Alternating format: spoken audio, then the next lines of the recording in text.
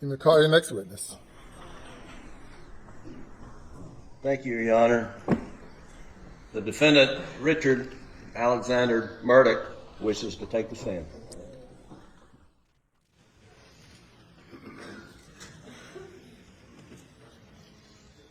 Watch your step. Yes, ma'am.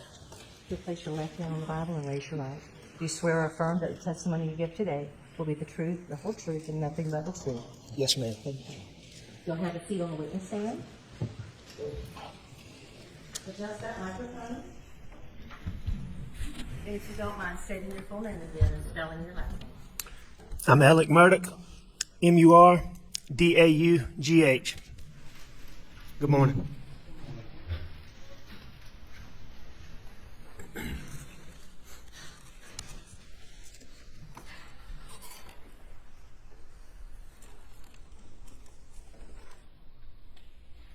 Mr. Murdaugh, on June 7th, 2021, did you take this gun or any gun like it and shoot your son Paul in the chest in the feed room at your property off Moselle Road?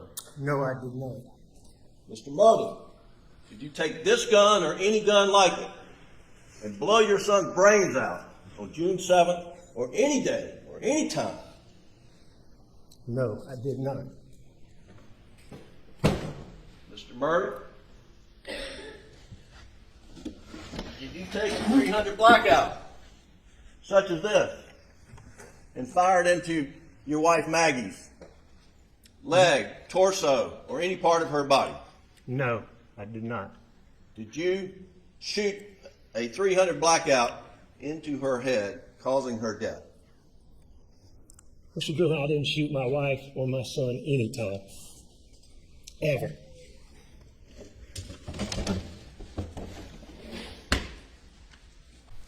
Mr. Murdaugh, is that you on the kennel video at 8:44 p.m. on June 7th, the night Maggie and Paul were murdered? It is. Were you in fact at the kennels at 8:44 p.m. on the night Maggie and Paul were murdered? I was. Did you lie to SLED Agent Owen and Deputy Laura Rutland on the night of June 7th and told them that you stayed at the house after dinner? I did lie to them. Did you lie to Agent Owen and Agent Croft on the follow-up interview on June 10th that the last time you saw Maggie and Paul was at dinner? I did lie to them. And in the interview of August 11th, did you tell Agent Owen and Agent Croft, did you lie to them by telling them that you were not down at the kennels on that night? Yes. Alec, why did you lie to Agent Owen, Agent Croft, and Deputy Rutland about the last time you saw Maggie and Paul? As my addiction evolved over time, I would get in these situations or circumstances where I would get paranoid thinking. It could be anything that triggered it. It might be a look somebody gave me. It might be a reaction somebody had to something I did. It might be a policeman following me in a car. That night, June 7th, after finding Mags and PawPaw, don't talk to anybody without Danny with you. All my partners were just repeatedly telling me that. I had a deputy sheriff taking gunshot tests from my hands. I'm sitting in a police car with David Owen asking me about my relationship with my wife and my son. And all those things coupled together after finding them, coupled with my distrust for SLED, caused me to have paranoid thoughts.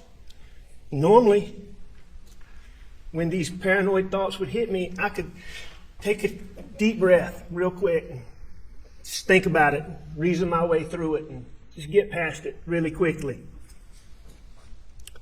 On June the 7th,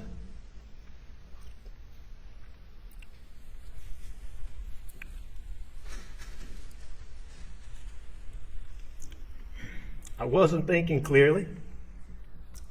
I don't think I was capable of reason. And I lied about being down there. And I'm so sorry that I did. I'm sorry to my son Buster. I'm sorry to Grandma and Papa T.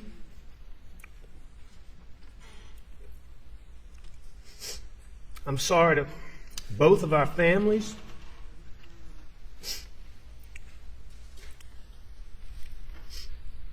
Most of all, I'm sorry to Mags and PawPaw. I would never intentionally do anything to hurt either one of them.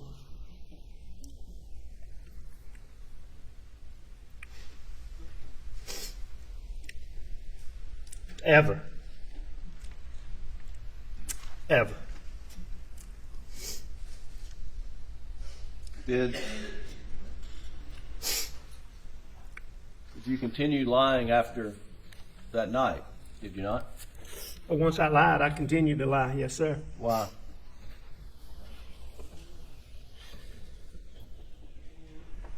You know, oh, what a tangled web we weave. But once I told a lie, and I told my family, I had to keep lying.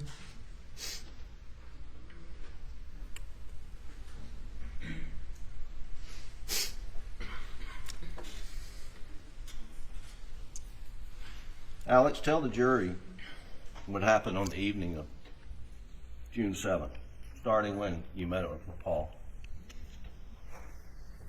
I'd been at work that day, a fairly normal day. You mean start in the morning, or? Sure, start in the morning. It was just a regular morning. Maggie was leaving to go out of town. She was going to a doctor's appointment, and she had some stuff to do at Edista, where she was having some work done on our house at Edista. But Maggie was there that morning. She went to leave, and she told me she was doing these things. I always asked Maggie to come back home and stay with me. But anyway, Maggie had left. She did her thing. I went to work, did work. I learned from PawPaw that... Who's PawPaw?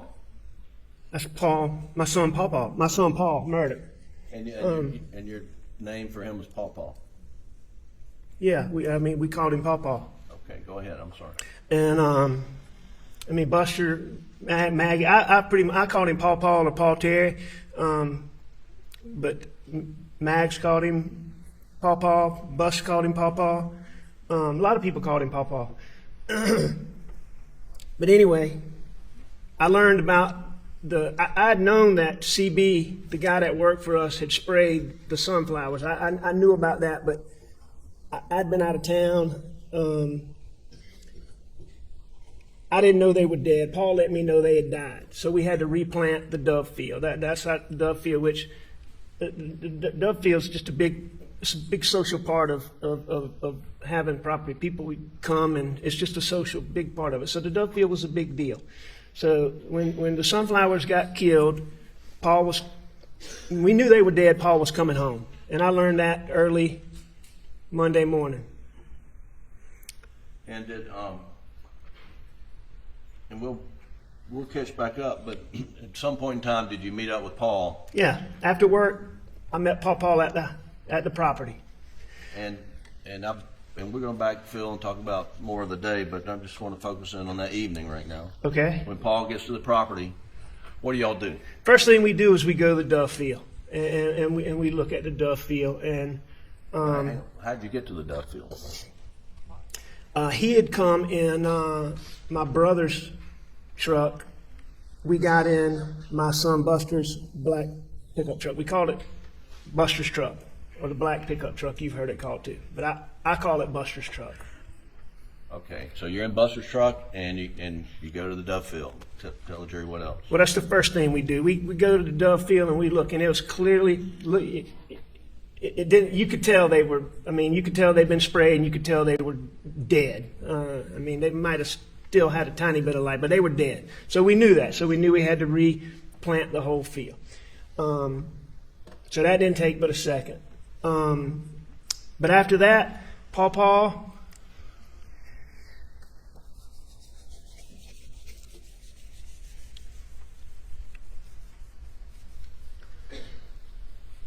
we just rode the property. We spent time together.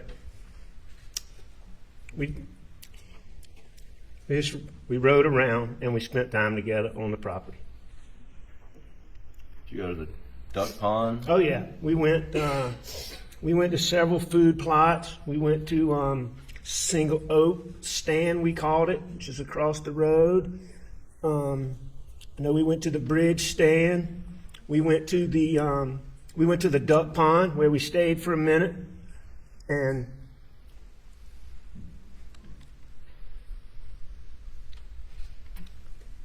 Did you? I can remember the duck pond specifically because I had helped PawPaw plant the Dove field and the corn in the Dove field. So sunflowers, corn, and I had helped him plant the corn in the Dove field.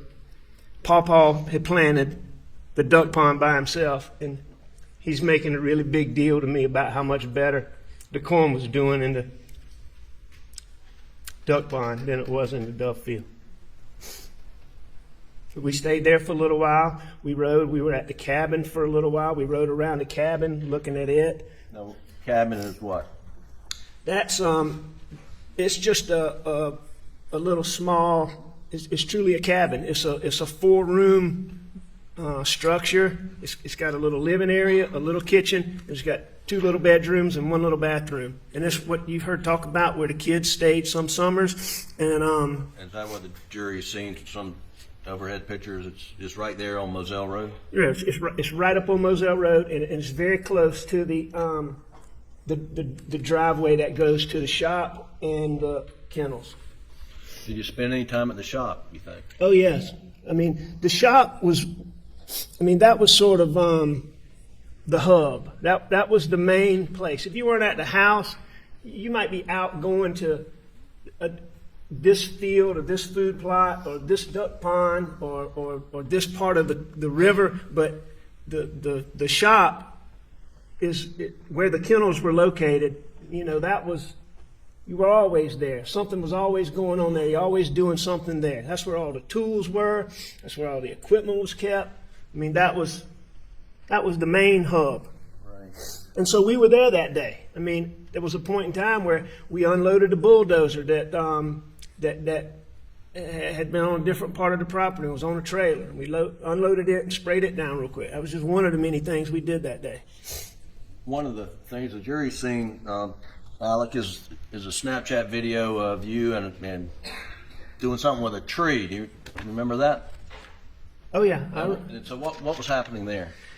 That's just part of when we were riding. That particular location where that was is at a food plot that we called Sawtooth Oaks, and it was named that because there were some sawtooth oaks that were planted there that you can't see in the picture. But what that tree is, at all these food plots, there's an area where it's not as big as a field, but it's like a field where you plant vegetation for wildlife. Like it might be cowpeas or soybeans, but you plant, and then there's a feeder to attract deer. Then we planted these little fruit trees on these stands, and what you see me doing is fooling with a fruit tree that I'd been tending to. It had fallen over. I had straps on it. I had strings on it that were holding it up. One of the strings popped. I undid the other string, and it was falling over, and PawPaw was laughing at me trying to get it back upright. And it was just a fruit tree that I'd been dealing with for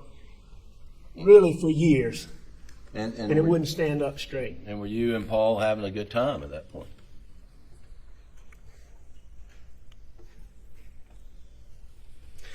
You could not be around PawPaw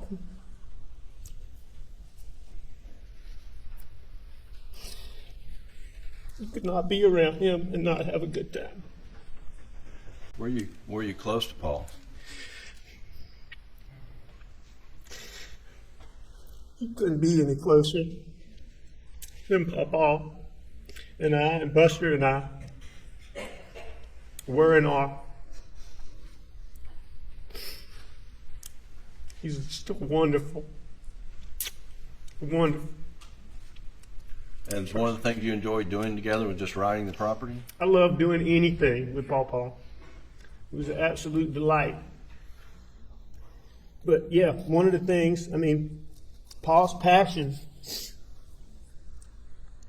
Paul was passionate about a lot of things, but that property was really a passion of his. He loved to work it. He loved to work with fields. He loved to work with food plots. He loved to hunt. He'd work on the roads. He would work on all of it. He would work on the structure. He worked on the whole property. It was his passion. So on the evening of the 7th, jury's been inundated with data from various different sources, but Sure. just ballpark, can you, knowing what we know now after reviewing everything, but roughly when do you remember Paul getting there and you getting there and starting to ride the property? Now that I've had the benefit of seeing all of these records, PawPaw got home, I believe, a little bit before 7 o'clock. And I got home a little bit before him. I think the details had been that I got home around 6:42 or 6:45 or something like that. And Paul got there, very quickly thereafter, And then, by 7 o'clock. so you rode the property for a while. Do you remember when Maggie arrived? Yeah, it was later than that. It was 8 or after 8. I think it was after 8 and looking at the records. A little bit after 8.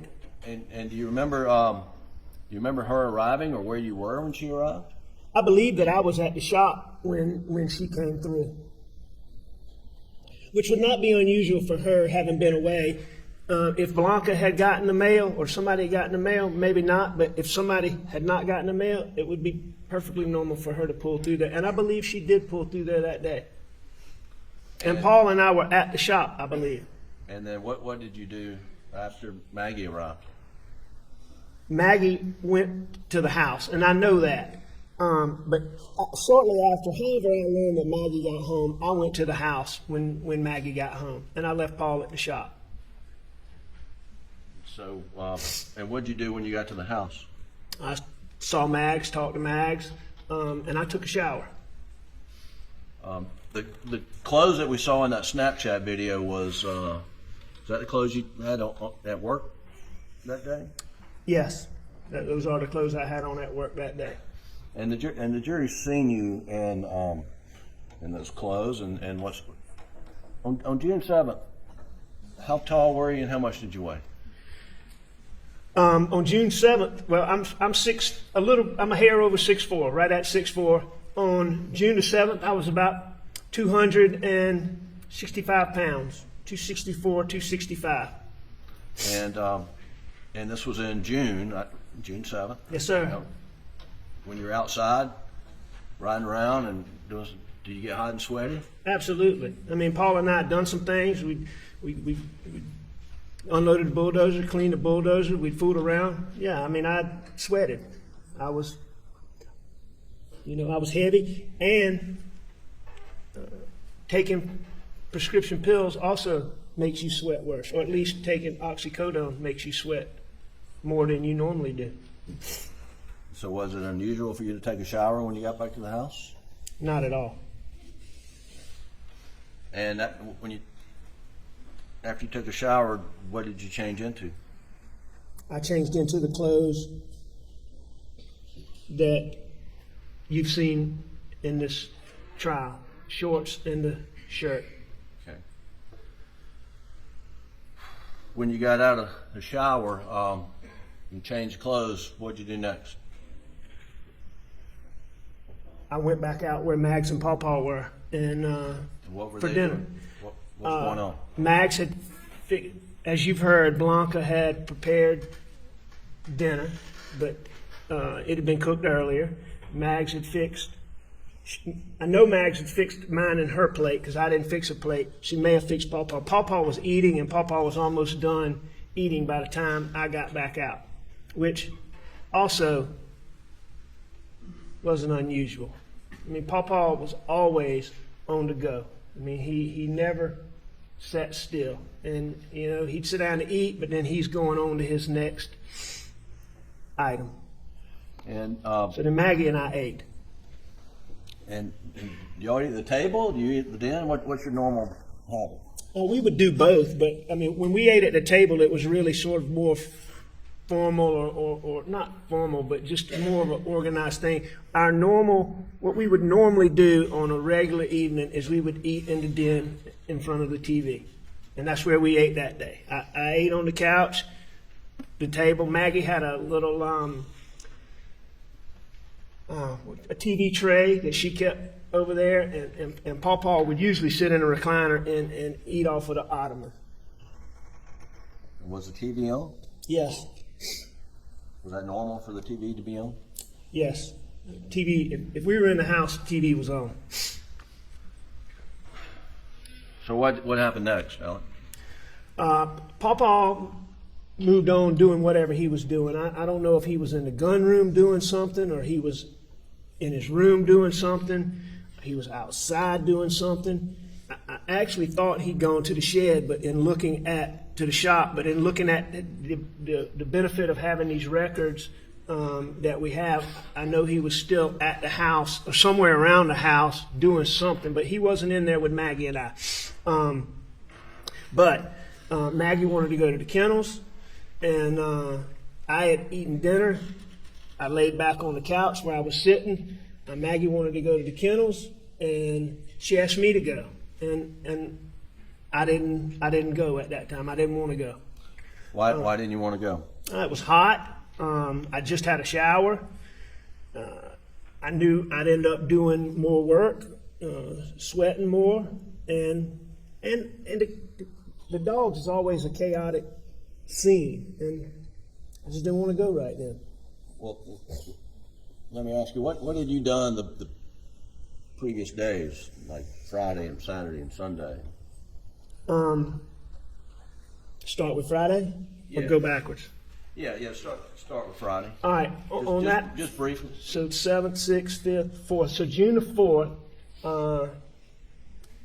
my dad was in the hospital in Savannah, Georgia, at Memorial Hospital. And I went down to visit him Friday afternoon, and I stayed with him in the hospital. I spent the night there. You know, he was real sick. I mean, he was having a hard time. Did you get much sleep Friday night? No, I mean, I had a real sweet nurse found me. At first, there was just a hard chair in there like this, but a nurse found me a soft chair, sort of like a recliner. So, I mean, I'm sure I slept, but I didn't sleep. You know, I didn't get a night's sleep. No, sir. And then Saturday and Sunday? Saturday, we had plans with Buster in Brooklyn. Y'all heard about Brooklyn. It's Buster's wonderful little girlfriend. And Mags and I had plans with them to meet them in Columbia, to go to the South Carolina, it was a regional baseball tournament. The South Carolina was playing Virginia, I believe. So when I got back from Savannah and met up with Mags, at some point we headed to Columbia. So, I mean, there wasn't a lot going on in between there. So we headed up to Columbia and met Bus in Brooklyn. And then, did you stay in Columbia Saturday night? We did. We went to the ball game, and I remember it was an evening game. We went pretty early and tailgated. Maggie had reconnected with a college friend who coincidentally had married a college friend of mine. and they had a son that played for Carolina. He was a first baseman, a really good little player. And we met them and tailgated with them, and it was a lot of fun. They had a lot of the parents of the players that were playing for Carolina, and it was a fun time. We tailgated, and then we went to, and it was a night game, so we went to the game, and the game got over. It was fairly late into the evening, and after that, Buff, Brooklyn, and Mags and I believe we went to the restaurant in the hotel where we were staying, but we went, had dinner, and then Buff and Brooklyn went home, and of course Maggie and I went to our room. And then get up the next day. Is there another game? Another game the next day. That's right. And then after that, you head back to Moselle with Maggie.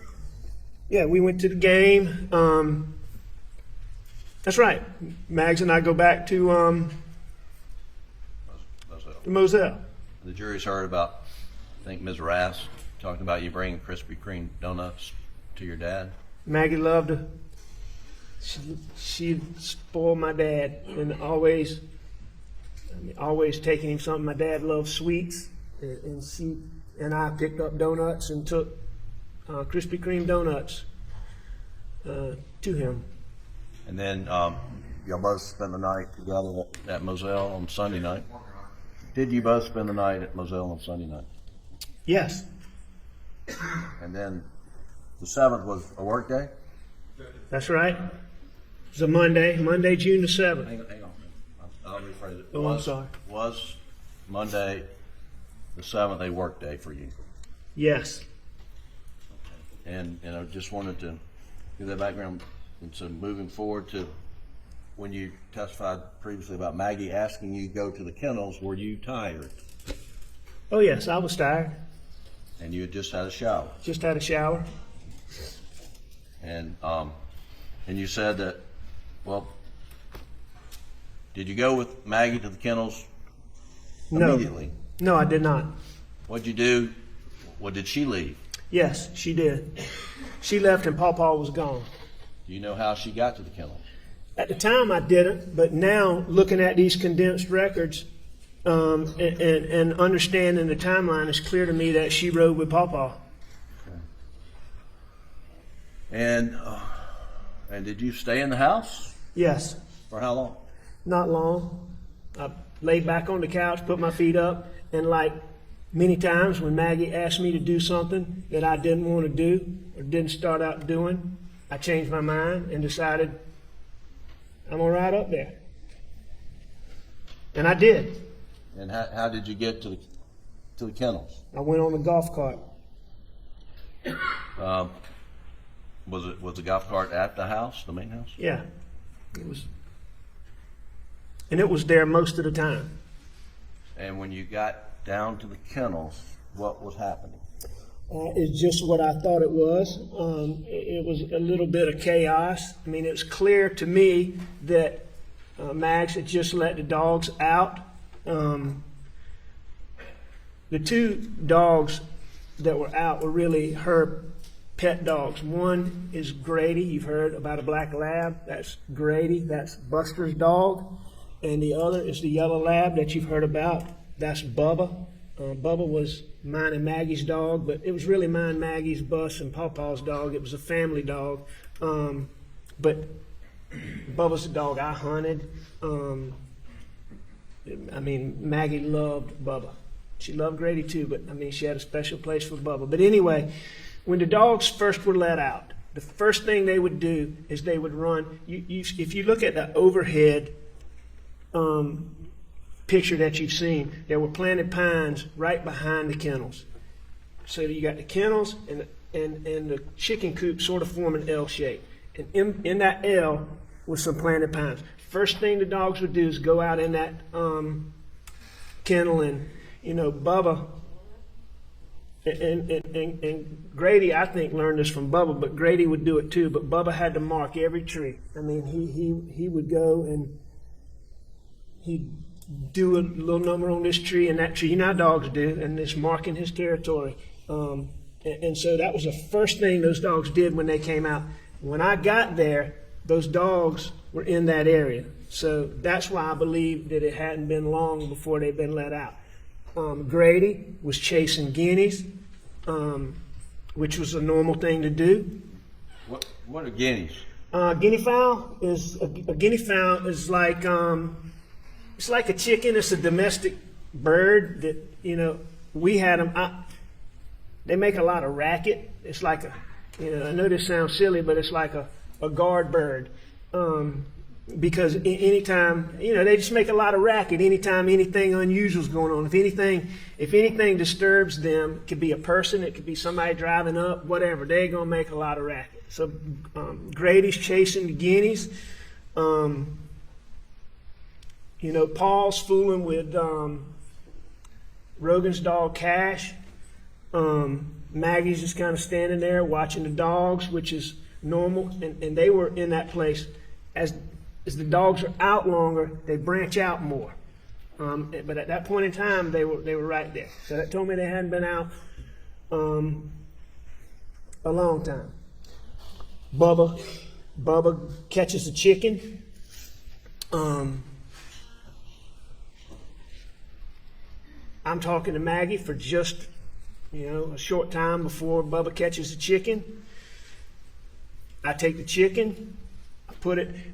When Bubba didn't chase, these dogs didn't chase the chickens to kill them. And they didn't normally kill them. They did kill them sometimes, but it was about the chase with those dogs. And they were proud when they caught one. You could just tell by the way Bubba would prance to you when he brought the chicken to you. He was proud that he had caught it.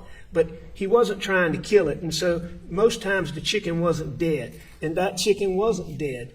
But a lot of times they would be stunned and they would be just real lethargic. So you had to take the chicken and you had to put it up somewhere where, you know, the chicken could be by itself for a minute and it would eventually, usually, you know, come back to normal and go on about its, you know, whatever a chicken does. Did you get the chicken out of Bubba's mouth? I did. I took the chicken from Bubba and I put it on top of that. Now we've seen, you know, this video of Paul with Cash, Rogan's dog. Did you know that was going on? What do you remember about that? Yeah, I knew Paul was fooling with. When I pulled up on the golf cart, Maggie was standing back, sort of where the driveway would be. It sort of runs out at the feed room. Storage room's what we call it. It's been called the feed room. But it sort of ran out. Maggie was a little bit further up where she could see back in that angle where the dogs were. Paul was fooling with Rogan's dog back towards the kennel. If I remember when I first got there, Paul was more in the driveway. But then I knew Paul was in the kennel fooling with Cash, yes. But did I know what he was doing? I didn't know exactly what he was doing, no. Did you? I knew he was fooling with his tail. Well, was Cash in the kennel when you pulled up, you think? Not when I first got there. Did Bubba or Grady have any collars on? Yes. Which, both dogs, one dog, do you remember? I don't know about Grady, but I know Bubba had on his, what we call a tracking collar. Paul, for his hunting dogs, Paul had a series of tracking collars, and I think there were 5. It might have been 6, but it was a tracking collar that had a device that would tell you where that collar was, so that because Bubba was bad about, you know, he would stay close for a minute, but then he would take off, and he especially do that on Maggie. He would take off and run, and so he had on a tracking collar that if he did that, you could, you know, you could know, okay, he's, you know, a half a mile down here. It's not going to follow him but so far, but it would follow a good long distance. So you could go get the dog if he ran off, which Bubba frequently would do, especially when it was just Mags and Bubba. And so Paul Paul probably would have been the one to put that on Bubba. So you've got us where you've gotten the chicken out of Bubba's mouth and put it up on a doghouse or something? I believe what I put it on, and I don't remember this, but I've seen pictures and all this, and I saw the chicken sitting on top of the what looks to me like a portable dog crate. Wherever it was sitting on there is where I would have put it up there. You know, if any reason to believe anybody else moved that chicken, and it ultimately, that chicken did die. And what did you do after you got the chicken out of Bubba's mouth? I got out of there. I left. I went back to the house. All right. Well, look, before we do that, we've seen the dog kennel video with Cash and Mr. Davis, and we slowed it down for him. Do you see the water hose in that video on the ground? Do you remember seeing that? Yes, I do. Was the water hose out? And Obviously, in the video, but I don't specifically remember that, but I can look in that video and see it. right. But that's not something that I noticed. So, but you've seen it in the video here. Yes, sir. And then the two dogs were out. Absolutely. Bubba and Grady. And then you head back. How did you get back to the house? The same route. I mean, the same route I'd come on. I came down the driveway, made a left on. You saw my route in the car. I drove that same route. My question obviously wasn't clear enough. What were you in a vehicle? You walked? What mode of transportation did you use to get back to the house? Same way I came. I went back in the golf cart. And it was the golf cart, if you remember, that Mark Ball testified that he saw where we normally would park it. You pull along the front entrance, and you'd come in from the left and you'd go just past it and be on the right, or you'd come in from the right and you'd be just past it on the left. And that's where I got in it, and that's where I put it back. Did you do anything else before leaving after you took the chicken out of Bubba's mouth? No. We've heard about Bubba being stubborn. How long did it take you to get chicken out of Bubba's mouth? Well, Bubba could be stubborn, but Bubba would listen to me. And another thing, when Bubba had on that collar, one of the other features of that collar was... What did Bubba have on the collar, or was it Grady? Bubba had on the collar. Bubba had the collar. I know Bubba had a collar on, and I'm not sure about Grady. Okay, go ahead. If I misspoke on that, there's no question about it. Bubba had on a collar. I assume Grady did too, but I didn't. I didn't. Even though I saw Grady, I didn't notice for a fact that Grady had on a collar. Okay. But he probably did. So Makes sense to me that he did. how long did it take to get the chicken out of Bubba's mouth? It didn't take long. Number one, Bubba's coming back there to show me, hey, I caught this chicken. So he's not running from me. He's proud of that fact that he caught this chicken. So, I mean, he comes right up to me. Bubba was really strong. But, you know, you take your thumb when the dog's clenched and his mouth's a little bit open. All you do is you take your thumb and you push his gum in really tight against those sharp teeth, and his mouth opens right up. Took the chicken out and put it on, I believe, the portable dog kennel. And then left. And then I left. Then leave. Okay. And did you go back to the house? I went straight back to the house, to the air conditioner. And what did you do when you got back to the house? I lay down on the couch. And then what? Well, was the TV on when you went back? Yeah, the TV never got cut off. So you went back to the house, you lay down on the couch, and then what happened next? I'm not positive I dozed off for a minute or didn't doze off for a minute, but I got up off of the couch and I made up my mind I was going to visit my mom. Had you spoken to Barbara Mixon earlier in the day? I did. I And, talked to Barbara most days. If I didn't see her, I talked to her. and what was your understanding of your mother's condition on late on the afternoon of the 7th?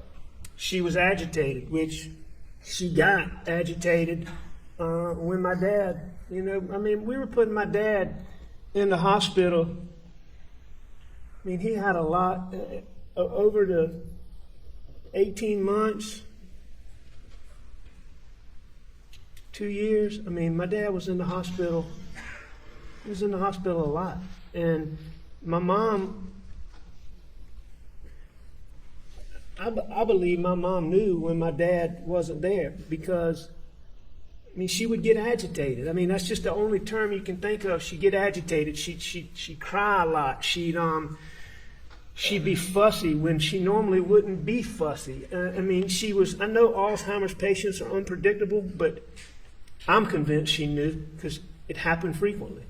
And Barbara Ann told me, your mom's agitated. You need to check on her. I gave her medicine. She's resting. So it wasn't anything urgent. But she's resting. So what Barbara would do, and Barbara could handle her better than, my mama.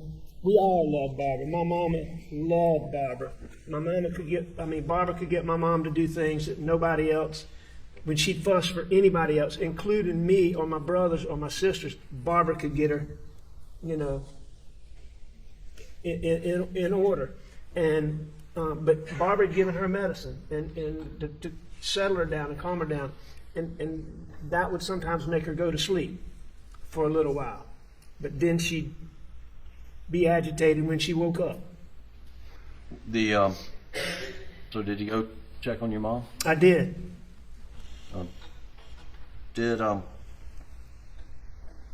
Where did you park when you got there?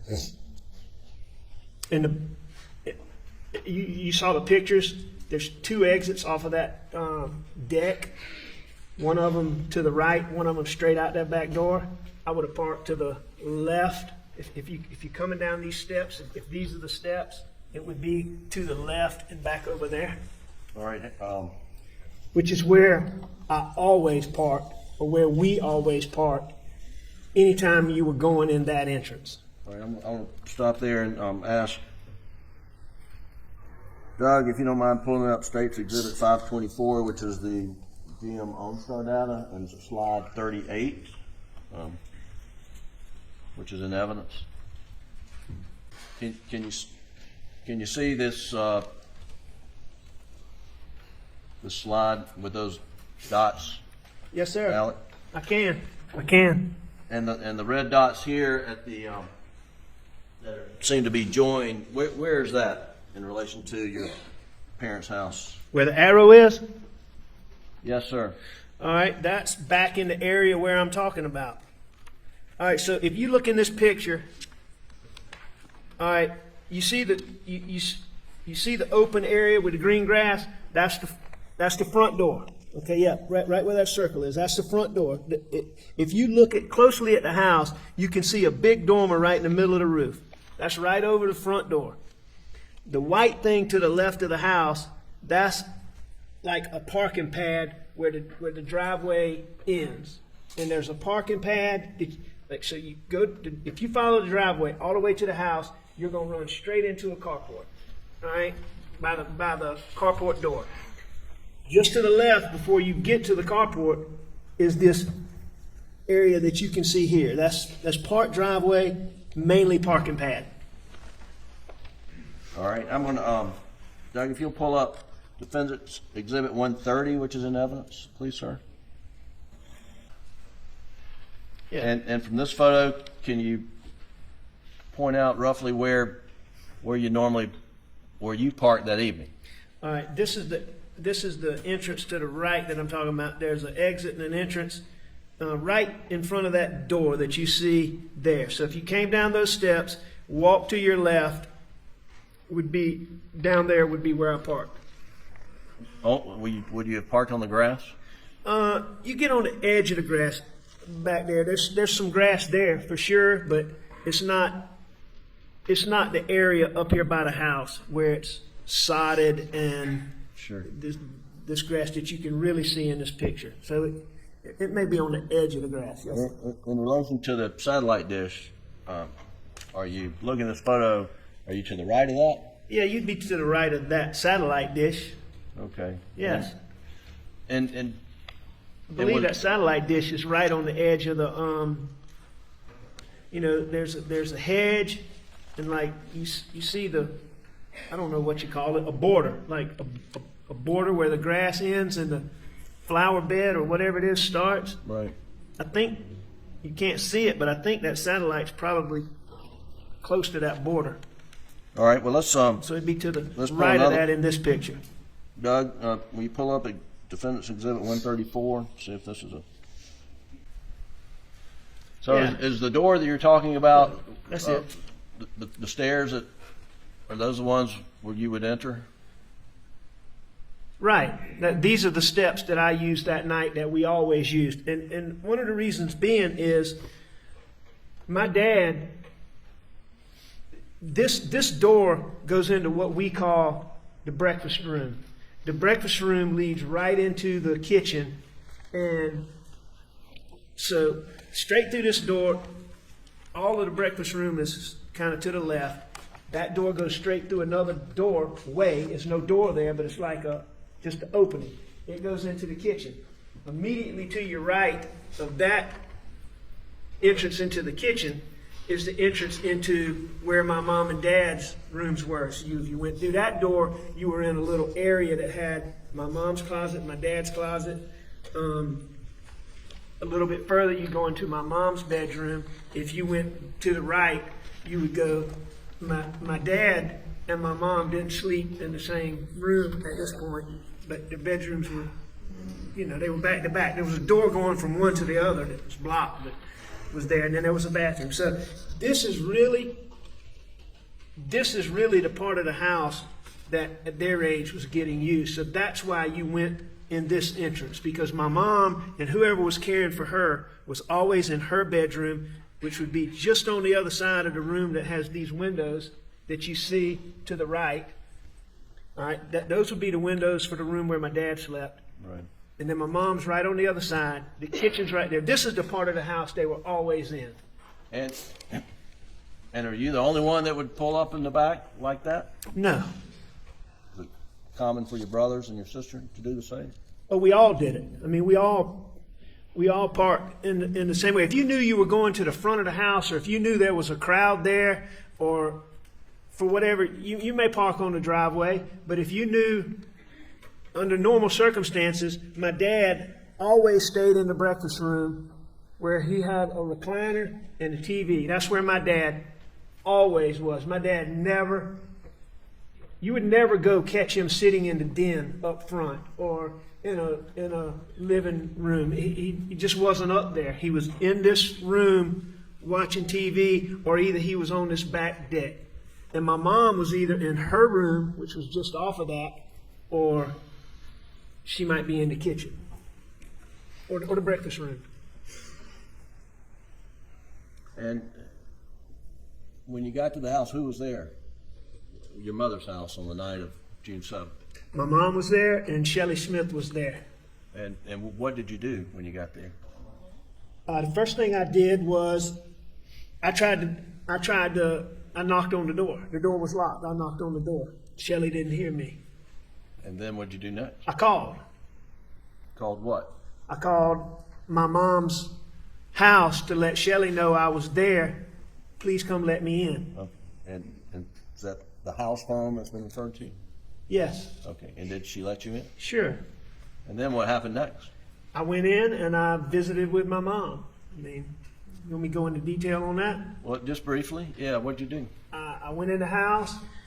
In my mom's bedroom, my mom had a bed that was where she slept in normal times. It was like, a bed with, the poles coming out of the corner, a poster bed that coming out of the corners. And she had a bed like that where she slept, but she didn't sleep there anymore. But it was in the room. It was a hospital bed. So when you walked in the room, her bed was to the right. Against the wall to the left was a hospital bed, like a single bed, but a hospital bed. and a TV. And then there was a recliner where whoever was helping her would usually sit. So I went in and I sat down on my mom's hospital bed. And I just talked to her for a minute. My mom was awake, and I held her hand, and What kind of condition was she in? she was, I mean, her condition was not good at any time, but given her overall condition, she seemed to be doing pretty well. I mean, she wasn't agitated like I thought she would be, or like I was worried she would be, or like Barbara had described her at that point. So she wasn't agitated, and I just talked to her. Anytime we talked to my mom, we always tried to be real positive and upbeat, and just and I just talked to her. I just talked to her, made sure she was okay. Did you stay seated on the side of her hospital style bed, or did you move around? I mean, I stayed there for a few minutes. I stayed there and I talked to her more than just a few seconds. Right. And then, but I didn't stay there. She did look tired. So I got up and I went and I think I sat on my mom's bed for a minute to start with, and then I laid down on my mom's bed, which is, that's what I normally did when I went in there. There wasn't like a lot of chairs to sit in, and I just laid back on the bed. Now, when talked to Shelley, and we watched TV. Now, when you're talking about your mom's bed, are you referring to her regular bed? That's right. Not her hospital bed, not the bed she was in, but her bed, the one I was talking about with like posts. Right.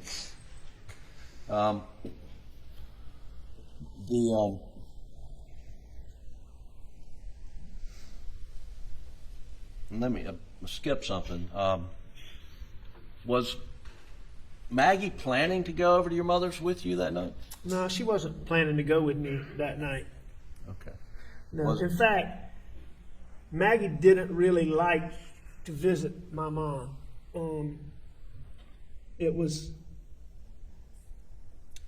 She loved to visit my dad, and she loved to spend time with my dad. And she spent a lot of time with my mom when my mom was healthy. But, by this point, my mom, she was a shell. She was a shell of her old self. And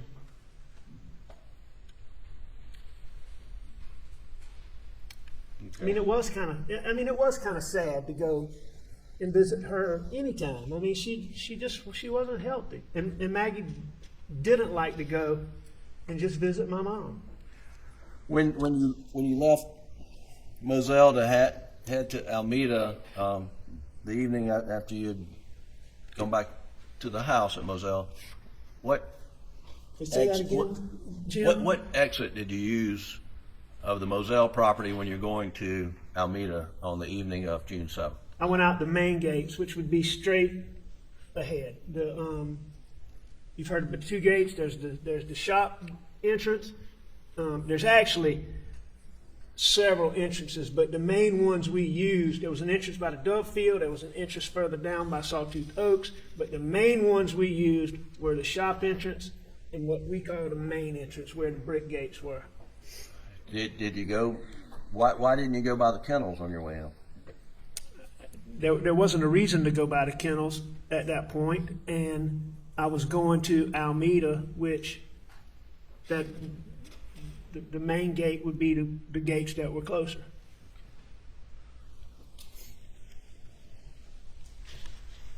Did you notify Maggie in some form that you were leaving to go to see your mom? I tried to call her. And did she answer? No. And what'd you do after that? I think I tried to call her again. And did she answer? No, she didn't answer. And at some point, I texted her after that. Well, the fact that she didn't answer on 2 times, did that concern you? At that time, Right. it didn't concern me at all. Number one, She was with PawPaw.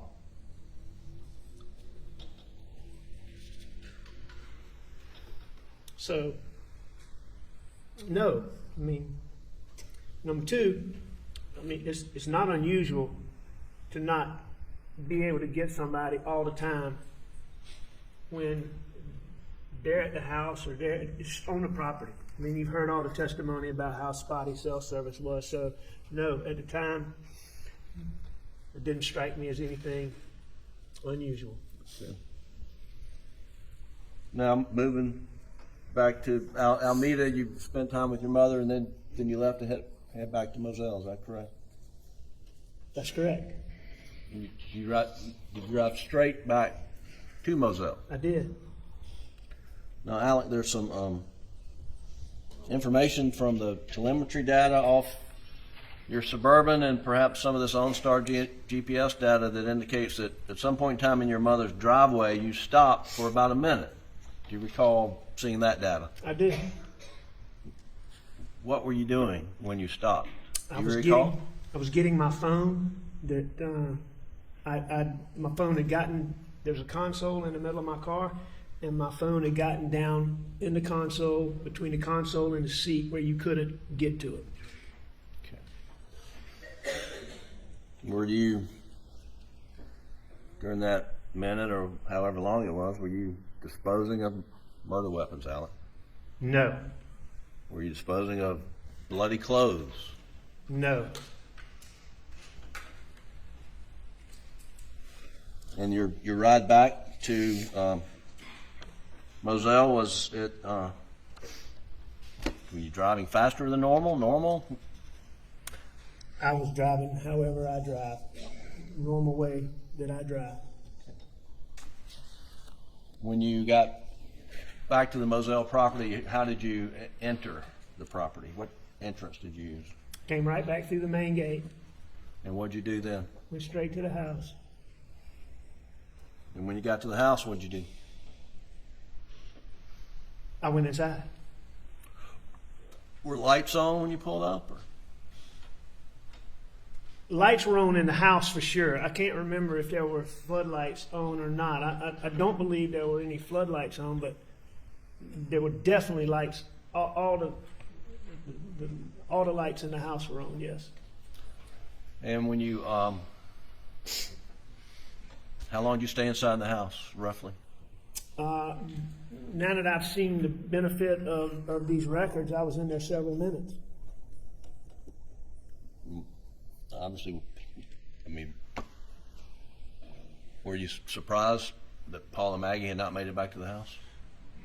You know, I don't know if surprised is the right word, but I mean, I thought they would have been back by then. Right. You know, but I mean, did it cause me to go into any? It wasn't like I was shocked. But I mean, I thought they would be there. I mean, I distinctly remember, you know, I went and looked. Sometimes I was very hot-natured. Number one, I was hot, I was heavy, and I was taking pills. So I was always hot. Maggie was always cold. Sometimes she would watch TV. We had a TV in the hunting room. You see on the wall there. Sometimes Maggie would be in there watching TV where she could have the thermostat different than we always kept it cold in the main part of the house.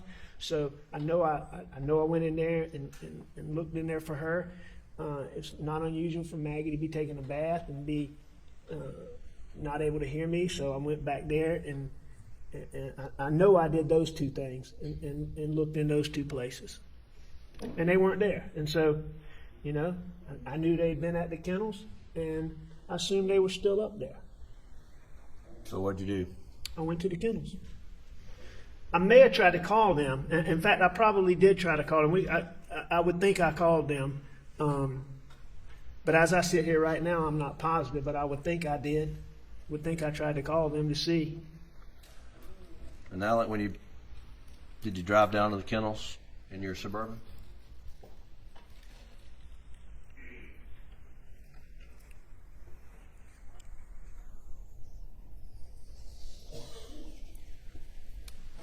I did. What'd you see?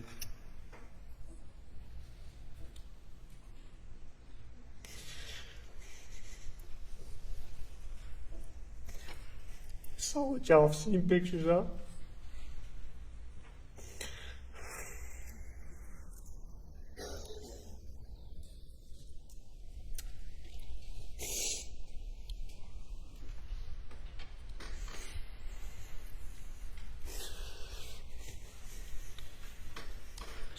So bad.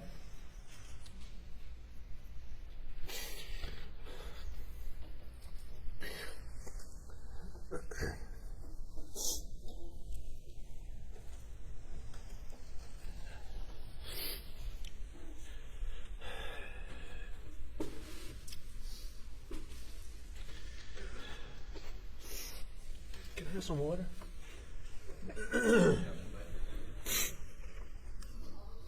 Yeah, I went to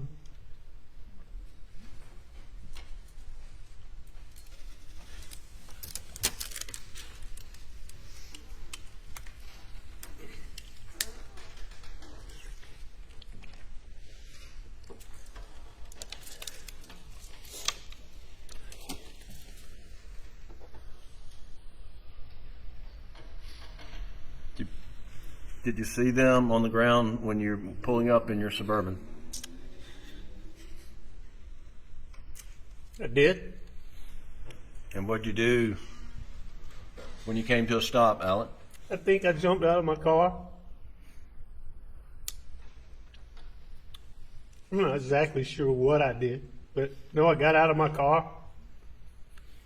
I know I ran back to my car, called 911. I called 911. I was on the phone with 911. I was trying to tend to PawPaw. I was trying to tend to Maggie. And I just went back and forth between them. Were you going to Paul and Maggie while you were on the phone with the 911 operators? Yes. Yes. And in a little bit, I'm going to play the 911 tape, but I just want to ask you, and you've told law enforcement it's been played here in the court.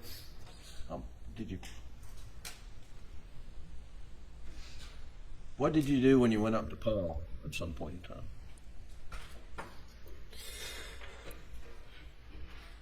Hey, Paul.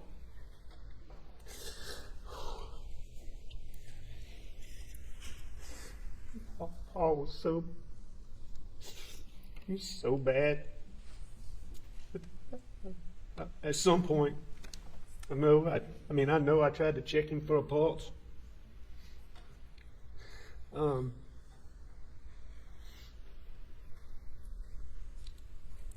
know I tried to turn him over.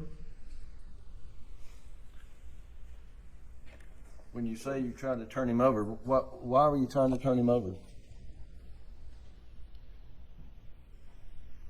I don't know.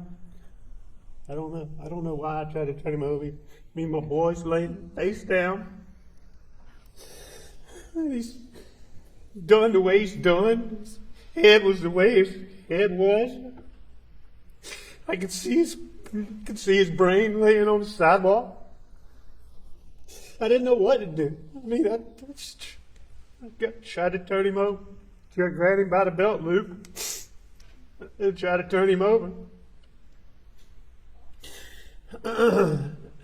And when I did, his phone popped out. His phone popped out. And she picked it up and I put it right back there. Do you have any idea how it popped out? I mean, I know it came out of his pocket when I pulled on his belt loop. When I pulled him to turn him over. And it just popped out. And I mean, it popped right beside him. It sat right beside him. Were you able to turn Paul at all? I mean, I didn't. I don't know if I was able to. I didn't turn him over. No. What side of the or what side of Paul were you when you were doing this? I was on the side that was away from I was on the side that was away from where my car was. Okay. Yeah.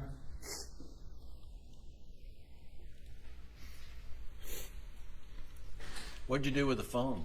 I put it back on PawPaw. You know if you put it, you know which way it was pointing, upside down, downside, anyway? Couldn't tell you anything about it. I know his phone popped out. I picked it up and I put it back on him. Did you see any messages on Paul's phone? No.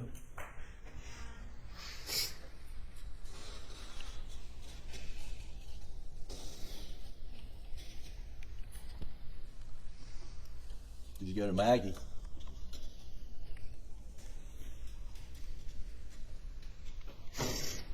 Did. Did you touch her? I did. Where did you touch Maggie?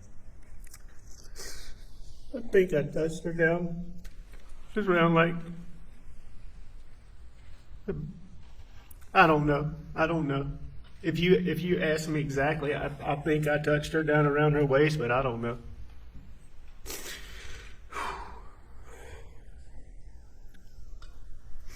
It was so bad.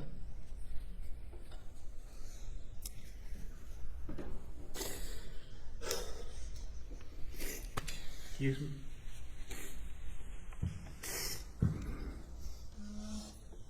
I know I went back and forth. I went back and forth between them. I know I did. I'd like to play, Doug, the Colleton County portion of the 911 call, which is in evidence as defendant's exhibit number 9. And Doug, this is the long version, the first clip, and stop it when I say stop it, please. 2021, 22 hours, 7 minutes, 9 seconds. I'm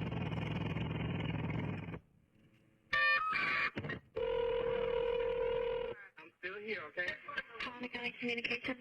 Congressman, I have an Alex Murdaugh on the line calling from 4147 Moselle Road. He's advising that his wife and child was shot. Okay, and sir, give me the address again.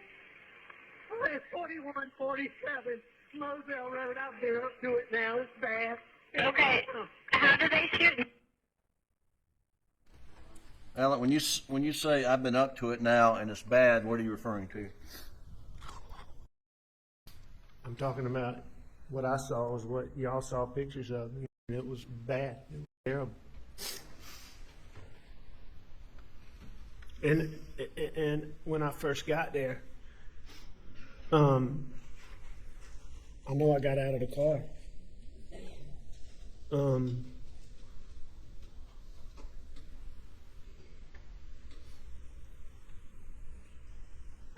I know I got out of the car. I knew.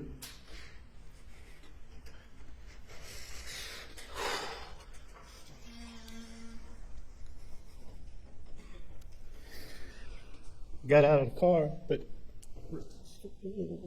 right at first, I didn't go. I don't think I went all the way to them. I think I ran back and that's when I called 911. And so I called 911, and while I was doing that, then is when I went to Maggie and I went to Paul.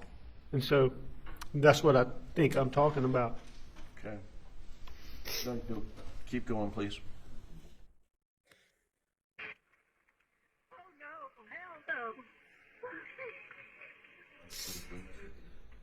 Do it now. It's bad. Okay, how did they shoot? Did they shoot themselves? Oh no! Hell no! Okay, and are they breathing? No, ma'am. Okay, and you said it's your wife and your son?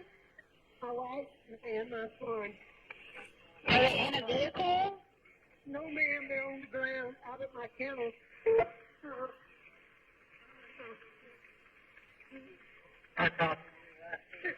Okay, and did you see anyone? He shot in the head, and he shot really bad. He shot Okay, where is he shot at? Ma'am, I don't know, but there's blood everywhere.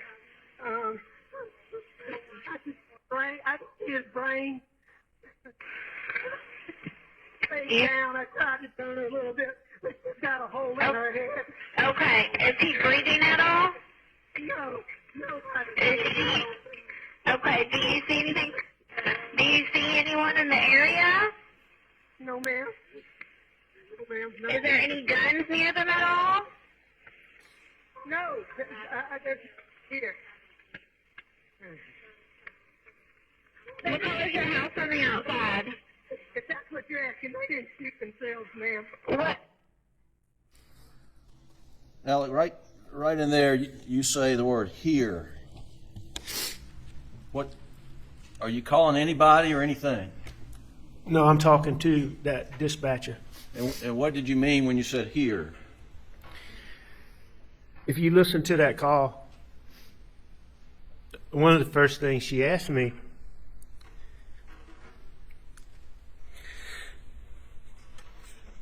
was, did they shoot themselves? And I knew there's no way. I mean, I knew they didn't shoot themselves. It wasn't a gun. They didn't shoot themselves. And she'd asked me that. And then she asked me another question, something about that. And you hear me say here, and then you hear the thing talking. I'm telling her here, and then I say something, and then you hear me say, if that's what you're asking. And I'm letting her know they didn't shoot themselves. I'm saying here, and then I give her an explanation, which you can't hear on that phone, but it's obvious to me what I'm doing. And I say, if that's what you're asking me. So, like David Owens asked me on August 11th, did I call a dog or was I talking to somebody? There was no dog that was out, and there was nobody there. Well, let's talk about that briefly. Well, when you got there and you saw Maggie and Paul, where were the dogs? The dogs were in the kennels. Dogs were in the kennels. They were wherever they were when law enforcement got there. And you've seen pictures, and they called Dale Davis to the stand and talk about the hose rolled up. Did you roll the hose up? No. Did you do anything down there at the kennels when you got there other than call 911 and attend to Maggie and Paul? No, I do know that I was trying to find a flashlight. I was trying to find a gun. Other than those things, no, I didn't do anything at the kennel. I didn't do anything with any hose. I didn't do anything with any dogs. Was there anybody with you? No. All right, keep going, please. You can't see it from the road. Okay, is it a house or a room? It's a house. Okay, and what is your name? My name is Alex Murdaugh. Okay, did you hear anything, or did you come home and find out? I've been gone. I just came back. Okay, and was anyone else supposed to be at your house? No, ma'am.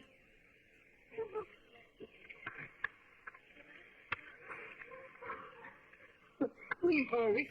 We're getting somebody out there to you.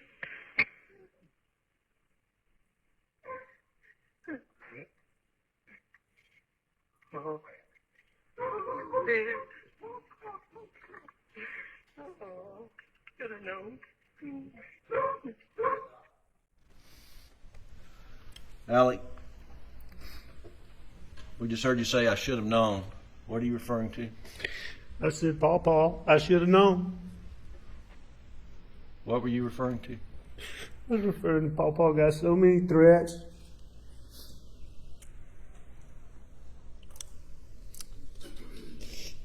Didn't take serious. Think twice about. I'm just telling him, PawPaw, I should have known. I don't specifically remember saying that, but I can clearly hear myself say that. Okay. What kind of threats did you understand Paul was receiving?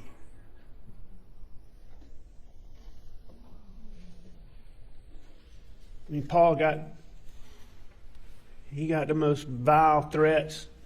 I mean, the stuff that was on social media, I mean, it was, I mean, you couldn't believe it. You couldn't believe it. It was so over the top. Truthfully, we didn't think anything about it. I mean, it was just so crazy that, you know, we just, I mean, people talking about what he was going to get and how they were going to do this and get him. And I mean, it's stuff you really, I mean, we disregarded it because it's so over the top. Thought it's so over the top. Keep going, please, Doug.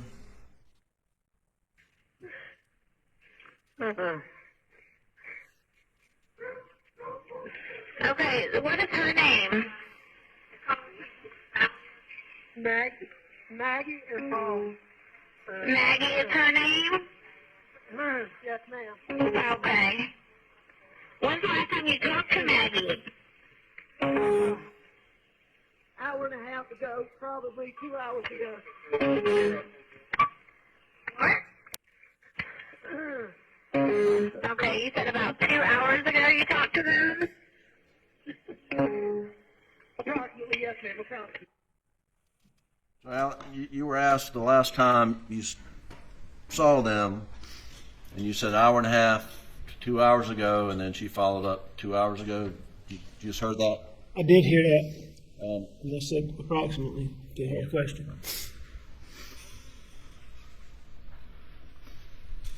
When was the last time you saw them, Maggie and Paul? Right after I took the chicken from Bubba.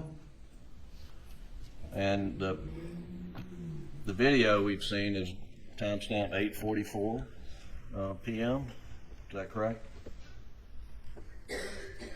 That's right. So was it shortly after 8:44? It was. And It wasn't long after that, because you can hear when Bubba gets the chicken, and it wasn't long after I took the chicken from him that I left. And then you called 911. The records of that, but do you remember roughly 9:07 or right before 9:07? And I've seen the records and seen the transcripts, yeah. And then this is, and the records of this, but this is some minutes into the conversation with 911 operators, correct? That's right. Like, Knowing everything we know now, I mean, was it roughly an hour and a half the last time you saw him? it was. That would, with the time of however long it took to get to this point, however many minutes that is 10:10 to 10, however many, you can look exactly and see what point this is and know what time it is, but it's between 10 and 10:15. And so I'd seen them around 8:45, a little bit after. All right, please keep going. What they were doing at all? No, I talked to her in person. You talked to her in person? And please hurry. But we're getting to my other two. Me asking you these questions, don't slow them down, okay?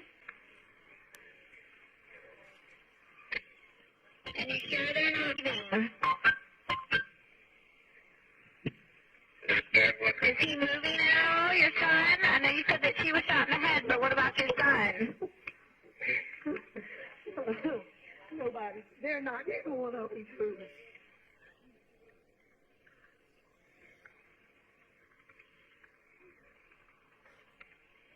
What is your telephone number? 942-1227. I'm going back to my house just to get a gun just in case. I'm about Did you go back to the house and get a gun? I did. And is this the gun that you got? And how did you load this gun? What did you load it with, if anything? That was gun, as best I can remember. I believe I got that gun off the pool table where you heard there was some other gun. I think that gun was laying with that pool table. I'm not positive, but I'm pretty sure it was on that pool table. would have been the first place I came to. I know I was grabbing the first gun I could get. I grabbed a handful of shells out of the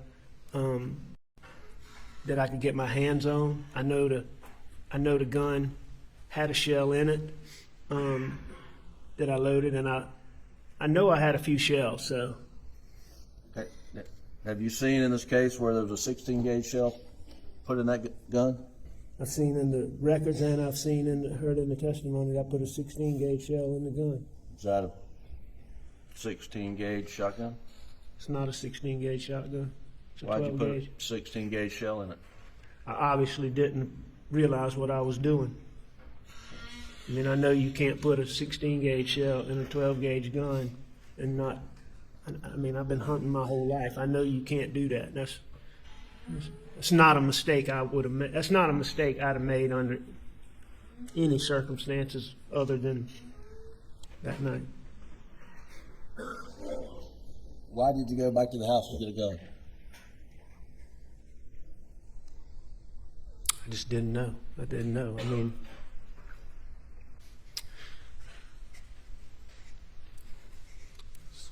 saw it. I don't know. I mean, it's just. I didn't know if somebody was still out there. I don't know. I guess I didn't know. Okay. Please keep going.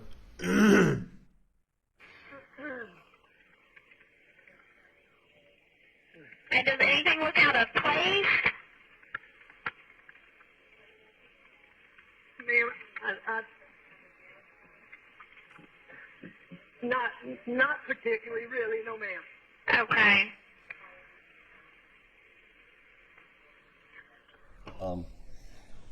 Go back to where he said he's going to my house to get a gun. Just a few seconds back, 10 seconds maybe. I know you're upset, Mr. Murdaugh, but I don't want you to get a gun and have a gun out whenever my officers get there, okay? Back up some more. Back up some more, please.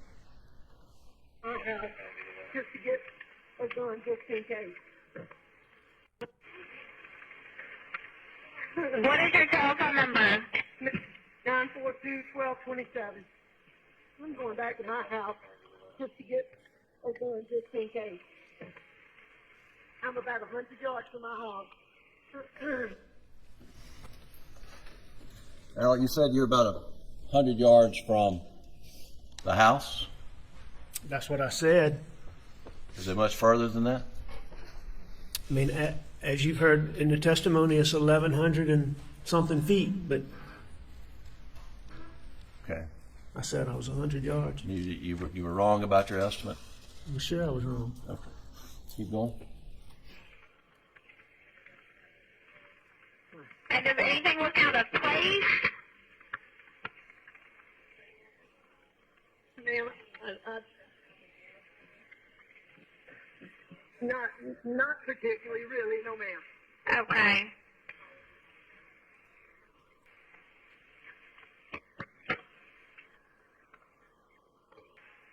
Well, I know you're upset, Mr. Murdaugh, but I don't want you to get a gun and have a gun out whenever my officers get there, okay? I will not do that. He's been being threatened by, my son had a boat sack. He's been being threatened for months and months and months. He's been hit several times, and he should only Do you know who was threatening your son? It's too many. Hold the phone. 1 second. And you don't know the name of who was threatening him at all? My son knows. And my son knows. Your son knows who was threatening him? I have another son now. Okay.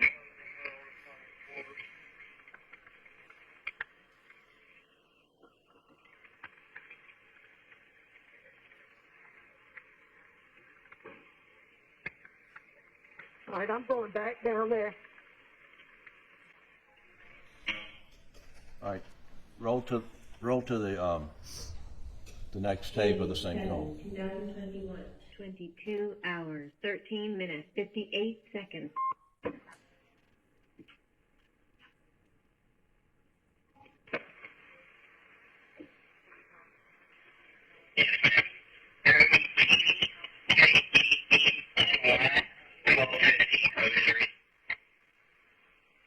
Are they closed, ma'am? Yeah, they've been around with you ever since you got on the phone with me. I have multiple people coming out there to you.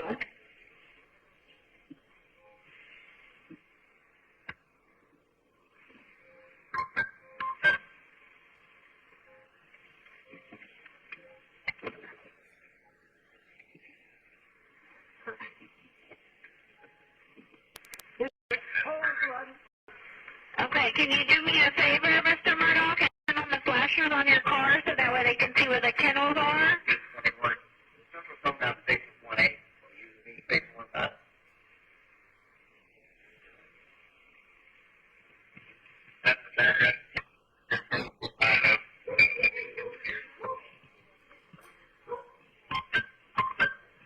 Do you have your flashers on for me, Mr. Murdaugh?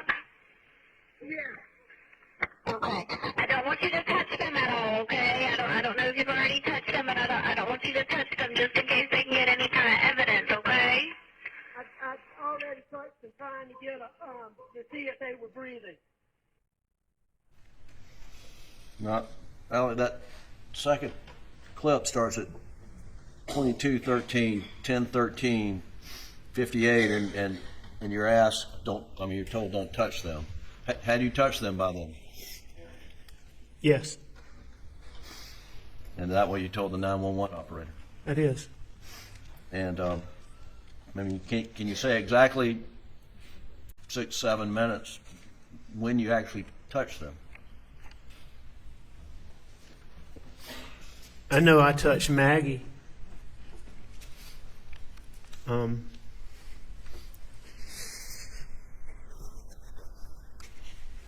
I touched Maggie several times, but I mean, I think I didn't.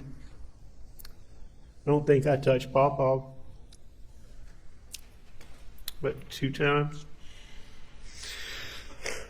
Did you touch one or both of them before you got in the car and drove back to the house?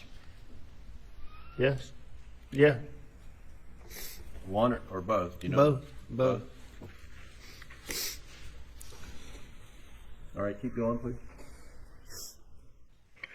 Okay. Well, I just don't want you to move anything just in case they can get any kind of evidence, okay?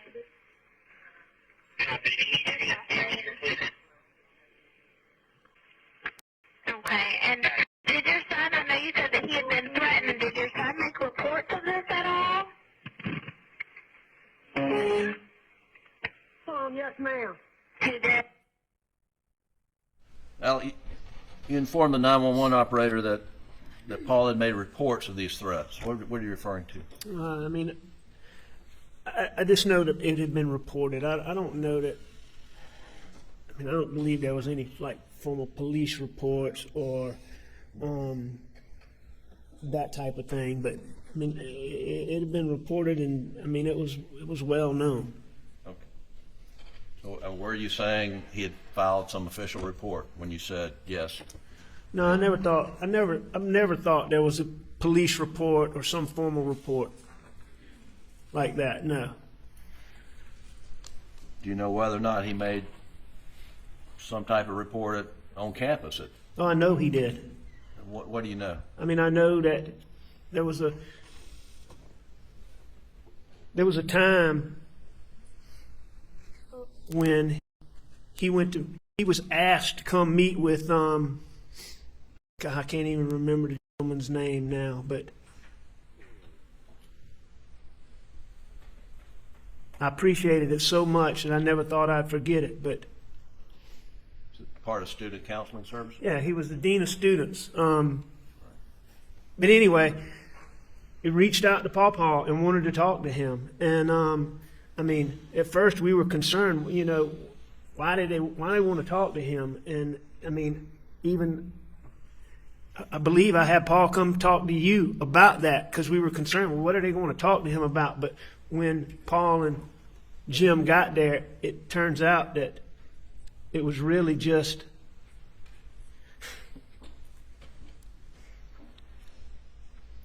they were wanting to make sure he was okay. But, just make sure he was okay. And I know that, they were aware of the threats, or some level of threats. And so, yeah, it had already been reported to them. Keep going, Doug. And what's your son's name? Oh, Oh. ma'am, I'm going to call. I need to call some of my family. Okay. Oh, ma'am. Well, do me a favor for me. Whenever you see the officer or the medics, because they're all coming to you, can you put your gun in your vehicle for me? Absolutely. Okay. Well, we'll have them come in, turn on the flashes on your vehicle so they can see you, okay? You got the flashes on for me? I do. Okay. All right. Just, whenever you see them, put your gun up for me, okay? Okay. How old is your son? 22. Okay. All right. We're getting them out there to you, okay? All right. So, Alec, did you call family after you got off the call with the operator? Yes. Who'd you call? I know I called my brother Randy. I know I called my brother John. And I know I tried to call Roro. Well, Roro's not family, but I called Randy and John. And I called Randy and John. And then you just mentioned Rogan. Rogan. We call him Roro. I called him Roro. Why did you try to call Rogan?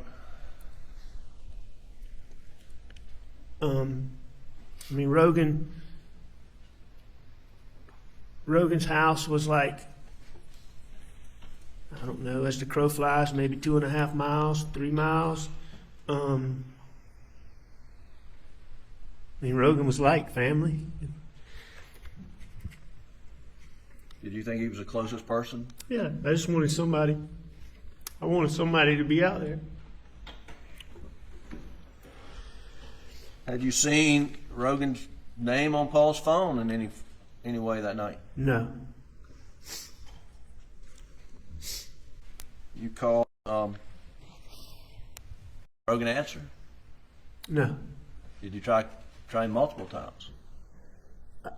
Looking at these records, I believe that I did, but I believe some of those are like the FaceTime calls that are to Rogan. I'm trying to call him, but I don't believe that was me, actually. I didn't FaceTime. I didn't FaceTime people. So I think that's either me trying to call him and hitting FaceTime, or that's me hitting buttons or hitting the phone.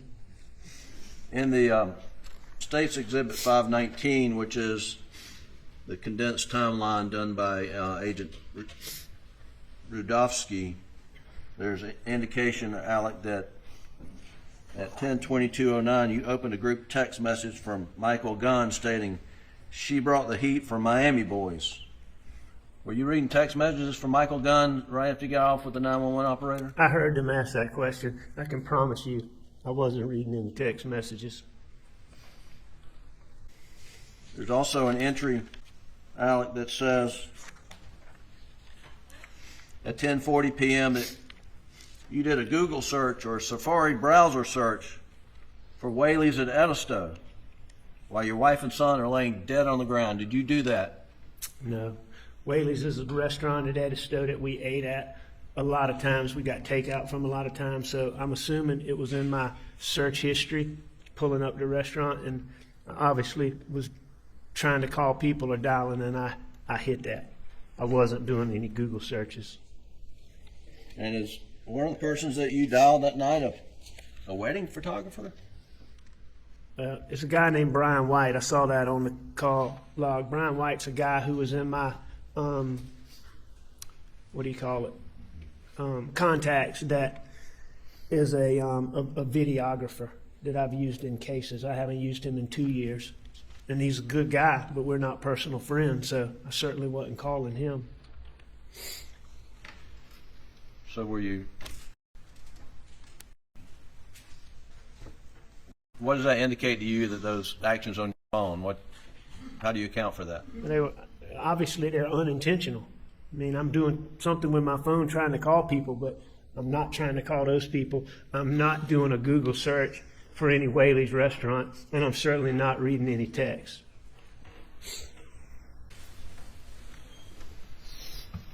Alec, you've talked about going to Paul's body and Maggie's body. Do you recall getting blood on you, on your hands, or any part of you? Yes. Do you know with whose blood you would have gotten on you? I know I got blood on my fingertips. Can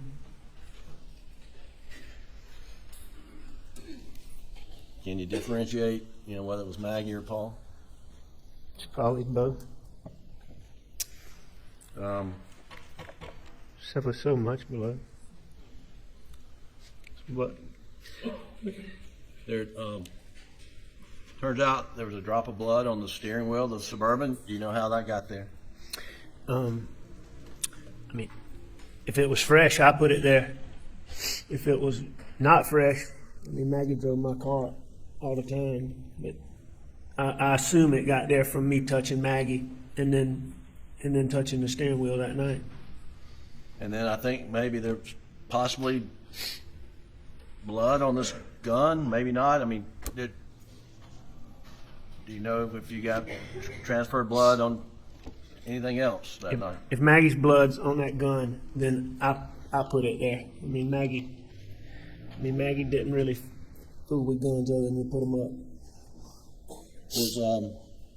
Did you submit to a GSR examination that night? Yeah, that's what I was talking about earlier, and that Brian Murdaugh testified about. Where your hands were swabbed? That's right. And then your clothes were collected by, I don't know if it's Agent Owen or someone else. That's correct. And turns out there's some GSR on your shirt and on your shorts. And did you handle this gun? This is Yes. This is item 22. Yes, I basically had that gun with me until I put it up against my car. When the police officer, I think it was Mr. Green, got there, I put it against my car. And I think Nolan had testified that this is, one of the shotguns Paul liked to use. It is. Was he meticulous about cleaning his guns? PawPaw? Yeah. No. Now, when he cleaned it, he was meticulous about it, but it was far and few between when he actually cleaned them.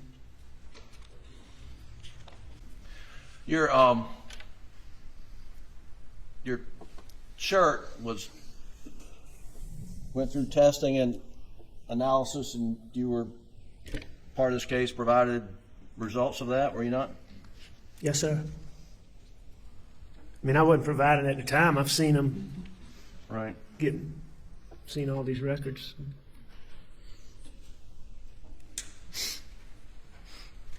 Just let me ask you, did you get on your shirt high velocity blood spatter from being within a distance of a shooting Maggie or Paul? There's no way that I had high velocity blood spatter on me.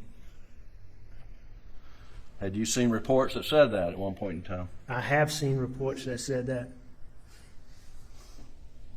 Just to be clear, were you anywhere in the vicinity when Paul and Maggie were shot? I was nowhere near Paul and Maggie when they got shot. After SLED collected your clothing that night at the main residence at Moselle, do you remember changing in? You remember what you changed into? Do I remember? Yeah. I know I changed clothes, and I've learned since then what I had on, but I don't. You don't remember? Okay. I don't remember that at all. But I understand I had on athletic shorts and a t-shirt. Sure. And other people have talked about this. I'm not going to repeat it, but where did you spend that night, or where'd you go to after leaving Moselle when you left for the evening? We went to Almeda too. We went to my mom and dad's house and we stayed there. And who went with you? I believe that Bus and Brooklyn and I rode together. John Marvin might have been with us. I know John Marvin stayed at Almeda with us. I just don't know if he rode in the same car we rode in. But I know I rode with Buster and Brooklyn. I know that for a fact. And the next morning, what'd you do? And we're talking about daylight hours on June the 8th. What did you do? And we basically got up and came back to Moselle. Do you remember roughly what time you got to Moselle?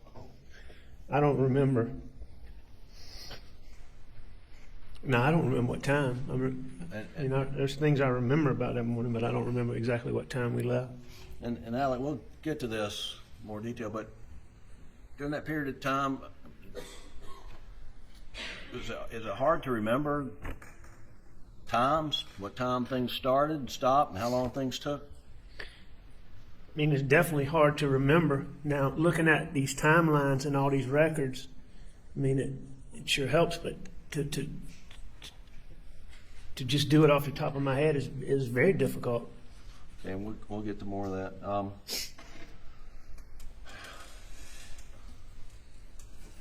When you went back to Moselle on the morning of June the 8th, do you know whether you took a shower there, or took a shower at Almeda, or took a shower at all? Now, I know we took a shower at Moselle. I did not take a shower before I left Almeda. We basically got up and went to Moselle. Maggie's mom and dad.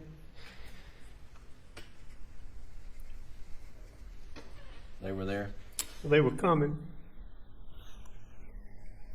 To tell them, see them. We got up. And we got up from Almeda and we left and we went to Moselle. And do you know? Do you even recall SLED coming in and searching the house for anything on the 8th? I knew that. I knew they were doing it. Yeah. I knew they were doing it. But I don't remember. I wasn't out in that gun room and see all that video and all that. But I knew SLED was coming in there. I mean, we made the house available for them to come in there. So I mean, I can't tell you details, but yeah, I remember it. Did you at one point just tell SLED they had carte blanche to search anywhere, anytime? I told SLED they could do anything, anywhere, anytime that they wanted to. Anything to do with me, my property, my cars. Even though I didn't own the cars, I would get my law firm owned the cars. I would have the people. They had full, whatever they wanted, they were welcome to. And did you have any discussions with David Owen or anybody at SLED about consenting to General Motors to get that off the car? Every time that I talked to David Owens, I would ask him about getting OnStar data and GPS data from phones. And why was it important to you to get OnStar data and GPS data from the phone? To confirm where I was saying I went, what I did, GPS. At that point in time, I knew that Maggie's phone had been taken, and I knew that my Suburban and my phone and Maggie's phone never crossed paths, and that was extremely important to me. And I asked him about it every single time we talked, every single time. And speaking of Maggie's phone, did you know her password to her phone? Yes, I knew her password. Do you know her password to her computer? Yes, Did she know your password? yes. Okay. And when Maggie's phone was located on the side of the road, did you provide SLED the password to her phone? I did. I think I actually provided it to John Marvin, who provided it to SLED, but I'm the one who gave it to him. Right.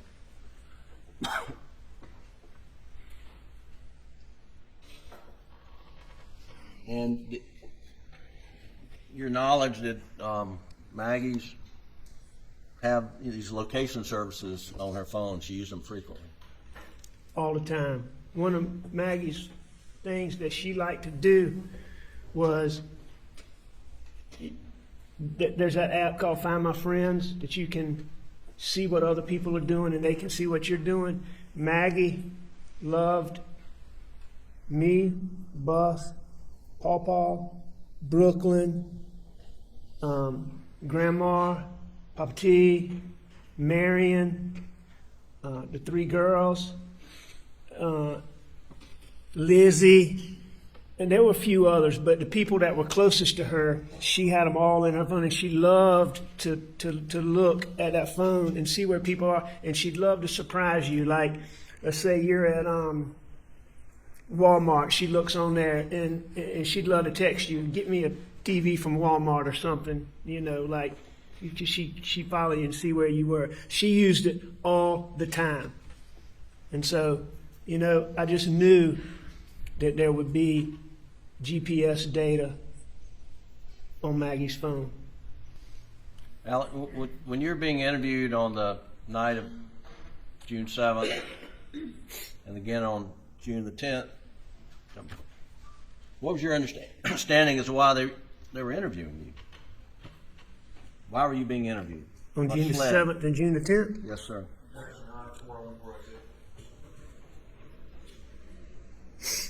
What's the question again? What is his understanding of why SLED was interviewing him on the night of June the 7th and again on June the 10th? And the basis for the objection? 401 and 402, Your Honor. What do you mean? Relevance, Your Honor. His understanding is not important. What he said is important, Your Honor. Response. Well, I can. It goes to his, you know, his follow. It goes to his state of mind. I mean, that's what it goes to. Objection sustained. Did why was it important to you to be able to get data from the Suburban, data from your phone, and data from Maggie's phone? I knew at that point in time, I knew since I was the person who found PawPaw and Mag that I was a suspect.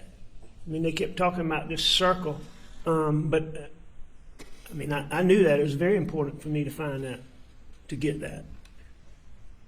And what was your belief as to that information? What would it have done for you? There's no question in there that it would demonstrate that I couldn't have done this. And when was the data from General Motors off that Suburban finally obtained?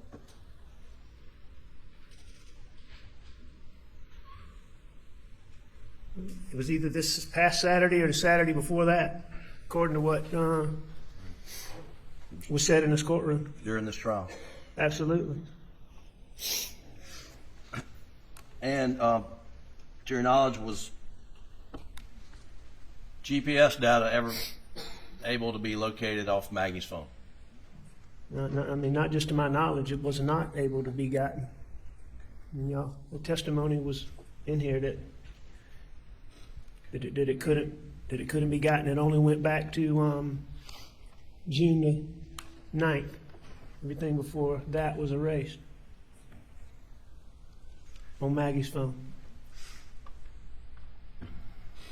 Now, when starting June the 8th, when that Moselle, did a lot of people come to support you, be with you on June the 8th? On June the 8th, Yes, sir. like the next day? Right. Yes, sir. A lot of people. And you mentioned your Maggie's parents and family came as well? Yes, sir. From that moment, June 8th, when folks, family came and to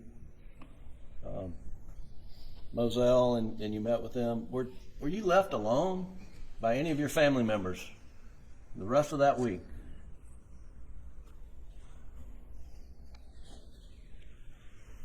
No, I mean, I was attached to Buster.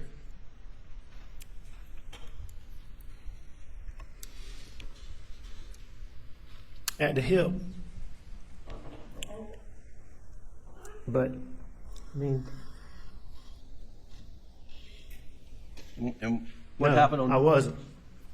and what happened on June the 10th? Besides being interviewed by SLED? My dad died. My dad passed. And where did you stay, and with whom did you stay on the night of June the 8th, the night of June the 9th, the night of June the 10th? On the night of June, you asked me to start on the 8th? The 8th, yes, sir.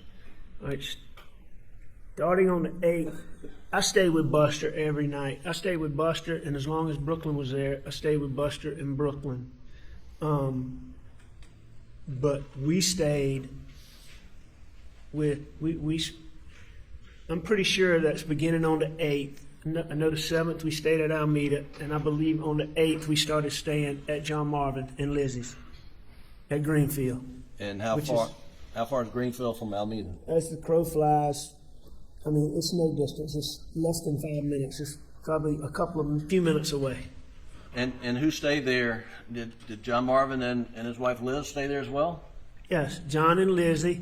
All right, John and Lizzie stayed there, and their kids, Bus and Brooklyn and I know Bubba and Maymay stayed there. Well, Lizzie's mom and daddy stayed there.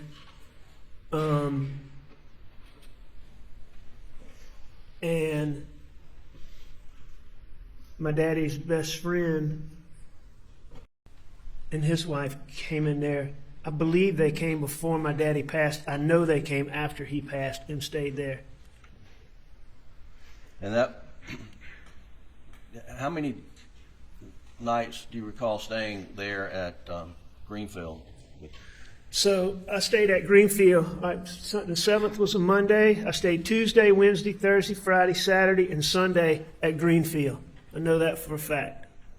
And the Maggie and Paul's funeral was Saturday, is that right? No, I heard that in this courtroom say it was Saturday, but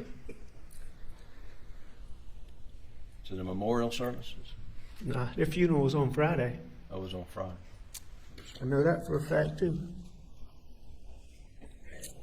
And then your father's funeral was on Sunday? My father's funeral was on Sunday, and it was my father's funeral.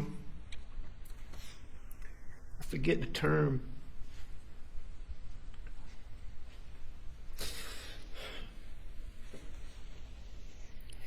But Sunday. I mean, that's when we put PawPaw and Mags. That's when we buried him. We didn't bury him when we had the service on Friday, because I don't think they were done. I guess when we buried them, just along with my dad on Sunday. And Alec, what'd you do with the following week, that Monday, Tuesday, Wednesday?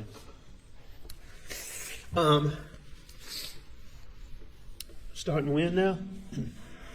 So the day after your dad's funeral. All right, Monday. I went to Grandma and Papa T's, Somerville. At some point Monday. In the afternoon. You mean what did I do when I got up that Yeah, morning? well, yeah, just Yeah, where did you stay? We stayed at Greenfield Sunday night. So we woke up at Greenfield on Monday. So, and Sunday night you were with the same family members, your brother and Brooklyn and Buster and. That's right. Okay. And Liz. And Lizzie and Lizzie's mom and dad, and I believe Donnie and Paula were still there, but I can't remember when they left. And then you went to Somerville with whom? I believe I went to Somerville by myself, but I know Buster in the car by myself. I can't remember if Buster and I rode together, but I think we might have had separate cars. We probably did ride together that first day. I don't remember, but I know I went to Somerville and Buster was in Somerville with me, with Grandma and Papa T. And Somerville is where Maggie's parents live? That's right. That's Maggie's mom and dad. Maggie's mom is Grandma, and Maggie's dad's Papa T.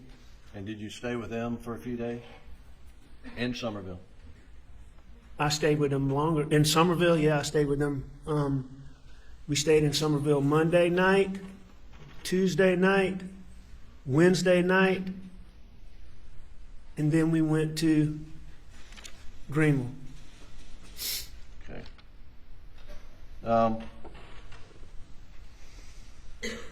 And what was in Greenville?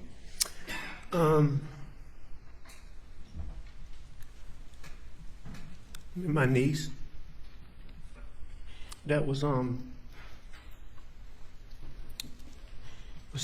she was having a baby, and Maggie had just been.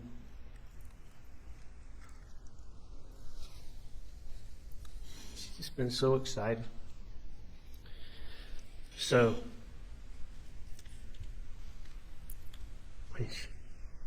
She's just so proud of those girls. She was so excited about the baby. And so the baby being born just became such a big deal to me. So was the baby born? Yeah. Okay. And you went up? Baby born. Beautiful little baby girl. Beautiful little mom.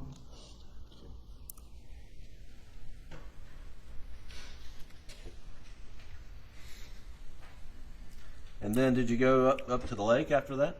We did. Well, I mean, we stayed at this lake, Kiowee, that y'all heard about, is really close to Greenville. And so when I say we went to Greenville, we really went to Lake Kiowee. But we went up there because, you know, and when she had the baby,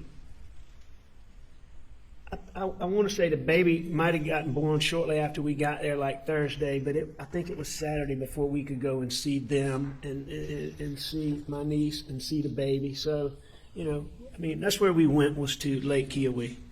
All right. But they live in Greenville.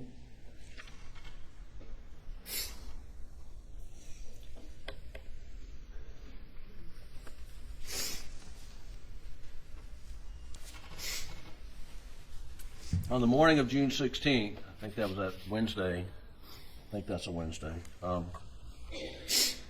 Where'd you wake up? Somerville. Did you ever go to Almeda on that day? On Wednesday? Yes, sir. I don't believe so.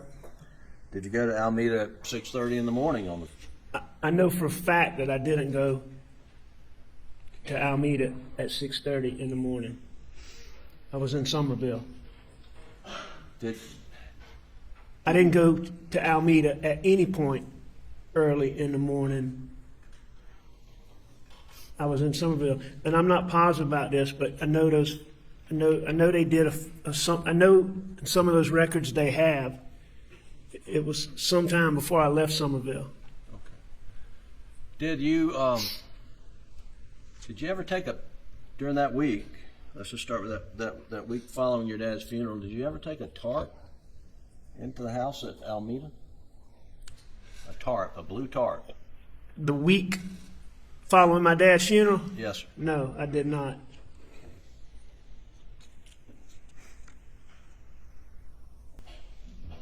There's been, I I don't know where it is in any of these boxes, but this blue rain jacket. Have you ever seen that before?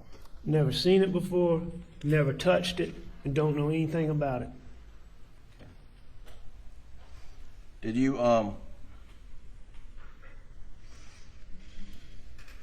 did you ever remember taking a tarp at any point in time over the house of Almeda? No, I don't remember it. I don't remember taking a tarp over there, but, you know, I mean, Shelley's got something in her mind about that, and there may have been some point, but I certainly don't remember it, and it certainly wasn't any time around my dad's funeral or the weeks following.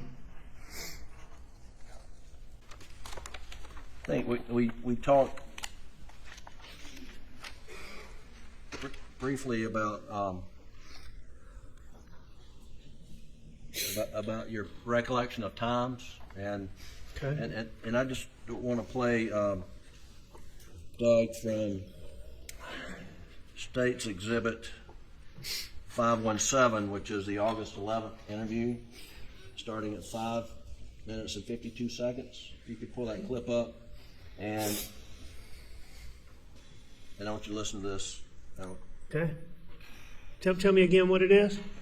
It's August 11th interview, starting at 5 minutes and 52 seconds. All right. Who was at your house when you left? And what time did you go to the office? We have been. Who was at your house when you left? And what time did you go to the office? We had been to a ball game that weekend. I don't remember exactly what time. It would have been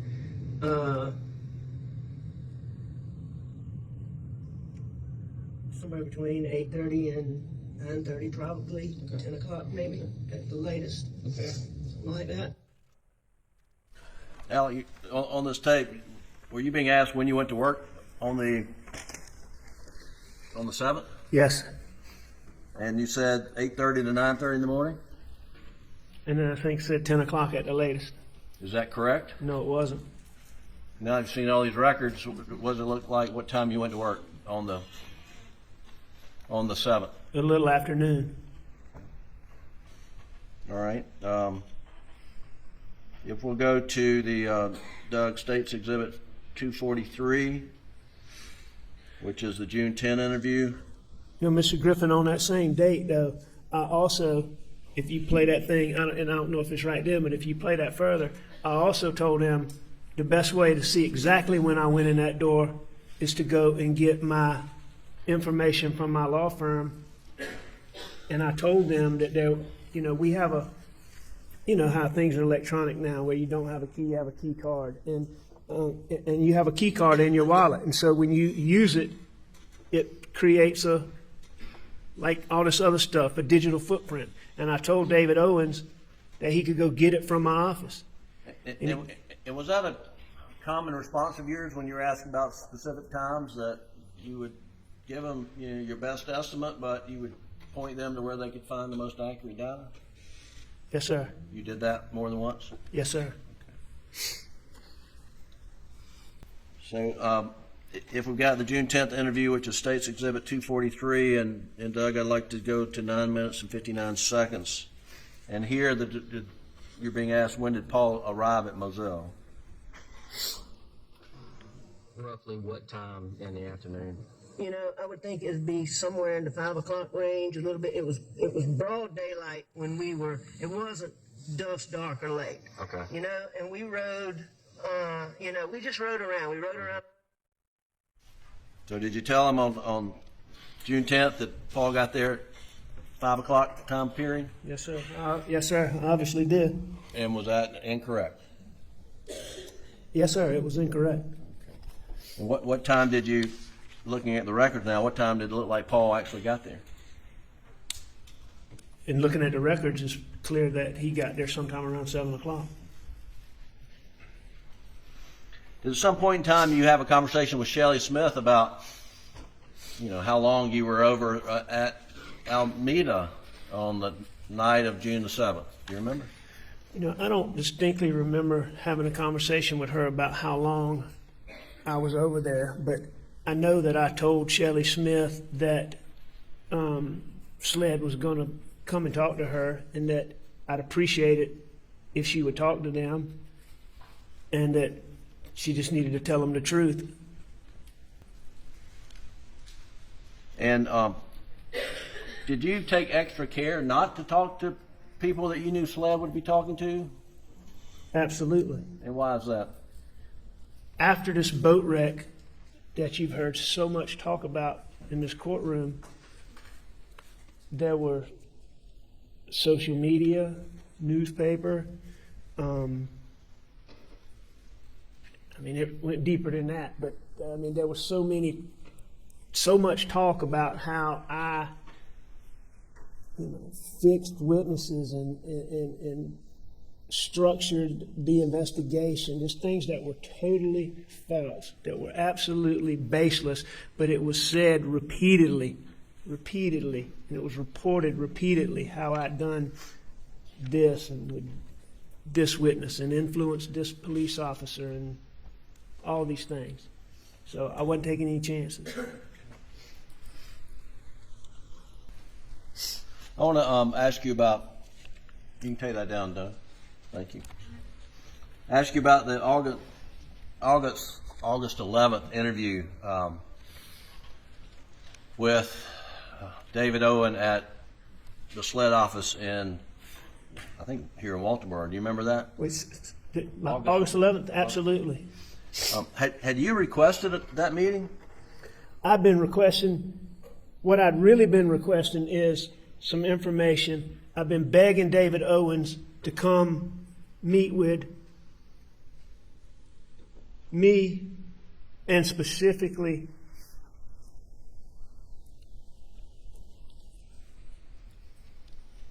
I wanted Grandma and Papa T. There were so many questions that I couldn't answer, and I've been begging him to meet with me and to meet with Grandma and Papa T. I've been begging him for weeks and weeks. And did when you went into the meeting on August 11th, did you think that's what it was for, to give you an update? Yes. And at the conclusion of the meeting, they let you know that you're their prime suspect.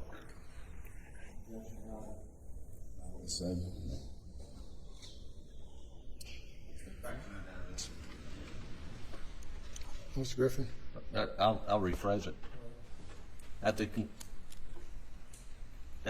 By the conclusion of the meeting, did they make it known to you that you were suspect? Oh, there's no question about that. Absolutely. Now, he used a lot of, you hear it talk about how I'm in this circle and he can't get me out and this and that, but there's no doubt in my mind. There was no question in my mind what was going on. And and during that meeting, did they show you the Snapchat video of you trying to stand up the fruit tree? Yes. And were you questioned about what clothing you were wearing? And I can't remember this. I can't remember if he showed me the whole video or he showed me a picture of it. But I was definitely showed that information. I was definitely shown those clothes in that meeting on August the 11th. And what clothes were you wearing? The same ones you see in. And do you remember what kind of pants? It was khaki pants. And what kind of shirt? It's a button-down, short-sleeve button-down. I call it a dress shirt, but short-sleeve button-down dress shirt. Like shirt you got there, but just short. Just sleeve. like this, but short-sleeve, and it was colored. And it was, what color was it? Blue. Blue with some blue stripes. And were you questioned about when you changed out of those clothes? I was. And did you have a follow-up? Did you have a conversation after that meeting with SLED with Blanca about what you were wearing that day? Absolutely. And what was the purpose of the conversation with Blanca? Well, they had made an issue about that in that meeting, and I asked Blanca about those clothes that I had on earlier that day. Do you ask her specifically about the blue shirt? I asked her specifically about all the clothes. Okay. What I asked Blanca about specifically was, did she remember getting my clothes after she came back, when she came back to Moselle, did she remember getting my clothes? Is specifically what I asked her. I see. And why were you asking her those questions? Because on August the 11th, they had made an issue about me still wearing those clothes, not having changed clothes when I was in that Snapchat video. So that's why I went to Blanca. Did they ever ask you on August the 11th whether, they ask you for those clothes? Can you produce the clothes? Did they ask you that? No, they didn't. Have they ever asked you for those clothes? No. As far as my understanding goes, my clothes were never an issue in this case until y'all figured out, as my lawyers figured out, that there was no blood spatter on me. Sir? Is that objection, Your Honor? Reason for the objection. 401, 402, and beyond in speculation, Your Honor. Mr. Griffin, It's a matter of public record. It's a matter of public record. what is? The issues with the shirt and the blood test It's a matter of public record. filed in this case. That's The objection is overruled. I'm well aware that my clothes never became an issue in this case until my lawyers proved that this blood spatter that they said I had on my shirt for my wife and my son was a lie, and that there was no blood on my shirt.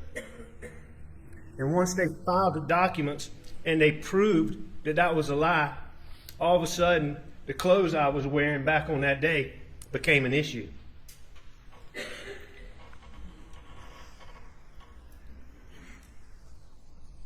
And that's in the weeks leading up to this trial. Now, Alec, after the Maggie and Paul were murdered on June 7th and 8th, where did you stay and where did you keep clothes? All right. Say that again, please. Where were you staying overnight? Well, let me ask you this. Did you ever spend another night at Moselle after June 7th? Never spent another night at Moselle. Why not?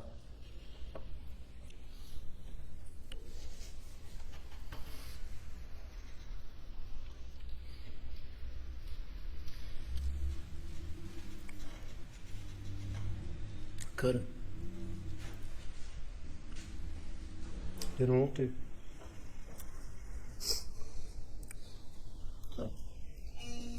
Where were you staying? When we talked about the days and weeks, the week afterwards, but where were you staying when you got back from the lake, Kiowee and Greenville? I stayed.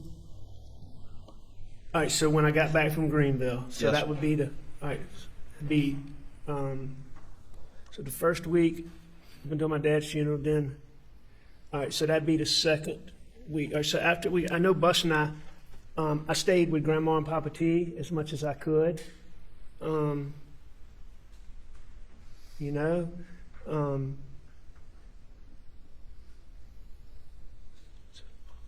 stayed with, I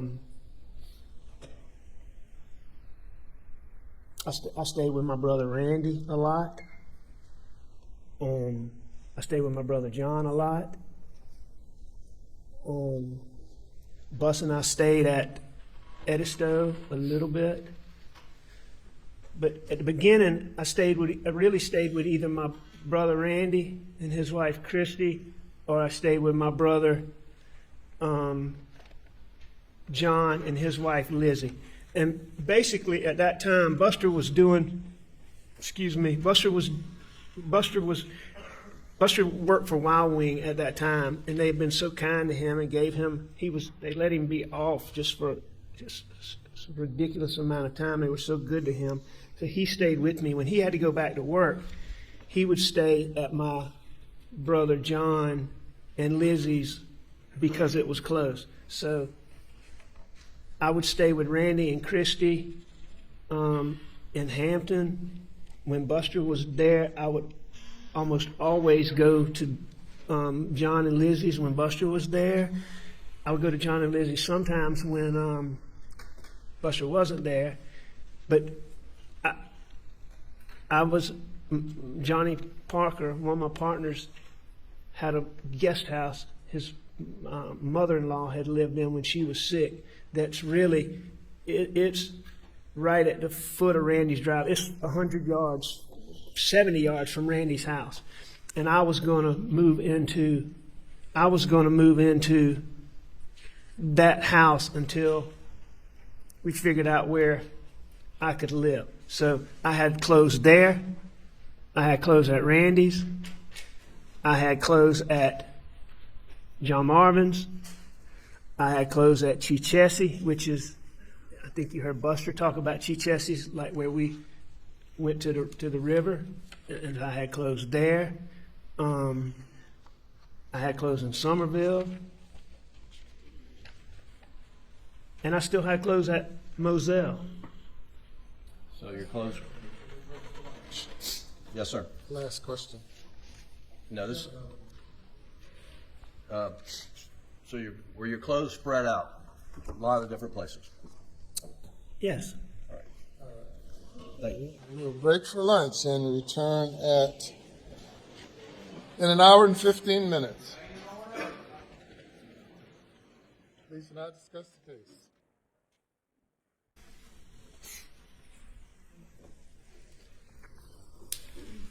Mr. Murdaugh, I want to go to June the 7th, 2021, in your meeting with Jeanne Seckinger. Okay. Do you remember meeting Ms. Seckinger? I do. And what was the meeting about? Jeannie came up to me and asked me, previously Annette Griswold had come to me and asked me about the fee check in the Ferris case.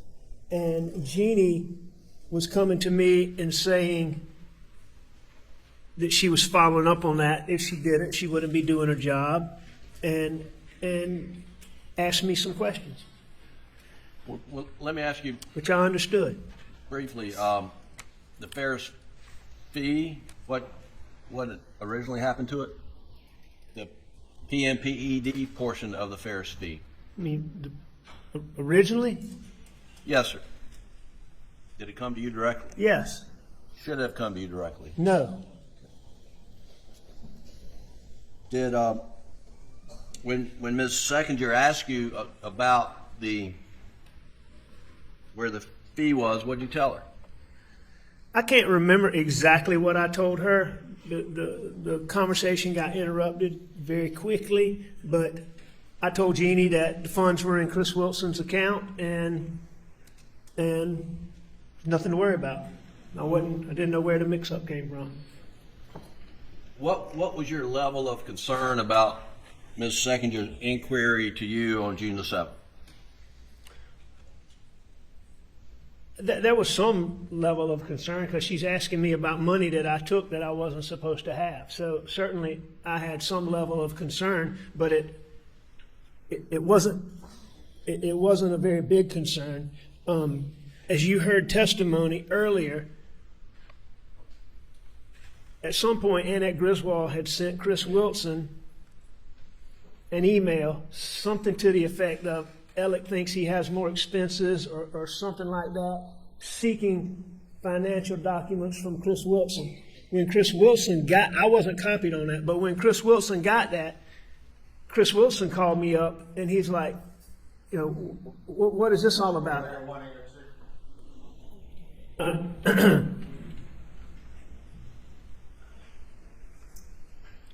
Pardon? Said objection, Rule Zeta 1 and 802. Response? Your Honor, I'm not asking for what Chris Wilson said, and I'll move on. I accept the objection. Were you concerned about Chris Wilson opening his trust account records to your law firm?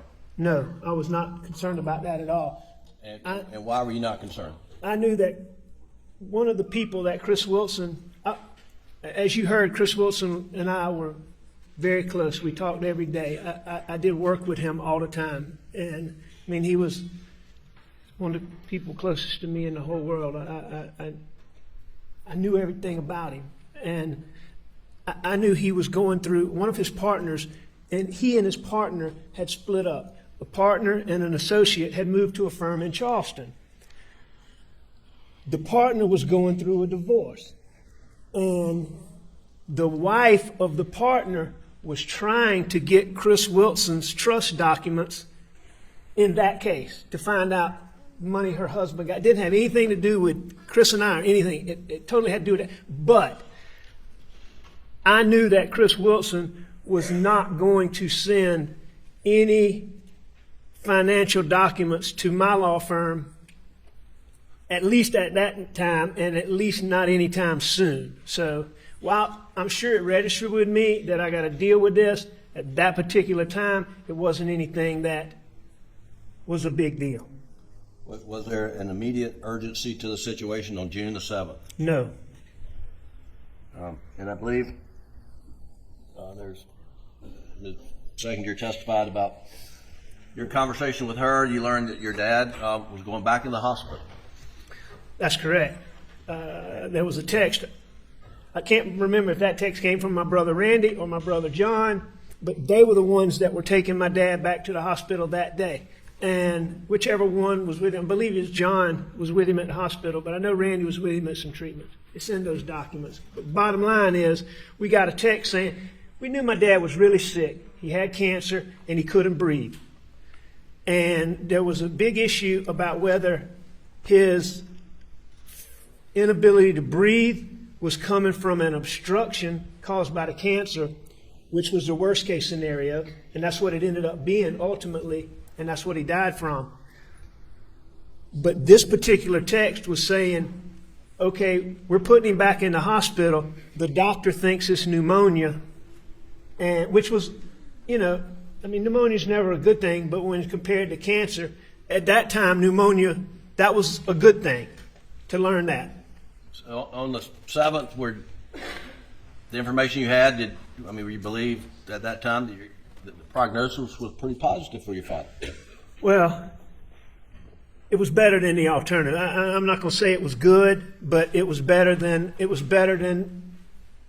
the alternative and what we had previously thought it was. It didn't stay good very long, but it definitely was better. Do you know whether or not you told Ms. Seconder that that your dad's condition was terminal on the 7th? Do you remember whether you said that or not?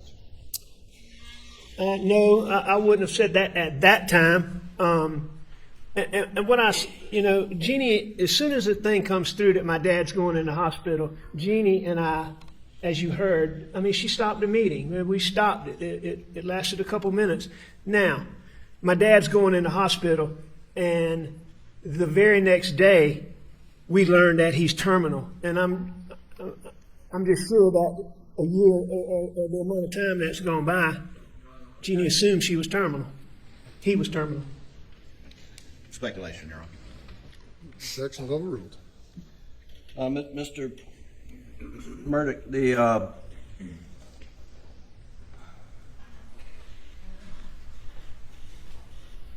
on June the 7th, did you believe that your financial house of cards was about to crumble? On June the 7th? Yes, sir. Absolutely not. Had you had, and I think there's documented evidence, state introduced, had you reached out to Russell Lafitte at Almeda State Bank about extending a line of credit on the Moselle property? Yeah, I had reached out to him. I can't remember the date of that text, but it was fairly recently. I had reached out to Russell. And on June 7th, did you have equity in the Moselle property that, or you and Maggie had equity in that Moselle property? Sure. And I mean, Moselle was fully in Maggie's name. Okay. But yes, there was equity in Moselle. In looking at the documents that had been used, there was $1,800,000 owed. There was an appraisal for $3.3 million without timber value. And so on 1,700 acres, I don't know what the timber value was, but if you just said $1,000 an acre, that'd be another $1,000,000-something in value over and above the appraisal. I doubt the timber value was that high. I'm just using that as an example. But if it was 500, it'd be another $800,000. So, there was several $1,000,000 in equity in that Moselle property. All right. And did you have equity in the Edisto Beach House? Yes. And around June 7th, how much equity did you have in the Edisto Beach House? If I remember the records correctly, there was about $250,000 owed on that house, and whatever the value was at the time, I think there's a contract for just under $1 million, so $700 and something thousand. Did Maggie's death make it more difficult to obtain financing immediately after the murder around June 7th, 8th? Maggie's, yes. How so? Because the entire Moselle property was 100% in Maggie's name. The Edisto property was 50% in Maggie's name. So I was only a half owner. So with Maggie, all I had to do was get her to sign the documents, which she always did. I mean, she didn't question finances. So, she signed the papers. When Maggie wasn't here, there was estate issues. I couldn't go and sign the papers like I would normally go and get a loan. So I couldn't. Okay.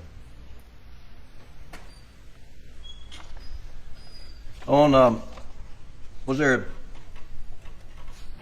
hearing scheduled in the boating lawsuit where you were a defendant set for that week? Yes. Do you remember what day it was scheduled for? Well, I've heard the testimony, and I'm sure I knew at the time it's June the 10th, Thursday, June the 10th. What was your level of concern about that hearing coming up on June the 10th? About that hearing? Yes, sir. My level of concern about that hearing was about the venue motion that was coming up, which Now, what do you mean by venue? the venue motion is where a civil lawsuit is pending. And so there's laws and rules that govern where you can bring a case. There's laws and rules that govern how certain parties, a defendant or a plaintiff, can go about trying to move it from one place to another. So in this case, the plaintiffs, the Beach family, had filed suit in Hampton County. Parker's was trying to move venue to Beaufort County. And I wanted the case to stay in Hampton County. And really, that was my only thought about. I wasn't doing the legal work on those. I was a party in that case. I wasn't. Danny Henderson was primarily representing me personally. John Tiller and Amy Bauer were representing me personally. And Dawes Cook was representing me personally. And those are the guys that were doing the legal work. So, I wasn't actually doing that work, but what I was concerned about was the venue motion. I had already done what I had to do for the financial motion, and Danny Henderson was on me about getting him a financial statement because... Let's stop. So there was a motion to compel and seek a lot of financial records from you, was that correct? Absolutely. And were you concerned that your house, financial house, was going to be opened up for the world as a result of that hearing? No. I've been a plaintiff's lawyer, like Mr. Tinsley that sat here. We do the same exact thing. In my law firm, the guys in my law firm are some of the best lawyers that I've ever known. And they're definitely some of the best lawyers in the state, handling some of the biggest cases that have ever gone on in this state. In my 27 years of practicing, plaintiffs always are trying to look and get financial documents of corporate defendants, of, those type things. In my 27 years, I've never been able to get a judge to order anything more than a net worth statement prior to getting into a phase at trial. So early on in the case, I am not aware of, I personally have never, despite trying repeatedly, have never been able to get a judge to order the kind of information that Mark Tinsley was saying he was seeking. Were you working on a document for that upcoming hearing? Yes. And what was that? A financial statement. A financial statement lists your assets and your liabilities. And had you reached out to Jeanne's seconder later the day on the 7th to get your current balance of your retirement account? I don't remember doing that, but that'd certainly be something that I did, and because I know I'd have to have that for that financial statement. And the document that I prepared was what Mark Ball talked about that he found later in my office. And it was it was handwritten, ready to be typed up by, because of the charges against Paul, I kept everything very close in the civil case. It was Danny in his office. It was doing it, and I had that document prepared, handwritten in the neatest handwriting that I could make, because a secretary other than mine, or paralegal other than mine, was going to be the person who was going to put that financial information into the final document. And that's the document that Mark Ball talked about that he found on my desk whenever it was that he found it. Okay. So that was what was going to be, if necessary, what was going to be used Thursday. Well, the jury's heard about testimony of you stealing client funds. Did you do that? I did. Did you steal or divert that Ferris fee away from the law firm? I did.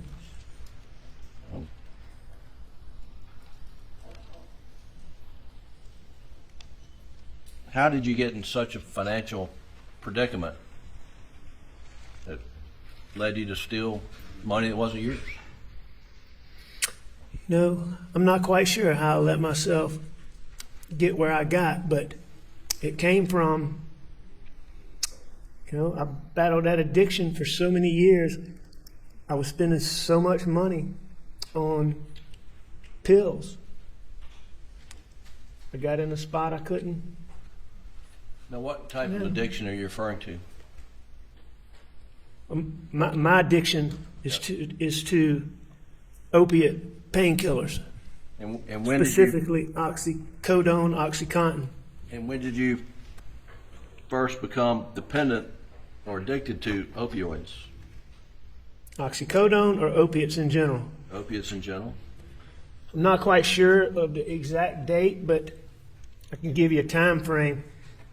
I hurt my knee really bad playing football in college, and I had a knee surgery. And the medical science at the time was such that the surgery didn't work, bottom line. So it just didn't last. So within a couple of years of that, I started having a lot of knee troubles, and ultimately, I had to have a couple of surgeries. But the last surgery I had was, I think, around 2002 or 4, and I think it was around 4. So I would have started taking hydrocodone a couple of years before that. And I took hydrocodone, got addicted to that very quickly. I continued taking that for a long time. I'd force myself off of it, wean myself off of it, I'd go back to it. I battled that for a long time. And after a while, I was taking so much of that, I moved on to oxycodone. And, I'm guessing that was around 2000, that transition was around 2008, 9, something like that. And of course, it just escalates and escalates and escalates. And Did you receive treatment or go to detox on occasion? I did. How many times? That I went to detox or that I detoxed? Well, let's start with going to a detox facility. I've been to a detox facility 3 times. When was the first time?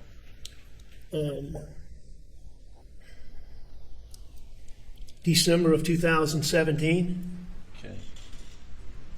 And before December 2017, had you tried to detox at home?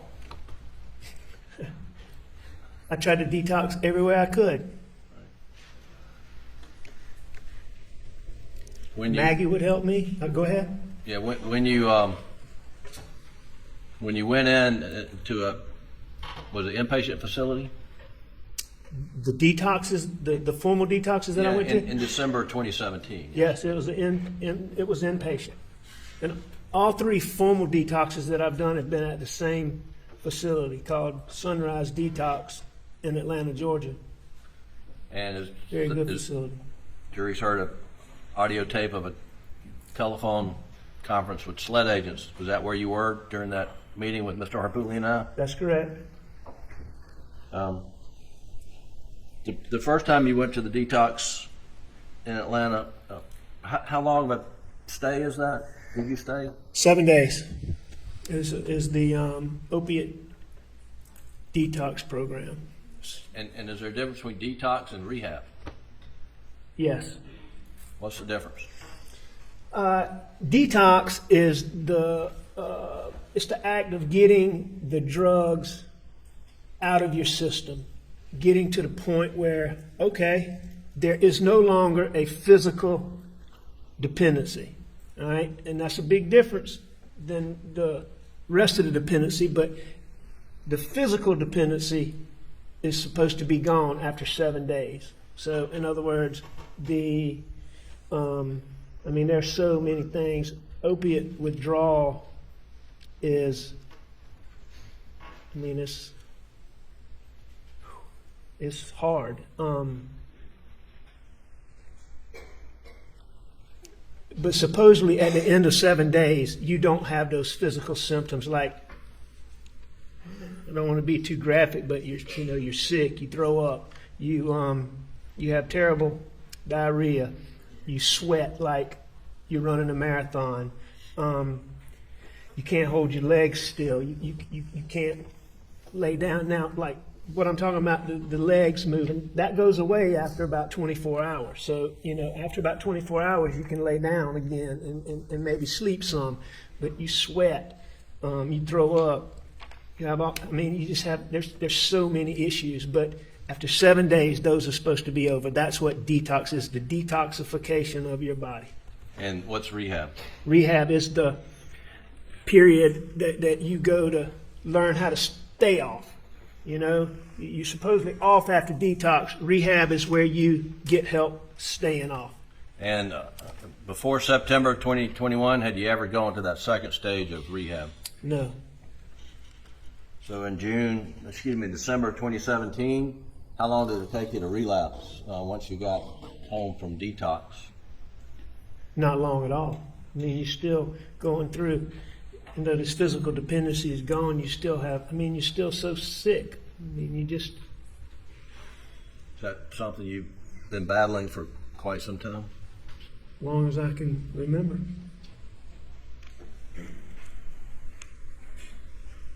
How long have you been drug-free, opioid-free? 535 days. And I'm very proud of that.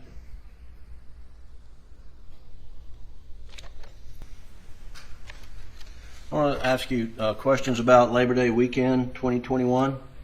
Okay? You remember being confronted by your law firm? Sure I did. And what were you confronted about? Stealing money. And did you admit your misconduct to your law partners? Well, to one of my law partners and my brother and my law partners, Danny and Randy. Yeah, I mean, Did admit it now. and they learned about a fake forge account? Did you admit to the fake forge account? Yes, I did. And did you tell them about your opioid struggles, opioid addiction? I told him about my addiction. Yes, sir. To your knowledge, were any of your law partners aware of your addiction? Not just to my knowledge. I'm certain that they were not aware of my addiction. How would you characterize your opioid use or addiction? Severe, moderate? Then or now? No, in 2020, 2021? I mean, I don't know how I would have characterized it then. After going to rehab and learning more of the things I've learned, really talking to addicts about experiences. I mean, I will tell you that my addiction was extremely bad. How were you able to function? Or were you able to function? Yes, I was able to function. You were able to practice law? Yes. And were you successful practicing law while you were addicted to opioids? On some level, yes, sir, I was successful. I mean, After you were confronted on Labor Day weekend 2021, did you resign or were you forced to resign from a law firm? absolutely.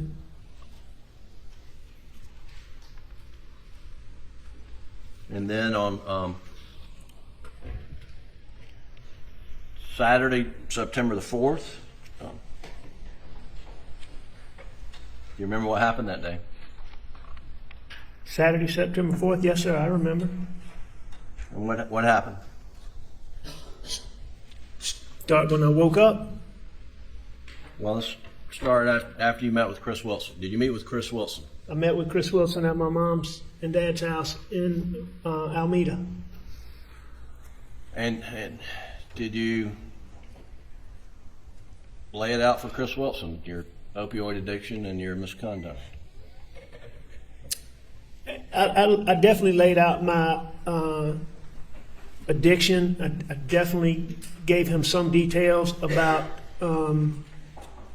monies that I had taken. I didn't give him, we didn't go into all the details about all of it, but I certainly was very candid with him about the things that involved him.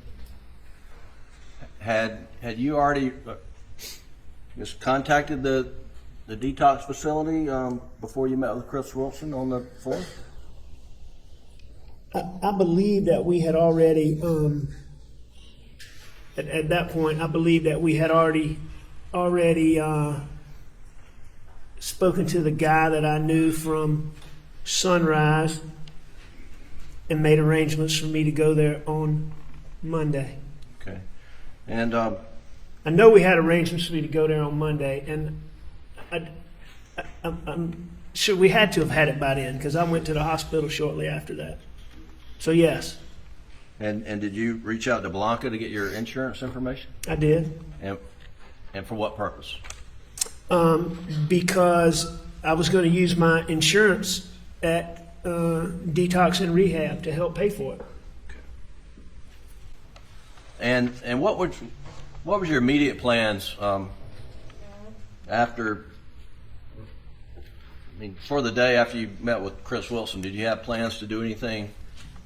Have any other meetings on that Saturday? I wanted to go and meet with Corey Fleming, who was another lawyer who was affected by the things I did. Okay. And did you? And a good friend. Did you go meet with Corey Fleming? No. What'd you do instead? I'd given my, when I gave my pills to my brother Randy and Danny, I think I gave them to Randy, but I took a lot of pills because I knew I wasn't going to be taking any more. So Randy had my pills. I had to get some from him the night before, but I only got a small amount. I could tell, you know, I wasn't taking anything near like what I had been taking, so I knew it was coming. And I called someone to bring me more pills. And I believe before I met with Chris Wilson. And did you meet this? Did the person you called bring you more pills? You know, I don't know if he brought me more pills or not, because by the time I met with him, after meeting with Chris and after, you know, the starting of the withdrawals, I changed my plans. And what was the change in plans? Not to get pills from him anymore, and instead I asked him to shoot me. Did you ask him to shoot you as a sympathy ploy, or did you want As a sympathy die? ploy? Yes, sir. Why No. did you ask him to shoot you? What was the end goal that you wanted to accomplish? I meant for him to shoot me so I'd be gone. And who was this? Who did you ask to do this? Eddie Smith. And did he in fact shoot you? He did. And where was that located? Not your gunshot, but where were you shot? In Hampton or Colleton County? Where were you? It's Hampton County. It's right on the border of Salkehatchie Road. It runs right along the Salkehatchie River.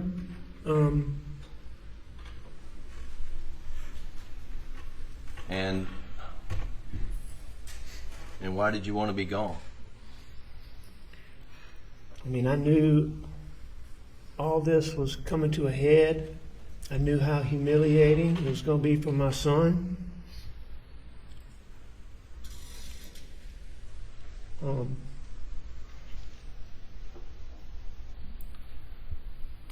mean, I'd been through so much. At the time, in the bad place that I was, it seemed like the better thing to do. I don't think that way now, thankfully, but Right. I did at the time. Did you have life insurance on you? Oh yeah, I had a lot of life insurance. And who was the beneficiary? Maggie was the beneficiary. How much life insurance did you have? I had $12 million. I had a $4 million policy and an $8 million policy, a total of 12. Did you ever have any life insurance on Maggie? No, never. You ever have any life insurance on Paul? No. Alex, will you tell this jury about Maggie and your relationship with her?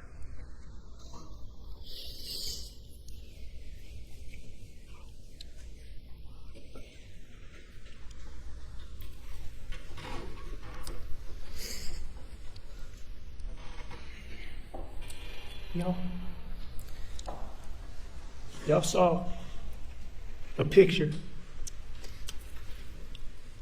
She was just as beautiful inside as she was outside. And I mean, she was so adventurous. I mean, you couldn't tell her something was good or bad. I mean, she wanted to find out for herself. She wanted to do it, see it, experience it on her own and form her own opinion. She was devoted. Those two boys, Buster, Paul, me. I mean,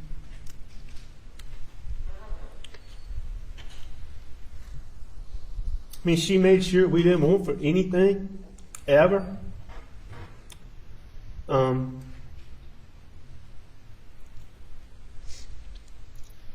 Fun, playful. I mean, she had a laugh that, you didn't even have to know what was funny. If you heard her laugh, you would laugh.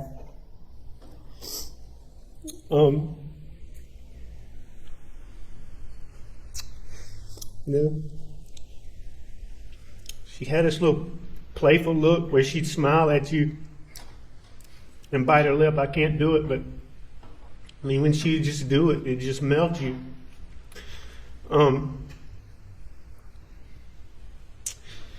She was such a lady, such a feminine person, a girl, but then she had two boys, and I mean, she didn't grow up in the swamp and in the country, riding four-wheelers and hunting and fishing, and I mean, she changed everything. She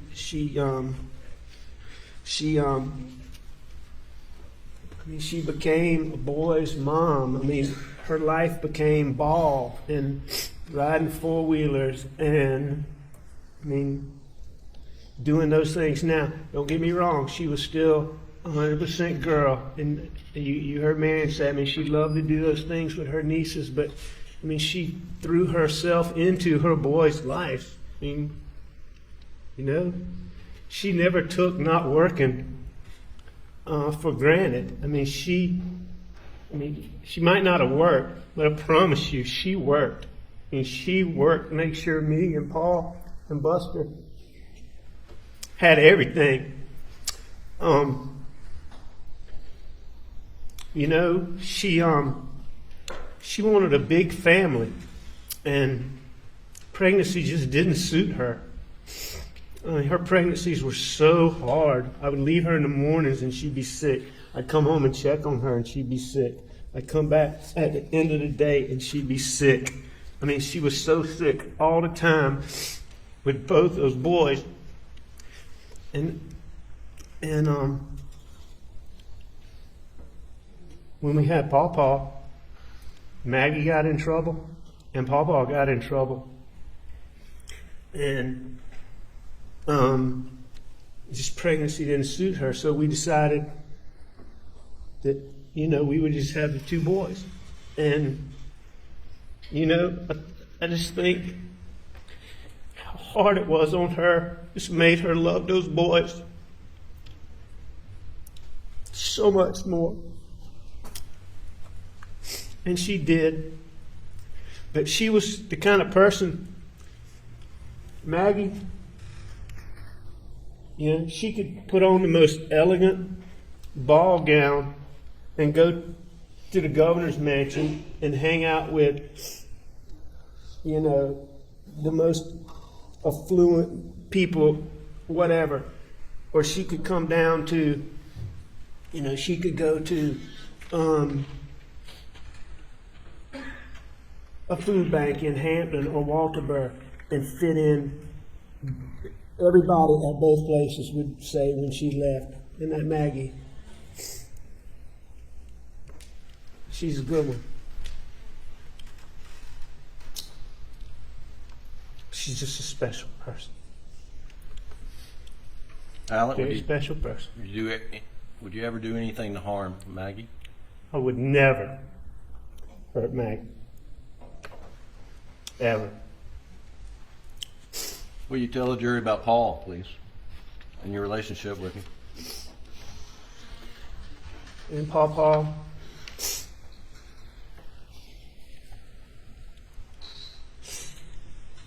I mean, PawPaw was just the brightest.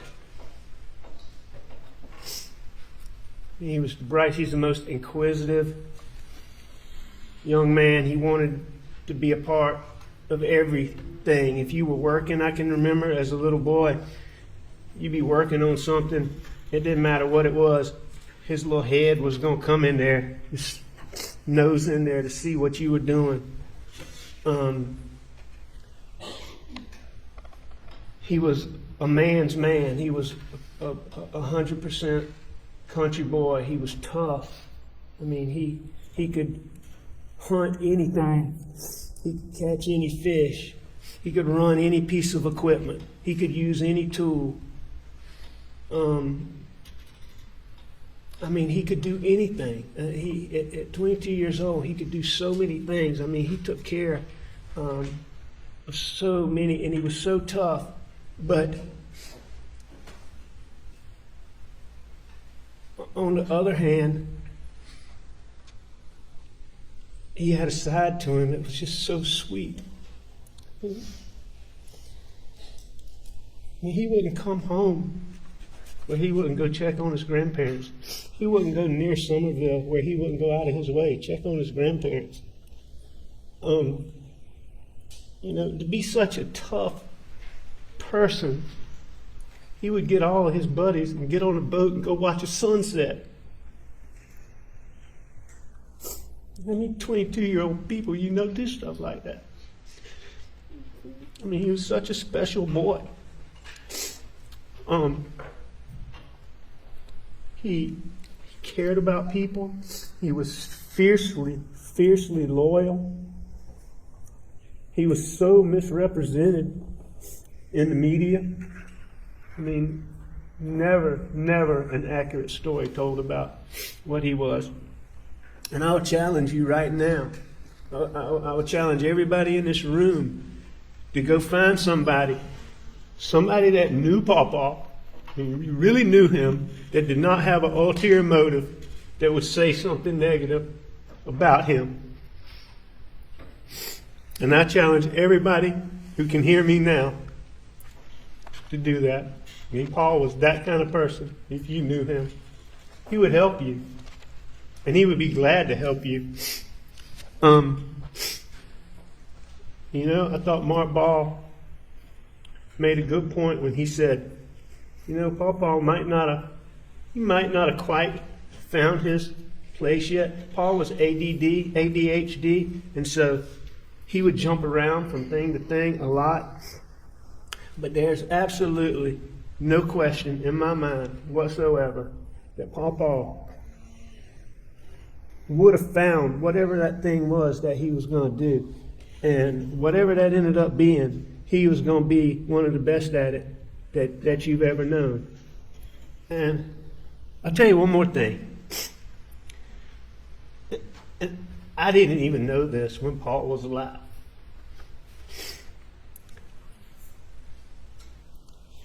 But,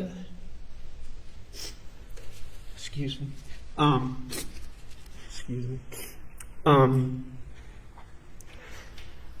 When they were doing his eulogy,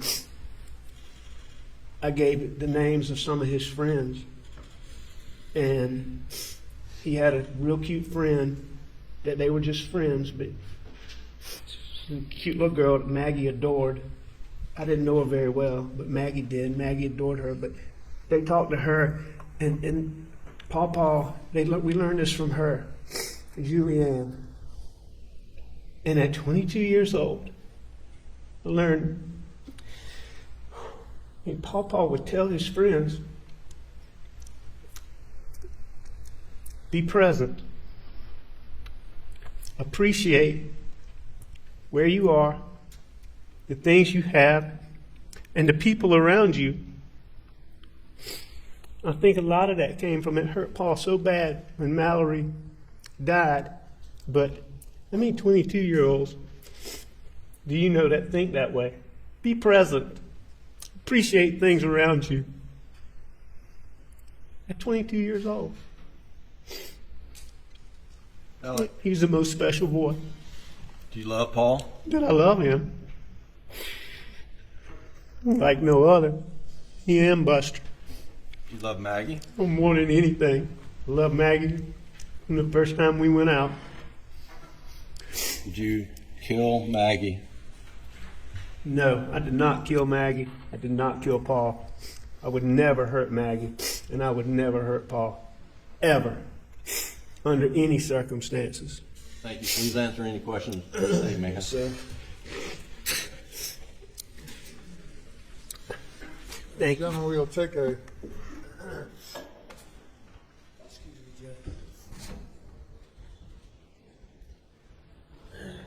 we'll take a 10-minute recess. Please do not discuss the case.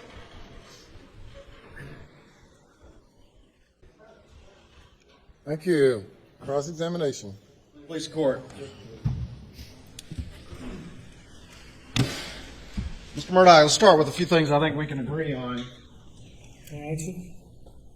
You agree that the most important part of your testimony here today is explaining your lie for a year and a half that you were never down at those kennels at 8:44. Would you agree with that? I think all of my testimony is important, Mr. Waters. Would you agree that that's an important part of your testimony? Sure. All right. And would you also agree that the first time that law enforcement officers that you've talked to and the prosecution and here in open court ever heard you say that you lied about being in the kennels was today in this court? Yes, I'm aware of that. You would agree with that? Yes, sir. All right. All this time later, this is the first time you've ever said that. Yes, sir. And you would agree with me that for years you were stealing money from clients Yes, sir, I agree with that. and that you were stealing from your law firm, Yes, sir, I agree with that. and that had been going on since at least 2010. I'm not sure of the exact date, but it's been going on a long time. I'll agree with All right, that. what's your best guess of the date? I'm not sure. I have. You don't know? I don't take a dispute with 2010. I just don't know that for sure. All right. Sure about a lot of things, but you don't know that. Is that correct? I'm fine with that date, Mr. Waters. I don't have any reason to dispute it. I'm just not certain of it. All right. Let's just keep on things that we may be able to agree about. And let's talk first about your family's legacy here in the legal profession, okay? Talk about anything you want to. Good. Tell me about your great-grandfather. Was he the solicitor for the very circuit that we're in? Yes, sir. And what was his name? Randolph Murdaugh Sr.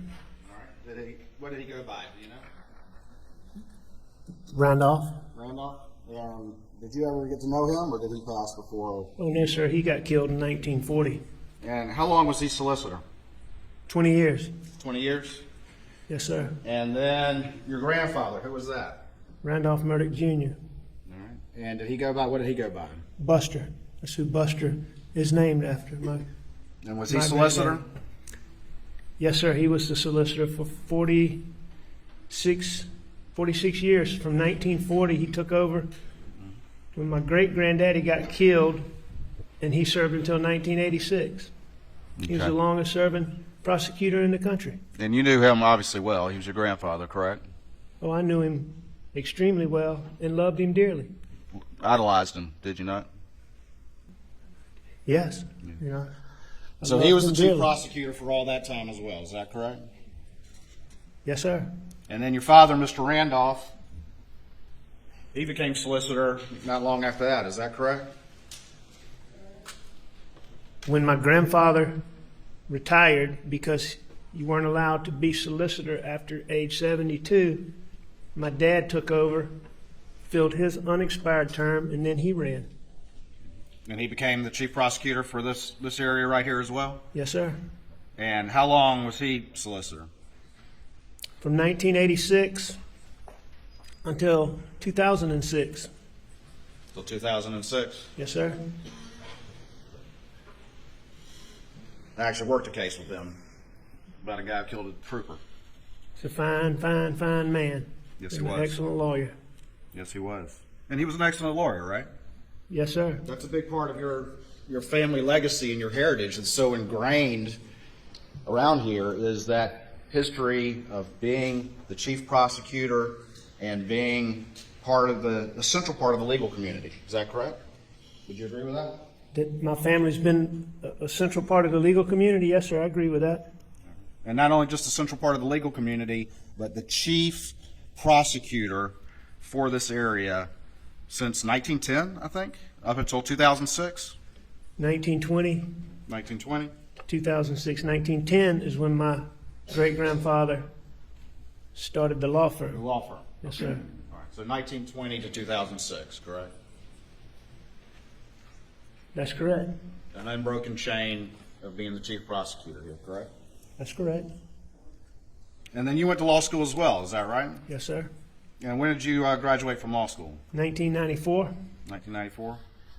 And did you ever become a full-time solicitor? No, sir. And you went into private practice, I think, with Moss & Kuhn, is that right? Yes, sir. And then you 1994. went to the former law firm that no longer exists because of your activities, correct? I started in Answer my 1994. question, if you would, please, first. What was your question? My question was that you started first with Moss & Kuhn. Go ahead and answer that one. Yes, that's correct. And then you went to the law firm that doesn't exist anymore, that started in 19, but it doesn't exist anymore because of your activities, correct? That's correct. And as part of that, of your practice, you were a trial lawyer, correct? That's correct. Successful trial lawyer. I don't know about your adjective, but I was, I guess so. Yes, sir. Did you make millions of dollars in legal fees? Yes, sir. But you won't tell this jury that's successful. Well, if that's the criteria, yes, sir, I was successful. Well, you won cases, correct? I did win cases. Settled cases? Sure, I settled cases. Heard your former law partner say that you were a successful lawyer? I did hear some of them say that.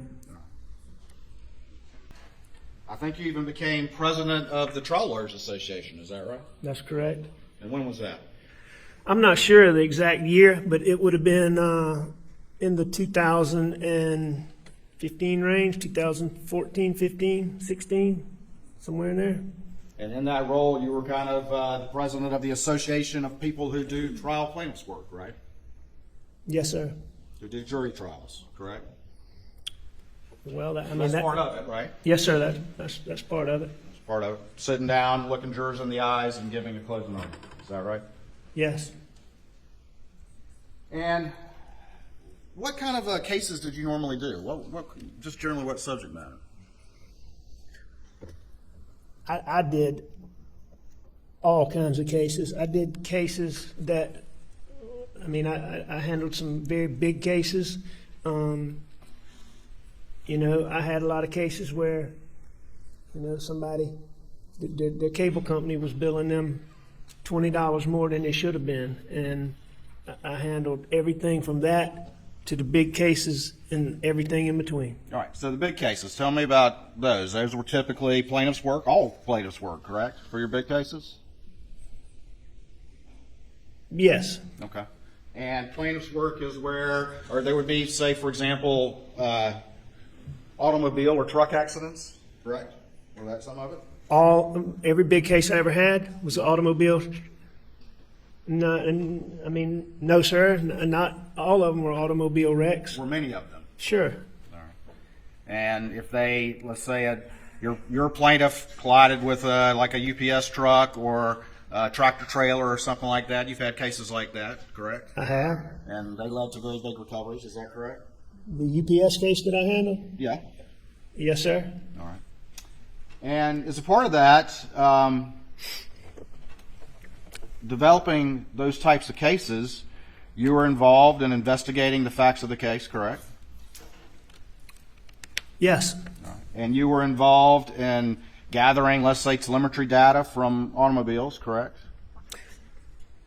Telemetry data, like you presented in this courtroom this week? Yeah. You never did that? I've never had a case specifically where the type data that y'all have presented in this case that I've used, but I've had data from automobiles. I've had From their, essentially their computers. OnStar correct? data. I've had data from the black box, you know, but specifically telemetry data, I don't believe that I've ever had one of those. But OnStar and black box data, correct? More so the black box event recorder. I mean, many times in a wreck, the event recorder will go back and tell you things leading up to the wreck. Sure. So, and I've been in numerous cases where those were involved. And you've had cases where cell phone evidence was relevant to your case? Sure. People's call logs were relevant to your case? I have had those. Cell tower location was relevant to your case? Yes. Computer evidence was relevant to your case? I'm sure I have, yes. And when did you start with the law firm?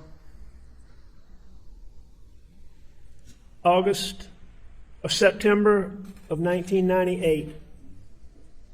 And you've been doing essentially that kind of work, more or less, up until September of 2021, correct? That's correct. To the point where you rose to be the president of the Trial Lawyers Association. I was the president of Trial Lawyers Association in around 2015, as we discussed. So can we agree now on successful? I mean, by those criteria, I was successful, certainly. I mean, we talked about a lot of my flaws here today, too. Do I feel like I was successful? No, sir. Not sitting here today, I don't. But if you want to use that term and on those criteria, I don't have any problem with you saying at that time it looked like I was successful. Do you think people viewed you as a successful lawyer? I'm sure there were a lot of people that did. Do you think people viewed your family as very prominent? I believe that there were a lot of people that did, yes, sir. And did you think that a lot of people viewed you and your family as very prominent in the legal community here? I never thought of myself as I prominent. asked you if you thought if people viewed you that way. Let me ask you At the this. time, did I think people viewed me Yeah. that way? Yeah, prior to everything happening. No, I don't think that I thought people viewed me as prominent. No, sir. I mean, like a big shot? No, sir, I don't think that. What about your family? That my family thought we were big shots? No, sir, I People definitely view don't your think that. family is prominent in this community. Prominent? Yeah. As in, It's not a hard question. well, I'm just not sure, you know. I think my family was very well thought of. I think my family was respected. I think my family helped a lot of people. I'm not challenging you on any of that. I'm just getting you to agree what seems to be a basic fact. Would you agree with that? With what? That my family helped a lot of people and was well thought Very of? prominent. If that's what you mean by that, yes, sir. And that your family had a very long association with law enforcement. Yes, sir. And you had a long association with law enforcement. Yes. Yes. Okay. By association, I assume you're talking about friendships. Yeah. But not only just friendships, but also professional as well, correct? As a Professional prosecutor, associations with law enforcement. as a prosecutor, or as a civil Let's talk- attorney. Okay, let's talk about civil. Did you have associations with them in civil cases? Sure. I mean, as we discussed, a lot of cases that I handled were wreck cases, or might be a train wreck or a tractor trailer, but there were a lot of highway patrolmen involved. There were a lot of local law enforcement involved. So yeah, we dealt with a lot of law enforcement in the civil practice. All right. And then you also mentioned that you were a prosecutor as well, correct?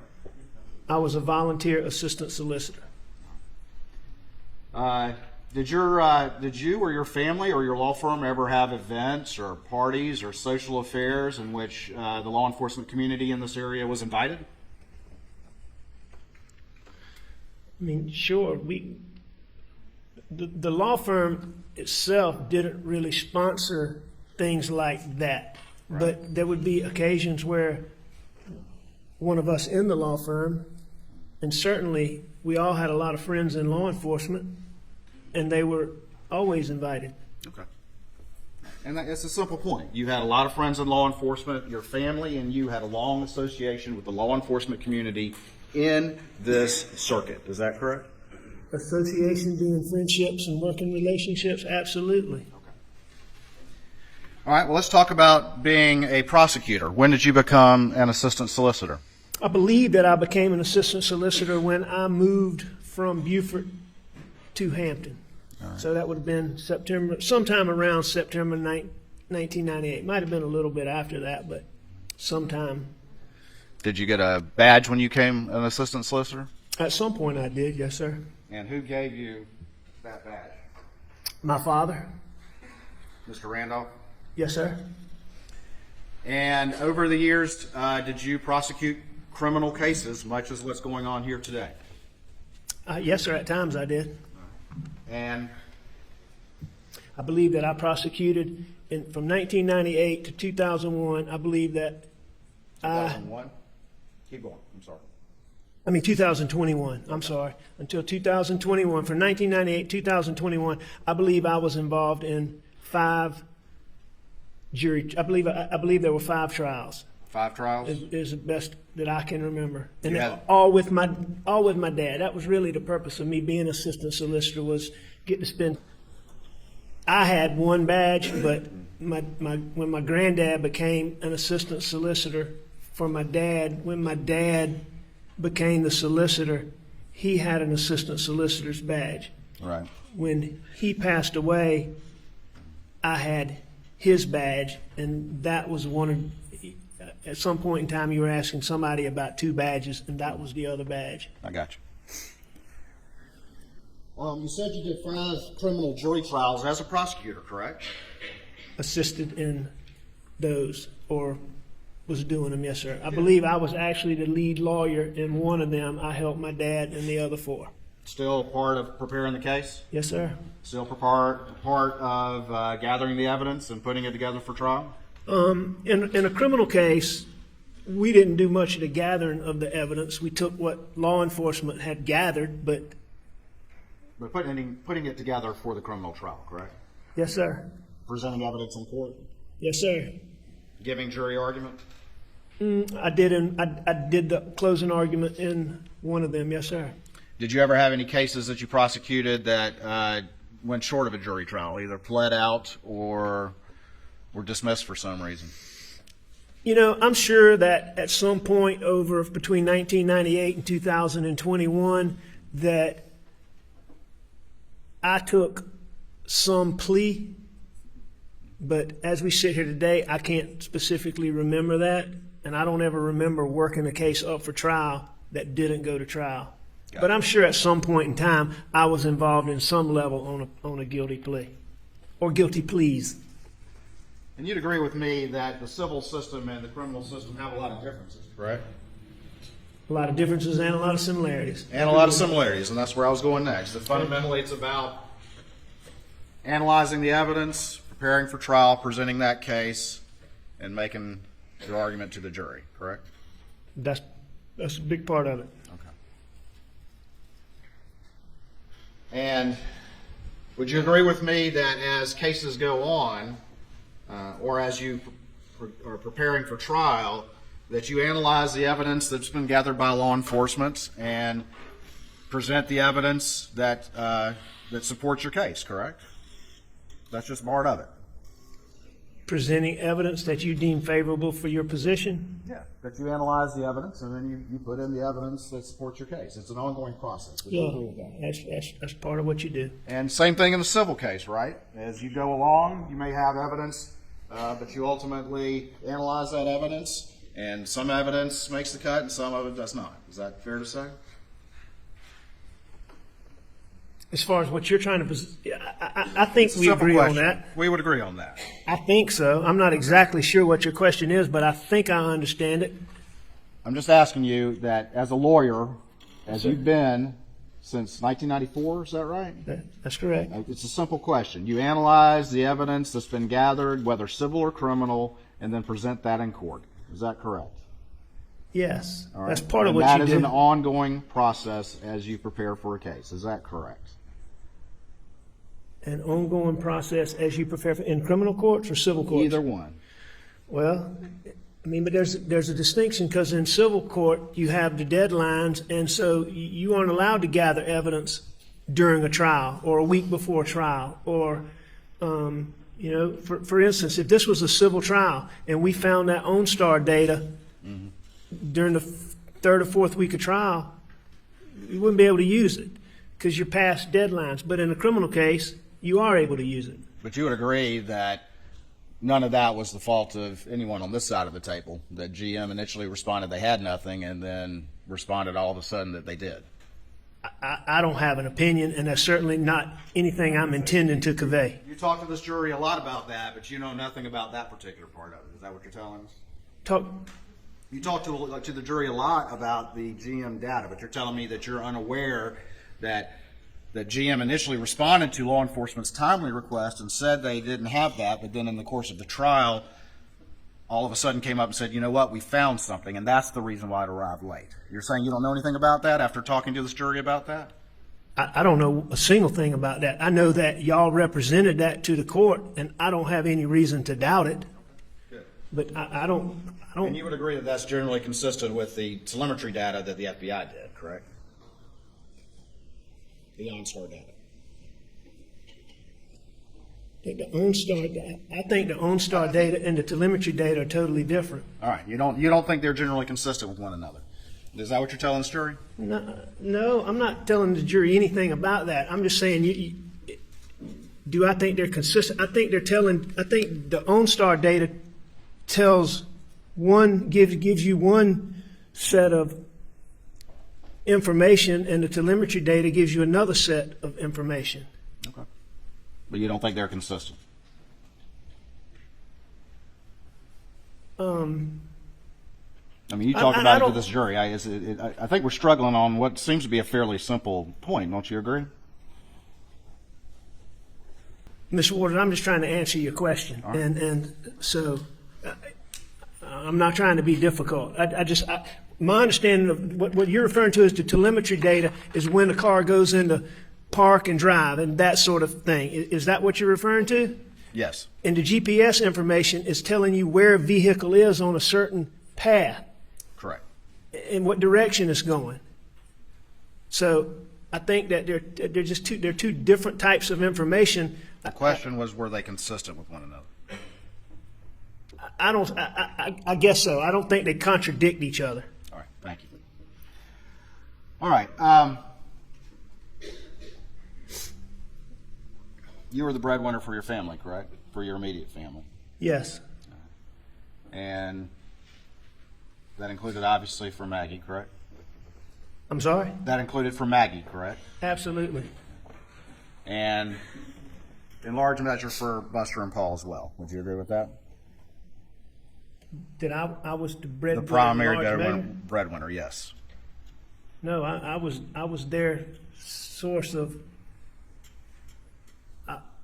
I was the source of income for Maggie, Buster, and Paul. Okay.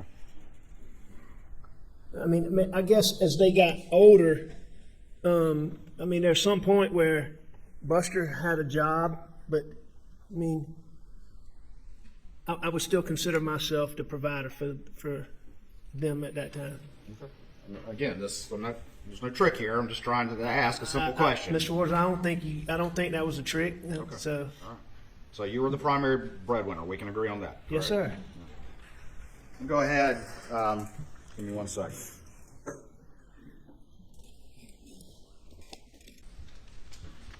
right, I'm going to show you what's been marked as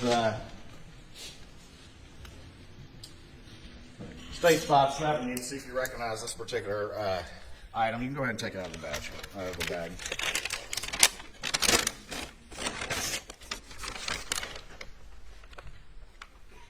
All right, sir. You know what that is? Yes, sir. That's 571. Yes, sir. All right. And then I'm going to show you what was in the bag in 570. Can you tell me what that is? I can. All right. What is that? Which one? 570. What is that? All right. 571 is what I would consider to be my badge. All right. And then what is this one right here, which is 570? Okay, 570 would be the one I told you about was my grandfather's badge after he retired, when he became an assistant for my dad. Your Honor, this time I'd offer states 571 and 570 in the evidence. Yeah, I admit it. All right. Where did you keep 570, the one that was your grandfather's? It didn't have a single place that it was kept. Do you know where it was recovered by law enforcement? No, sir. Would you dispute if it was recovered out of the Mercedes you were driving on September 4th, the day of the side of the road incident? No, I believe that. Yeah, the Almeda, please. And 571, where did you keep this one? Usually in my car. Where in your car? It could be all of it. Could be on the dash, like you were talking to Mark Ball about. It could be in the center console. It could be in the cup holder. It could be on the seat. Be on usually in the front seat, but in my car is where I tried to keep it. All right. And when you had it in your dash, would you have it face up or face down? I didn't have any particular manner in which I stored it anywhere. There was no rhyme or reason to it, is what you're telling the jury? How you had it in the dash? There may be occasions where I had it in the dash for some particular reason, but there were a lot of times where it probably was in the dash for no particular reason other than that's where I put it. Just like I might put it on the seat or in the cup holder.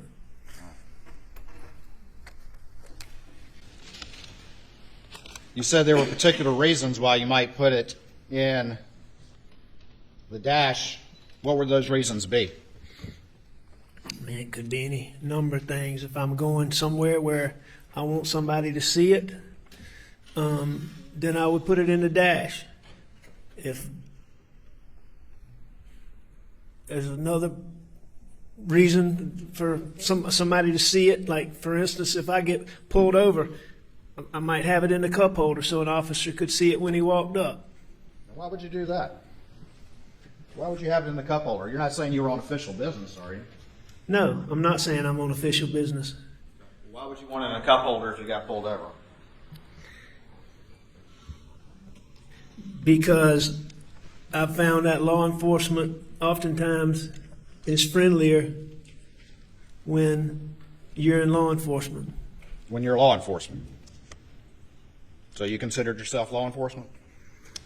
No, sir. I can't say that I considered myself law enforcement. Well, you carried a badge on you as an assistant solicitor for 2 decades, roughly? From around 98, so yes, sir, for 2 decades. And you would ride with it sometimes sitting in the front dash facing out, correct? That's correct. And you would put it in the cup holder so that law enforcement would see you if you got pulled over, right? That's correct. Okay, so you didn't consider yourself law enforcement? I personally didn't consider myself to be law enforcement, no, sir. All right, so you were just using having this badge to your advantage and taking license with it, is that correct? I guess in some circumstances that is accurate. See if you could use it to get away with something, correct? Get better treatment if you got pulled over. To get better treatment if I got pulled over? I mean, that's probably a fair statement. Okay. That, yeah, if somebody in law enforcement saw that, yeah, I'd say that's true. Did you have to take an oath when you got that badge? No, sir. You didn't? Not that I remember. I don't. I certainly don't recall taking one. Like, so going somewhere and raising my hand. Raising your hand and saying, "I promise to do my duty fairly and with integrity." You never had to do that? Mr. Waters, if I did, I sure don't recall it. I mean, it was a very informal process when I became volunteer assistant solicitor for my dad. And then when I continued with Duffy, I mean, at some point, you know, if I took any oath at all that I can remember, it would be on some paper that I may have had to sign, but I don't specifically remember doing that. All right. Well, let's talk about it. Let's go back to 571. And on the inside of it, what are those right there? Are those the an ID card with your picture on it? Yes, sir, that is. All right. And at the top, on that top, leave it in there if you would, please. Can you not see it? I can, but I was just gonna see what's on the back. All right, sir. All right, and it's got your picture on it, got your name on it? Yes, sir, that does have my picture and my name. All right. Good. Put that one back for me, please. All right. So you want to look right. at this top one? Look at the top one. Okay. What office does it say that you are on that top one right there? Up there at the top. State of South Carolina Solicitor, the Solicitor of the 14th Judicial Circuit. It says that I, as Solicitor of the 14th Judicial Circuit, I do hereby certify that, and it has, Your name. right? And it has all that data. What position does it say that you're appointed to? As the, okay, it says that as Solicitor of the 14th Judicial Circuit, I do certify that Richard A. Murdaugh was on July 1st, 2013, appointed as the Deputy Solicitor of Allendale, Beaufort, Colleton, Hampton, and Jasper counties in and is authorized to enforce the laws in the 14th Judicial Circuit of South Carolina. Awesome. Can I hold it back? And it's, yes, sir. Signed by Duffy Stone. Signed by Duffy Stone. So Deputy Solicitor, is that correct? I was never a deputy solicitor, Mr. Waters. That's what that says, but I've never been a deputy solicitor. Unless deputy solicitor is, I was a volunteer assistant solicitor. And as far as I know, Sean Thornton has been the only deputy solicitor that Duffy Stone had. And it's a simple point. It says Deputy Solicitor, but Deputy Solicitor is a higher rank than Assistant Solicitor, correct? To your understanding? That's what I think. Yeah. And that was Sean Thornton. I've never been deputy solicitor, even though that does say that. All right. I agree with. And that was signed by Duffy Stone, not by me. I understand. This is what was given to you. That's what was given to me. I We mean, went through this whole long thing at the beginning about whether or not you had an association with the law enforcement community, but this was given to you not by your father, but by a successor, correct? well, no, sir. I believe we got to this because you were asking me if I took an oath, and I don't remember taking an oath. And then you started asking me about these things. Okay. And you agree that this card says Deputy Solicitor, right? I agree that card says deputy solicitor. All right. Would you agree with me that it says on the back that it is reposing special trust and confidence in your ability, care, prudence, and integrity? Is that what it says on the back of this? I mean, if you're, no, sir. I mean, I trust, if you're reading that off the back of that, I assume that it does. All right.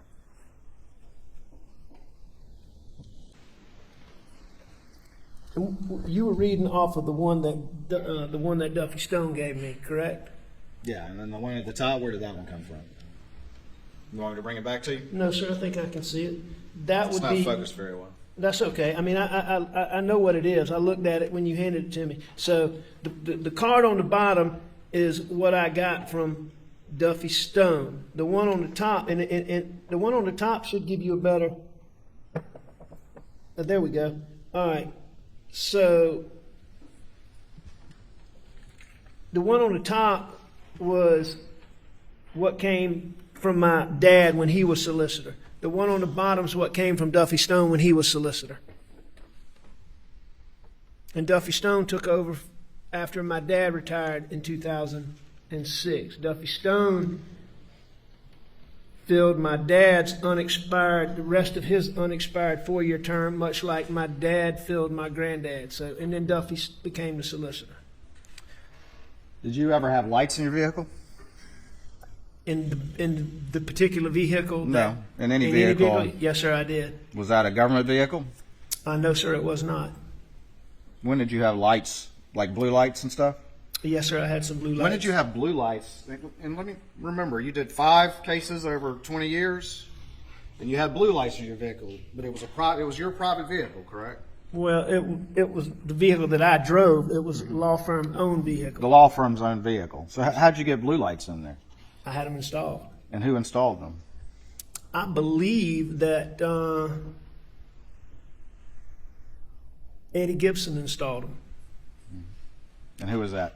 He's the guy who apparently does blue light work for most of the sheriff's departments in the 14th Circuit and a lot of the police departments. And did you When did you have that installed? Do you recall? Was it one vehicle or more than one vehicle? Let's start with that. I believe I had it in. I believe I had blue lights in one vehicle. And when did you have that installed, do you think? I'm not sure. It would have been. I mean, 5 years, 10 years? No, here I can give you a time frame. Okay. The vehicle that I was in on that got taken in on June the 7th, I got that vehicle sometime around late December or January. So I'd had it for 6 months. I would have had the previous vehicle for 5 years. That's how long we kept vehicles in the law firm. So I would have had it for 5 years.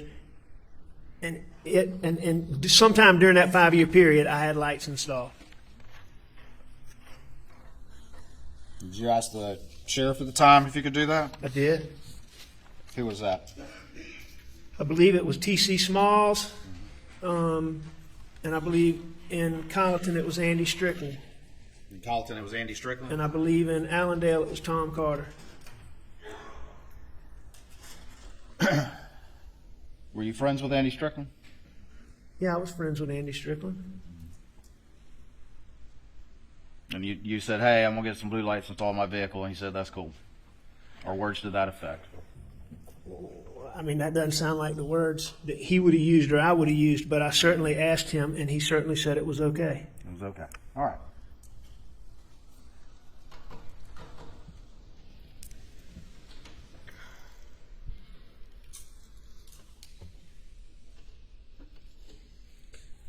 Along with Sheriff Smalls and I believe Sheriff Carter. I'm not positive about Sheriff Carter, but I believe so.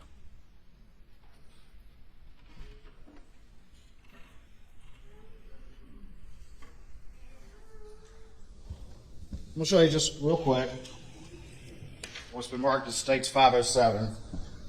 See if you recognize that. I believe this is my Suburban. Yeah, this is my Suburban that y'all have. Okay. Does that look like where your badge was on the day of the incident? I have no idea. You don't recall putting it there? No, but I don't take issue with the fact that it's. I don't take issue with the fact that it's there. If that's if that's how they say it was, found it and that's a picture. Your Honor, Dr. States 507 in the evidence. Judge? Submitted.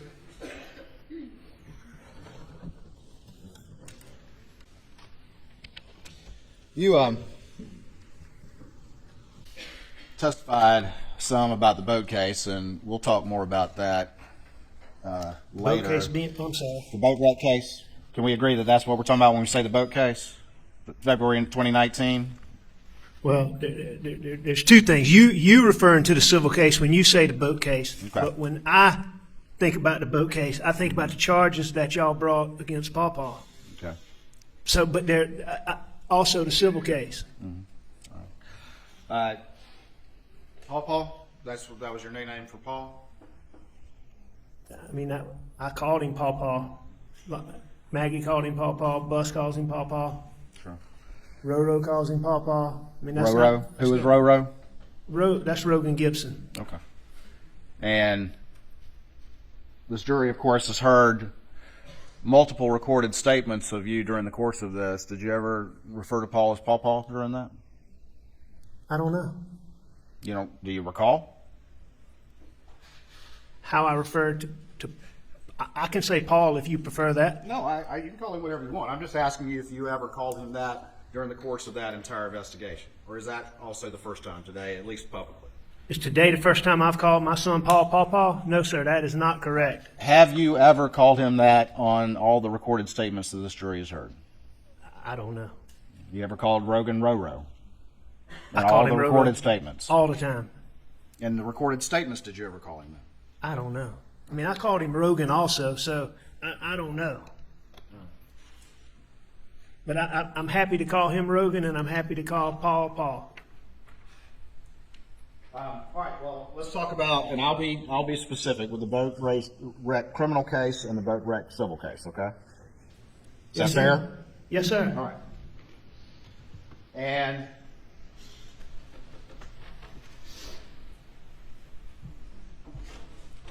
We've talked a little bit about your badge. Did you have your badge with you on the night of the boat wreck?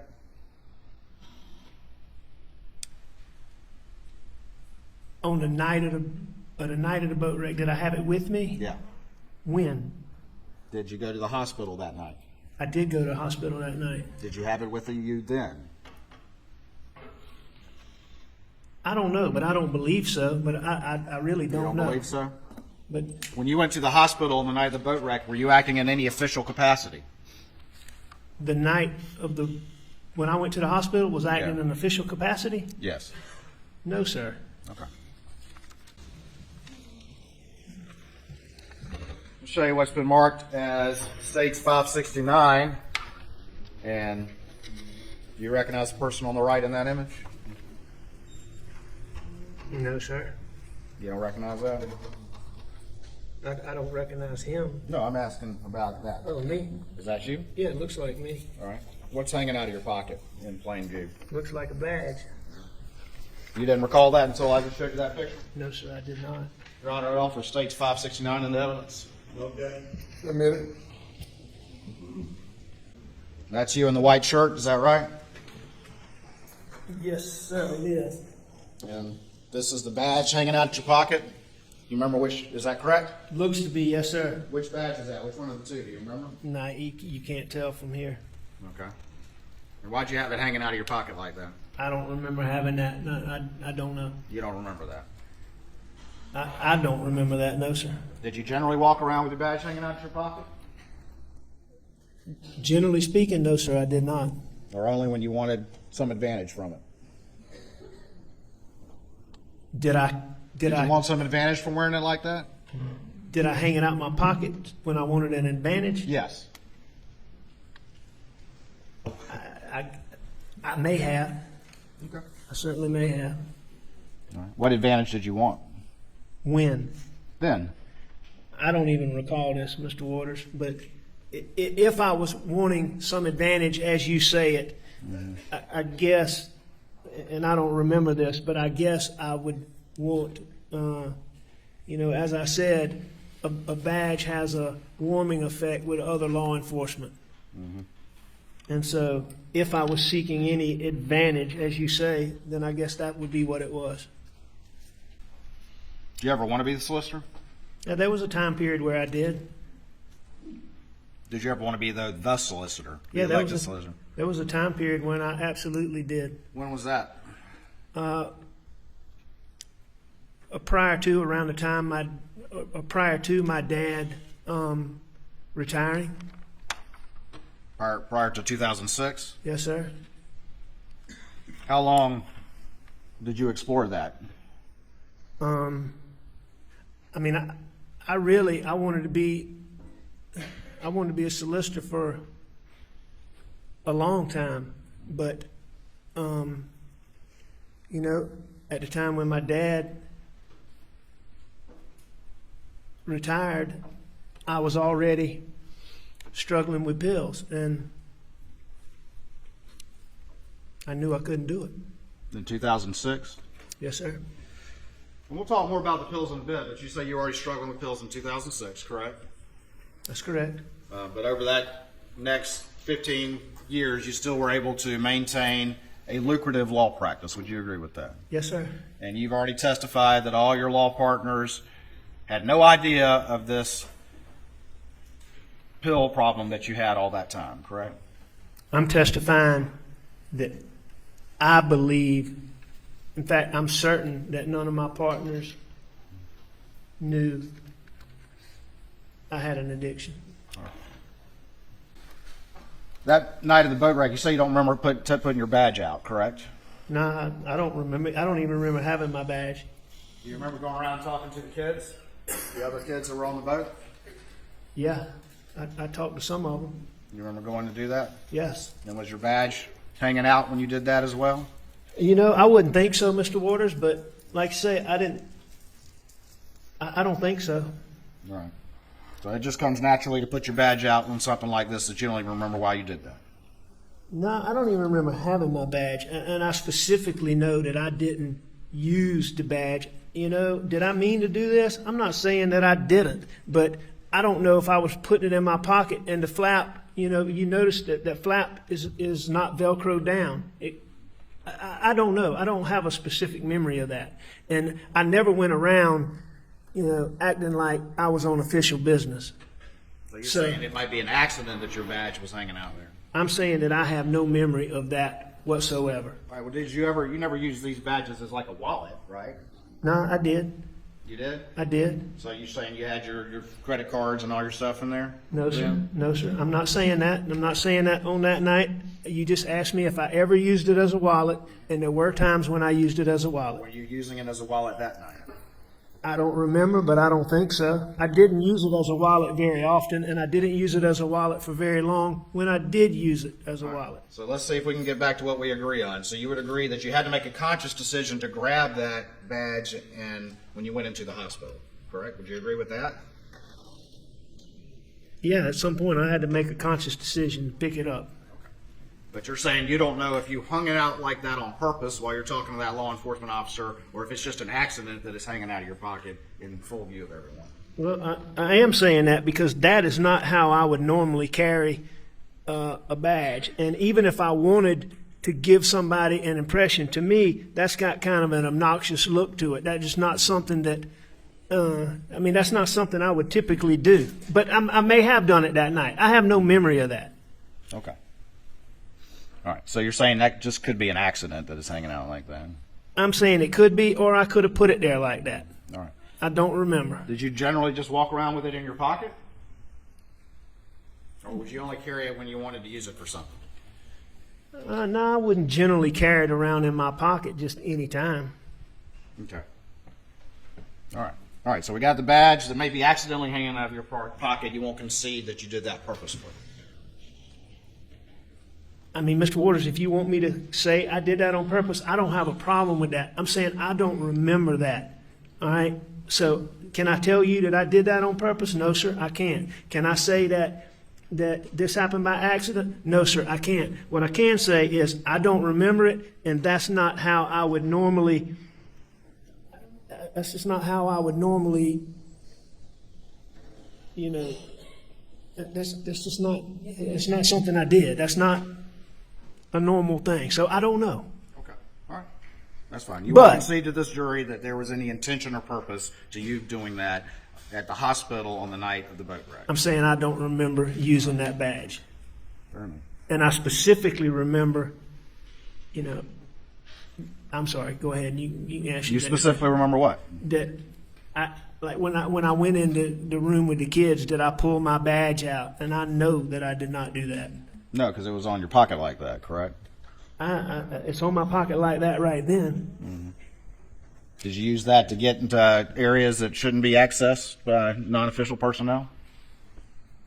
Absolutely not. I mean, there was nowhere that I went that that was not truly public domain. I mean, basically, the places that I went to were, when I got there, I went to PawPaw. When I left PawPaw, I went to Morgan Dowdy, who was like a daughter to Maggie and I, had dated Paul for a long time. And I went to Morgan. Morgan had an injury to her hand that was bad, and she was very upset about Mallory. And they were working on her, so I left her room. I went back to PawPaw. At some point in time, I noted I went to Connor's room, and I believe those are the only rooms I went to. But again, I can't tell you that with certainty. While you were wearing that badge like that, did you tell any of the kids who were in the boat wreck not to cooperate with law enforcement? I never told anybody not to cooperate with law enforcement. Whether I had a badge hanging out my pants, didn't have a badge, or any point in time did I tell anybody don't cooperate with law enforcement. Did you become aware in March or April or May of 2021, shortly before June, that an investigation into the investigation of that night had begun, as well as your conduct? Yes, I did learn of that. I don't know the status of that investigation, being that I've been charged with so many things and haven't been charged with that. I'm assuming that There may not be charges. Whether or not you were aware that that had begun in the spring of 2021. Yes, sir. I was aware. Well, at some point in time, I became aware of it. Was that the spring? Was it, February, March, April? I know it was after. I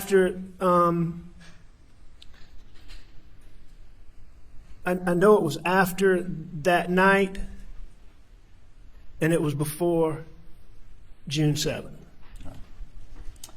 Before June 7th. I'm pretty sure that I already knew that. Did on June the 7th. You mentioned Andy Strickland. Do you know what happened to him? Do I know what happened to him when? How he lost his job? As sheriff? I believe that when he was charged, I don't know if he resigned or he was suspended. Okay. Do you remember if that was a few months prior to you becoming aware of an investigation into the investigation of this boat case, including you? Do I know what When now? Andy Strickland was charged and lost his job, was that a few months prior to you becoming aware of the investigation into this incident that's on the screen? A few months prior? I don't really know this for a fact, but I believe, as I'm sitting here today, I believe that Andy was charged back in the fall. And like I said, we learned about when, I've testified about when I understood there was an investigation into whether or not I was acting in a public manner or whatever it was y'all were investigating, public corruption or that. So if it was a couple of months, if it was a month or two when Andy Strickland got charged, then if you showed me that, I'd be surprised, because I think he was charged before that. All right. But this was a friend of yours, correct? The guy who you asked if you could put lights in your car in a private vehicle, correct? Well, I mean, Andy, I considered Andy a friend. I considered TC a friend, and I considered Tom Carter a friend, Sure. all of whom I asked if I could put lights in the vehicle. All right. And So, yes, sir. I mean, I considered Andy a friend. would you at least agree with me that in at least the fall of 2020, your friend Andy Strickland was indicted and lost his job for a financial and corruption investigation? Objection, Your Honor, relevance. Response. Your Honor, I think there's a link between his knowledge of that and what he's admitted that there was an investigation going on in the months prior to the murders. Anything further? And the question is something about Andy Strickland being indicted? I just don't see the relevance, Your Honor. Sustain the objection. All right. We can at least agree that you were aware prior to the murders that there was this investigation, correct? The one on the screen. The one related to the investigation into the boat case. Was I aware that y'all had started an investigation into what I did in the hospital prior to the June 7th? Yes. I believe that to be correct. All right. And if it wasn't before that, it was shortly after it. You testified that you've had a pill addiction for approximately 20 years, correct? I think that's about right. And so when did you start stealing money from clients? How long did it take before you started doing that? I'm not sure when the first time I did that is. You don't know? No, sir. Not You haven't gone back and thought about that? Well, sure, I've thought about it, but to be able to sit here, I mean, you got to understand, I've been in rehab and I've been in jail, and I don't have access. You know, all my telephone calls were put on the media, so I haven't had a lot of phone access. I haven't had a lot of access. So as we sit here today, I cannot tell you the exact time. I don't deny that I did it, but I can't tell you the exact time that I first did it. And you told this jury that's the cause of your financial problems? Did I say that Your opiate addiction was the cause of your financial problems? it was certainly a cause, yes, A sir. cause. Not the only cause, though, correct? No, I wouldn't think it was the only cause, but yeah, it was certainly a cause. You recall testimony in this courtroom about how you had some land deals go bad around the time of the recession in 2008, 2009? Sure. And you recall testimony from your law partners in this courtroom that you had some big cases that they thought cured those issues, correct? I heard them say that, yes, sir. Do you disagree with that? Do I disagree with what they thought? No, I mean, I don't have any You reason disagree if that was true? that they thought, that my partners thought that, that I gotten past my financial difficulties. I have no reason to dispute that, Mr. Waters. I'm not trying to frustrate you. Was what they thought true? That I was past my financial difficulties? Is that the question? Yes, that's the question. Was it true that I was past my financial difficulties? I mean, they were certainly better after that, but I mean, no, I don't think I was past them. No, sir. All right. What was the first big case after the recession that you had? Mr. Waters, I can't tell you what the first big case was. You remember what date? All right. Well, let's go with the Pinckney case. Do you remember when that was? I remember generally speaking when it was, yes, sir. What year was that? 2011? Would you dispute that? 2011, when it ended? When you got recoveries in that case. I mean, if you're looking at something that tells me that, I have no reason to dispute that. But I can't remember off the top of my head, but that's certainly in the time frame. It's fine, Mr. Murdaugh. We'll go through it. Let's do it. Mr. Waters, like I said, I take you at that. I just don't know off the top of my head. All right. I don't have a reason to dispute that. All right, I'm going to show you what's been admitted into evidence as case 331. Let's go with, actually, 332, 333, and 334. Do you recognize those documents? Just generally, do you recognize? I do. All right, and just what are those? Those are disbursement sheets. Can I have them back, please? Yes, sir. Just give me 1 sec. Yeah, take time. Just trying to see which ones.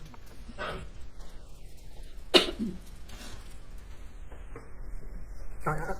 Let's think about it. I'm curious about it. Yeah, You we'll ask talk about questions. that. We'll talk about that. All right. Let's talk about, let's start with Natasha Thomas. Do you remember her? I do. How old was she when she became your client? I'm not sure. She was young. She was a teenager? I'm not sure, but I know she was young. She was underage, correct? Yes, she was underage. I do believe that. All right. In fact, I know that. And can you tell me what she was injured in this wreck in an automobile wreck, correct?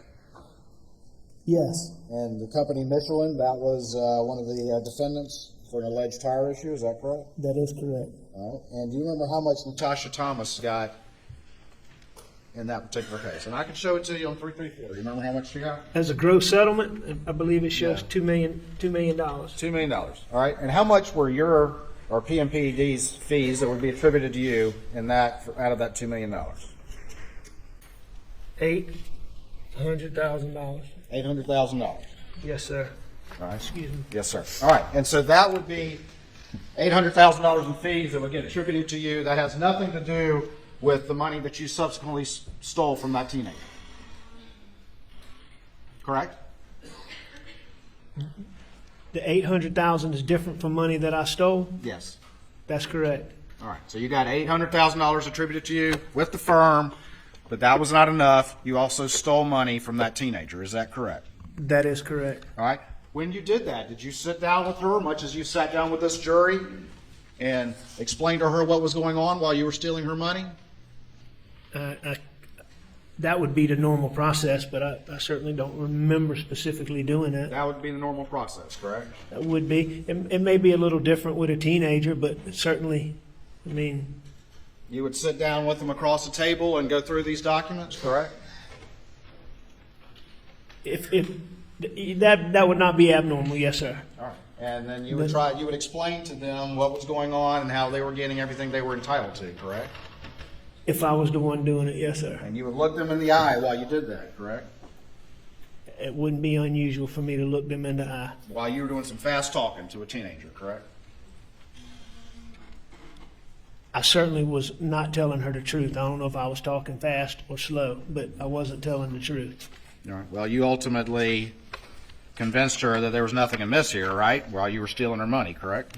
I don't know if I convinced her that nothing was amiss or I misled her, but I admit candidly in all of these cases, Mr. Waters, that I took money that was not mine and I shouldn't have done it.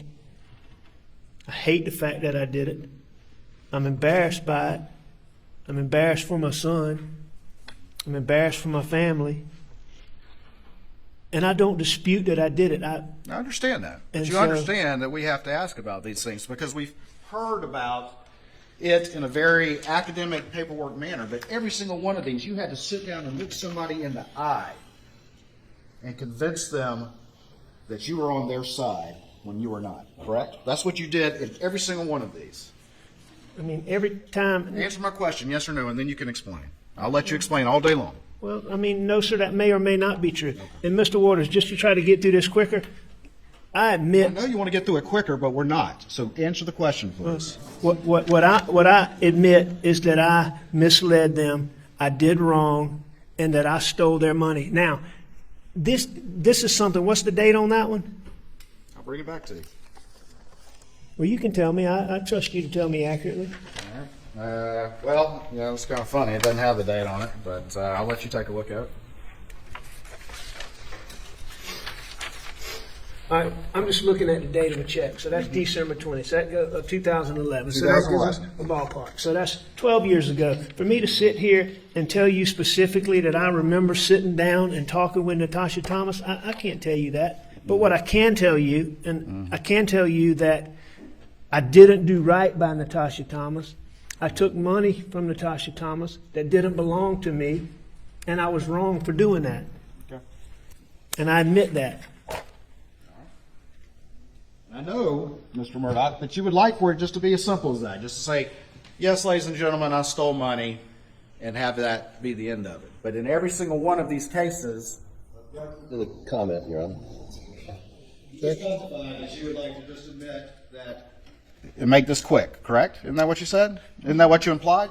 No, sir. Mr. Waters, you have charged me with murdering my wife and my son, and I have sat here for all these weeks listening to all this financial stuff that I did wrong, that I'm embarrassed by. I'm happy to talk to you about as much of that as you want to talk about. I'm required to talk about it as much as you want to talk about it. But the fact is I cannot specifically remember sitting down. The details that you're asking me for, I can't tell you. But what I can tell you is that in all these financial situations, I stole money that was not my money. I misled people that I shouldn't have misled, and I did wrong. I can tell you that. And I may be able to tell you specifically, in some instances, what I did or didn't do. All right. Well, good. Well, we'll do that. But the point that I'm asking you is it's not just as simple as some paperwork. You had to sit down and deal with these people and convince them that you were telling them the truth in order to steal this money, correct? That may not be true, because in some situations, I may not have had to do that. They may have just trusted me to do it. Okay. So that's my point, is I misled them. There's no question about that. But did I sit down in each particular instance and like you're breaking it down step by step? I can't say that. I can say I did wrong, I stole money that wasn't mine, and I shouldn't have done it. All right. And it was terrible what I did. All right, well, let's look at Stage 330. This is Arthur Badger in the UPS case, correct? That's correct. All right. Do you remember what the total recovery was in that particular case? There were multiple plaintiffs. Let me ask you that first. There were multiple plaintiffs in that case, correct? That's correct. And do you remember what the total recovery was in that case? Not exactly, but I mean, I know generally. All right. Was it $12 million? Would you disagree with that? Is it $12 million? I mean, if you tell me it was $12 million, then I believe you, but I thought it was a little bit more than that. All right. And if ultimately, if you have multiple plaintiffs, how do you decide as the plaintiff's lawyer, or how does it work out that amounts of that total recovery get allocated to individual plaintiffs? I mean, different cases are different ways. Is it true that often the defense attorneys, the civil defense attorneys, will ask the plaintiff's attorneys how you want that allocated?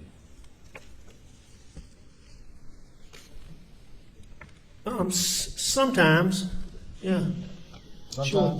Is that what happened in this case? In the Badger case?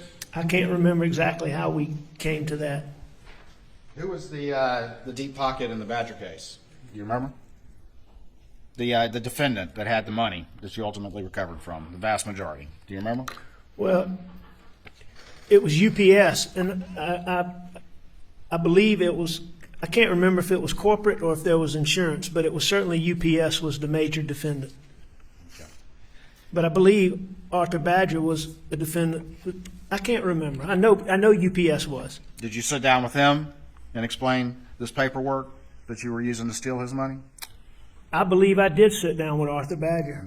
And managed to convince him that nothing was amiss while at the same time stealing money? I believe I did. And did you allocate millions of dollars to Arthur Badger personally while only telling him that his recovery was going to be around $300,000? I believe that I did. Yes, sir. And on this exhibit, 330 sat down and looked him in the eye with all this stuff on here and fast talked him past these figures so that he believed you and left thinking that you had done him right. I would have. I believe that I sat down with Arthur Badger, and I know that I misled Arthur Badger, and I'm sure at some point during that conversation that I looked him in the eye. Going back to States 333, you remember Hakeem Pinckney? Do you remember him? I do. What happened to him? He was injured in the same wreck that Natasha Thomas was injured in. Was he badly injured? He was. How badly injured was he? Yes, I mean, he was terribly injured. He became a, I can't remember what level, but he was a quadriplegic. Do you remember what the total recovery amount was for him? Not off the top of my head, no, sir. All right. Well, let me show you States 333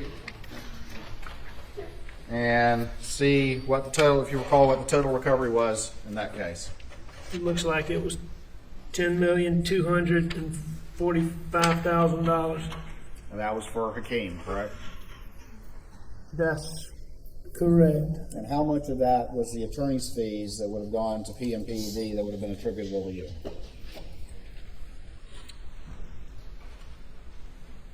$4,098,000. $4 million in legal fees that you would have gotten from this settlement. Is that correct? $4,098,000. Yes, sir. And in the end, that wasn't enough for you, correct?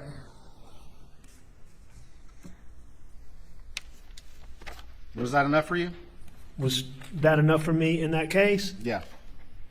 I mean, Was over $4 million in legal fees that you received that would have been attributable to you through the law firm at the end of the year, whatever it worked out to be, but you would have been credited with over $4 million in fees for that. Is that correct? that's correct.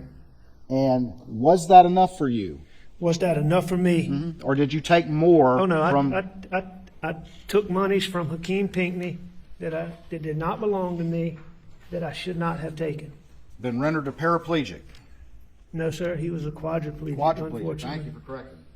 Yes, sir.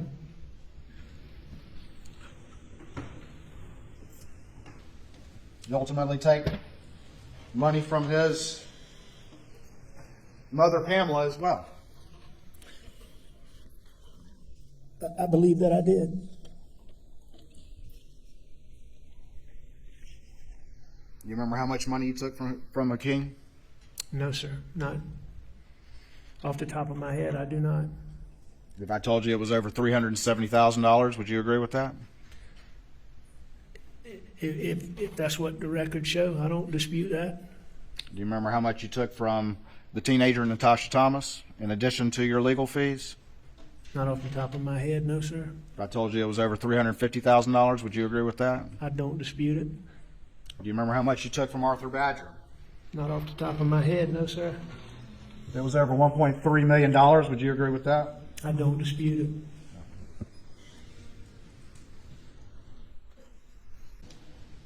Around the time that this was going on, did you have some land deals that were going bad? That had gone bad? Which 2008, 2009, 2010, 2011. I think those had happened a little bit before that, but I had some land deals that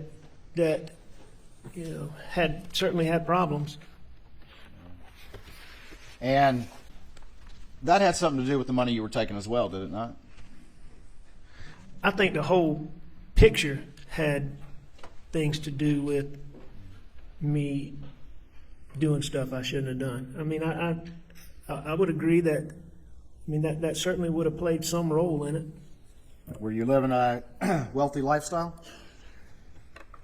A wealthy lifestyle? Mm-hmm.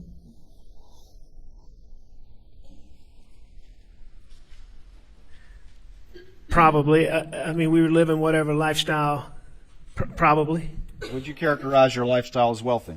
You know, that's not how I would characterize it. But You wouldn't I'm not characterize gonna- it as wealthy? I'm not going to take issue with it. Okay. Around this time, were you making more than $1 million a year? Around what time? 2011. Yes. 2012. Yes. And you were still stealing money as well, correct? Yes. Can we at least agree that that's a lot of money? Over $1 Never million. mind, it's fine. Okay. I think there's no question that's a lot of money. Okay, good. We can agree on that. That's a lot of money, correct? I feel like we're struggling here. Were you living a wealthy lifestyle? Statement, Your Honor. Were you living a wealthy lifestyle? I just don't know what you mean by wealthy. Is this a hard question, Mr. Murdaugh? Well, it's hard for me to know exactly what you want, and it depends.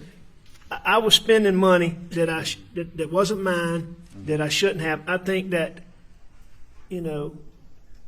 we lived a lifestyle. I don't have an issue if you want to call it wealthy. All right. Would you concede with me that not all of this money was going to pills at this point in time? No. All this stolen money? No, I doubt that it was. Okay. And it was being used to support your wealthy lifestyle? Well, I haven't looked at all these documents to know exactly what was being spent where, but here's what I do know. I know that I was making a bunch of money, and I should have had more money than I did. And I know that I was spending a bunch of money on pills, and I know that, I don't remember in 2011 if I just can't remember those land deals, but, if I spent money on other things, I don't dispute that either. I just haven't looked at the records. Okay. But you would at least concede that the money you were stealing was going to support your ever-expanding wealthy lifestyle. Would you concede that? Did all of the money I stole? Any of it, Mr. Murdaugh? Any of it? Yeah, I would certainly agree that there was money that didn't go to buy just pills. All right. And you would concede that even though you were generating millions of dollars in fees, that was not enough for you. Would you concede that? If by concede that, you mean was I also stealing money that I shouldn't have? Yes, sir, I agree with that. I've said that repeatedly.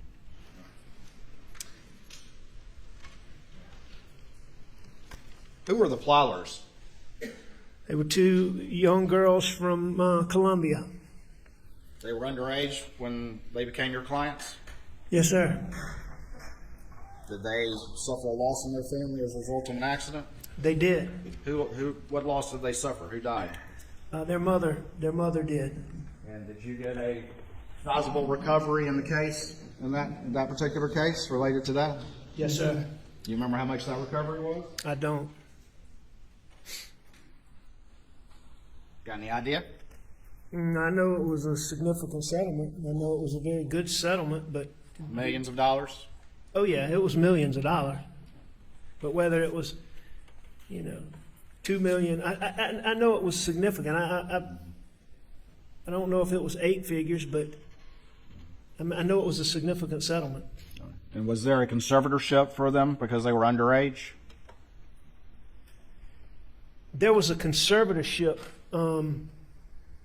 for them, but I don't think the fact that they were underage is why there was a conservatorship. You don't think it was because, at least in part, they were underage when the settlement was received? No, that's not what I remember. But for purposes of your thing, Mr. Waters, I agree there was a conservator appointed. Well, what is your memory of why the conservator was appointed?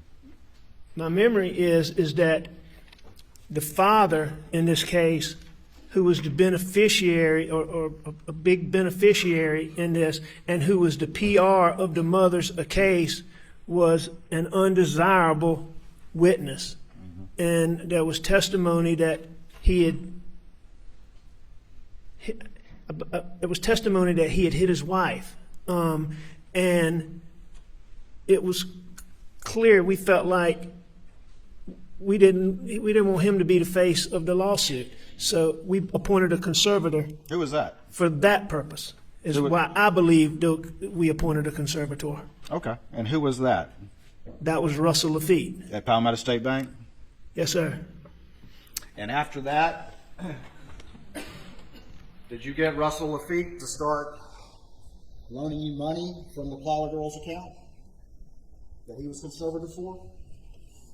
He loaned me money from the Plower account.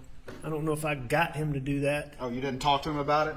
Y'all didn't talk about that at all? No, we did talk about it. I mean, there's emails to that effect. Are you disputing that to this jury? Mr. Waters, I'm not disputing. I'm just telling you that Russell Lafitte gave me a loan from the Plowers. Your question was, did I get him to do that? And I don't necessarily believe that to be accurate. Well, who came up with the idea? I don't know that it was come up with an idea. There was, I think that Russell felt like that it was a sound investment for those girls to charge me a higher interest rate when they weren't getting but so much interest somewhere else. So, what was that interest rate that y'all thought was such a good idea for these girls? Do you recall what it was? I can't remember. The reality is that you needed the money, and this was a convenient source to keep your massive cash flow going as early as 2011, 2012. Isn't that correct? Well, this was a loan, yes, sir. But exactly why it came from them versus the bank, I can't tell you the details without looking at all that. I can't tell you that off the top of my head. And despite all you were earning, you would even send Russell emails saying, "Hey, transfer over $75,000 from the Plower account into my account." Correct? You remember emails to that effect that you would have to him? Do I remember an email to that effect? No, I don't remember that. But dispute that there were emails to that effect? Not if you say there were, Mr. Waters. I don't dispute that. I don't dispute any of this, that I took money that didn't belong to me, that I misled people. I know that you want the answer to be that simple. That's not what I'm asking. We agree on that. We've agreed on that. Well, no, sir. I don't necessarily want the answer to be simple. I just want everybody to understand I do not dispute that I stole money that was not my money, that I misled people to do that I misled people that trusted me to do that, and that what I did was terrible. Sure. I don't dispute that. It's just the way you're asking these questions, and there's some things in there that I do take issue with. Okay. Which part of what I just asked you about the Flyers do you take issue with? You take issue that y'all didn't conspire to do that, you and Russell? Yes. Take issue with that? You take issue with that? Okay. I can tell you that Russell Lafitte never conspired with me to do anything. Whatever was done by me. Okay. So you told the Plowler girls that you were borrowing money from their account? No, I don't know. I don't know that I told Tell them Russell to tell them? that. I don't recall. I don't believe so, but I can't sit here and tell you what I told him however many years ago. Did you tell Russell he could borrow money from that account too? I don't remember having any discussion with him about him borrowing money. Was the supposed interest rate you were paying far lower than anything you could have gotten anywhere else? I don't even know what You don't interest even rate know? I was paying. One thing's clear, you never told this to the Plowler girls, did you? I would have thought the interest rate that I was paying was a little bit more than what a bank loan would have been, but I don't know that. I don't know that to be. I don't know what the interest rate was, so I don't know that for sure. When you stole the Badger money, how much did you steal from Arthur Badger that we talked about before in the UPS case? I don't remember the exact amount. Over $1.3 million, would you dispute that? I don't dispute that.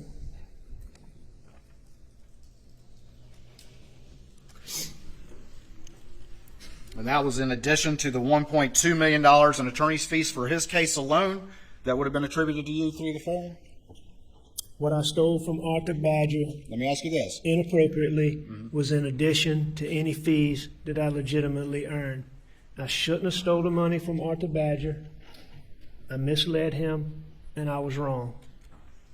Did you speak with Russell Lafitte once you stole this money from Arthur Badger about structuring that $1.3 million that you stole in a manner so it appeared to be payments to the Plyler account?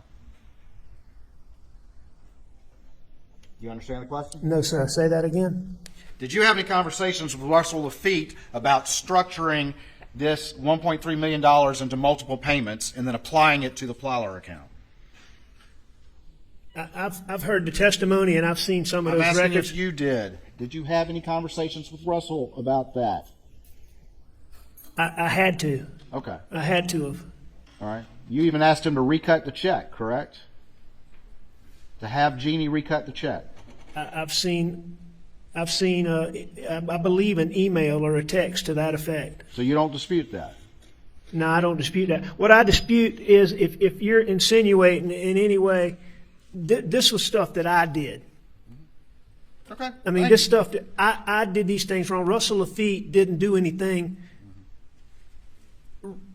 I'm not here to talk about that. I'm just talking about what went on. And I know, but you keep talking about what I did with Russell Lafitte, and what I want to let you know is that I did this. And I'm the one that took people's money that I shouldn't have taken, and that Russell Lafitte was not involved in helping me do that. I'm just asking you a Knowingly. simple question. If he did it without knowing it. All right. So you send him an email and then asked him to recut the check and have the check made out to various amounts short of that, and then applied those over time to give the illusion of payments to the Plyler account. Is that correct? Mr. Waters, Is that correct? I don't know, but I'll tell you this. Okay, I you don't don't know.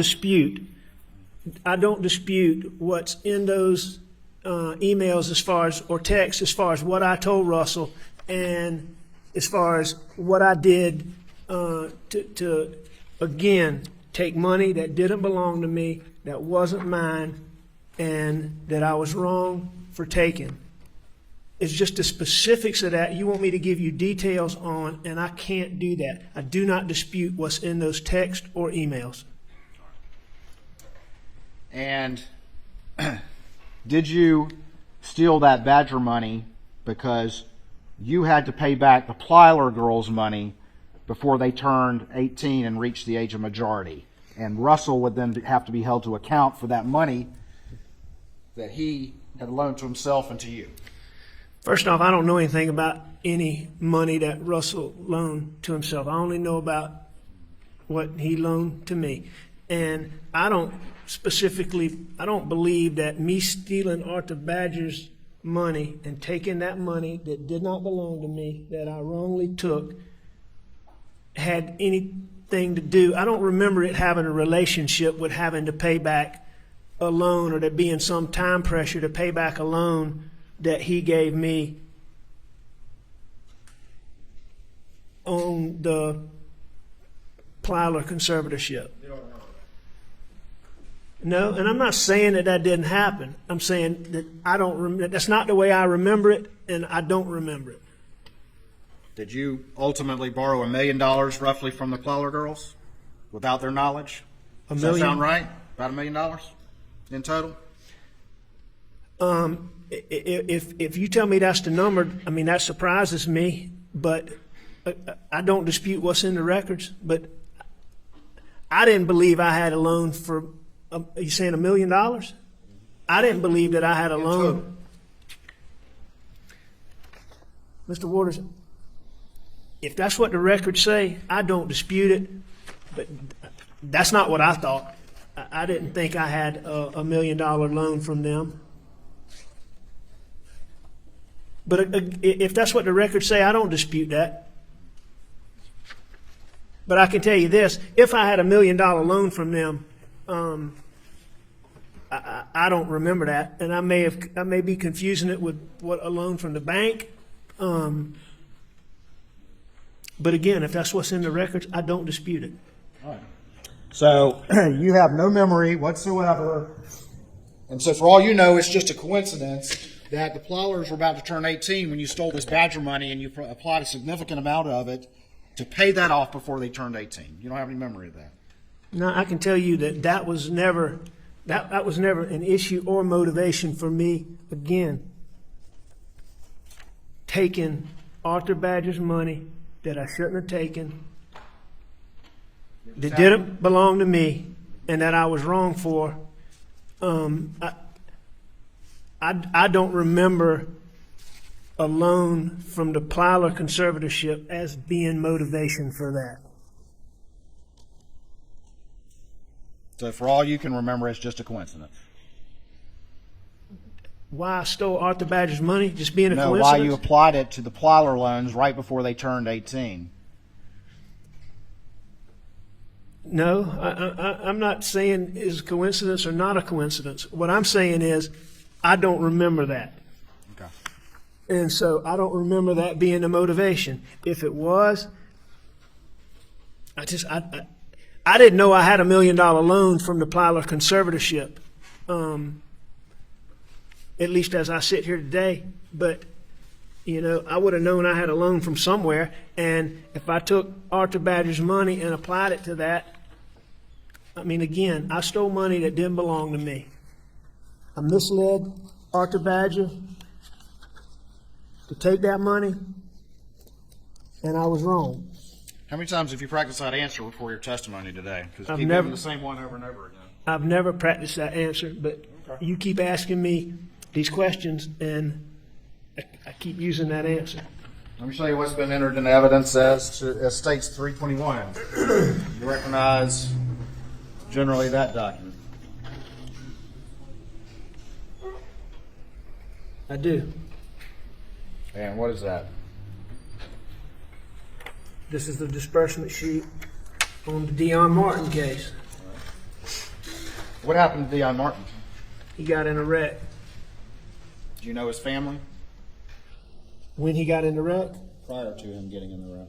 I knew who his family was, but prior to getting in the wreck. But after he got in this wreck, I became very close with his family. Came very close with his family. And Deion suffered some pretty severe injuries, correct? Dion was hurt bad. Yes. Including an injury to his head. I heard you say that the other day. I don't specifically remember Dion having a head injury. I believe Dion had more orthopedic injuries, but he may have had some injury to his head. You met with him on a number of occasions? Yes, I met with him on a number of occasions. Met with his parents on a number of occasions? About Dion? About the case, while the case was going on. I don't know if I met with his parents about Dion's case, but I know I met with Dion, and I may have met with his parents if they say that. I mean, his dad's one of the most honorable fellows that I know. If he says I met with him, I certainly believe that. But you said you became close with them, correct? Close with the parents? I consider Dion's, yes, I consider I think the world of his dad and his mom and Dion. What was the recovery that was obtained in Dion's case? I'll show it to you. Let's see, it looks like recovery, $2 million.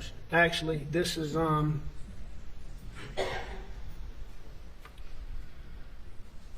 see, I know it's $2 million, but I believe the recovery was less than $2 million.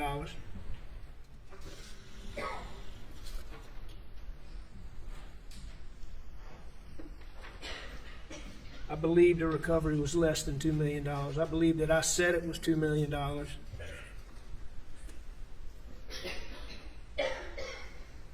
I can't remember exactly what the recovery is, but I know it was less than $2 million, and I know that I misstated it as $2 million.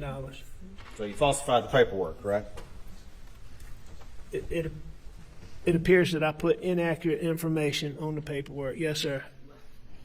You put inaccurate information. You falsified it, right? If you like that word, yes, sir. All right. And that's that right there where you put that $500,000 on there, correct? Right. Oh, I'm sorry. Can I have the Almeda, please? I'm sorry, Mr. Waters, what was the question? Let's get the Almeda up and I'll show you. Right there, that's the $500,000 that you falsified this document with, is that correct? Where it says structured annuity directly to Michael Gunn? Yeah, that looks like one place that I... Yes. How did you do that? Why did I... Yeah, why'd you put that $500,000? What was your purpose in doing that? It appears that I was stealing his money, $500,000. Were you not inflating your fees with that one?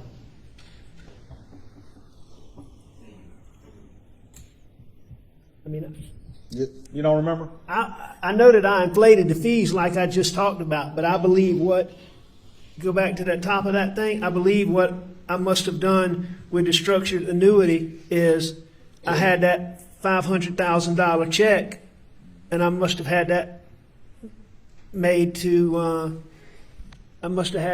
forge, as you've heard, to steal that money from Dion Martin. All right, down at the bottom. That I shouldn't have. Is that your signature down there? It is. Is that Dion Martin's signature on the other side? You dispute that? No, I don't dispute that.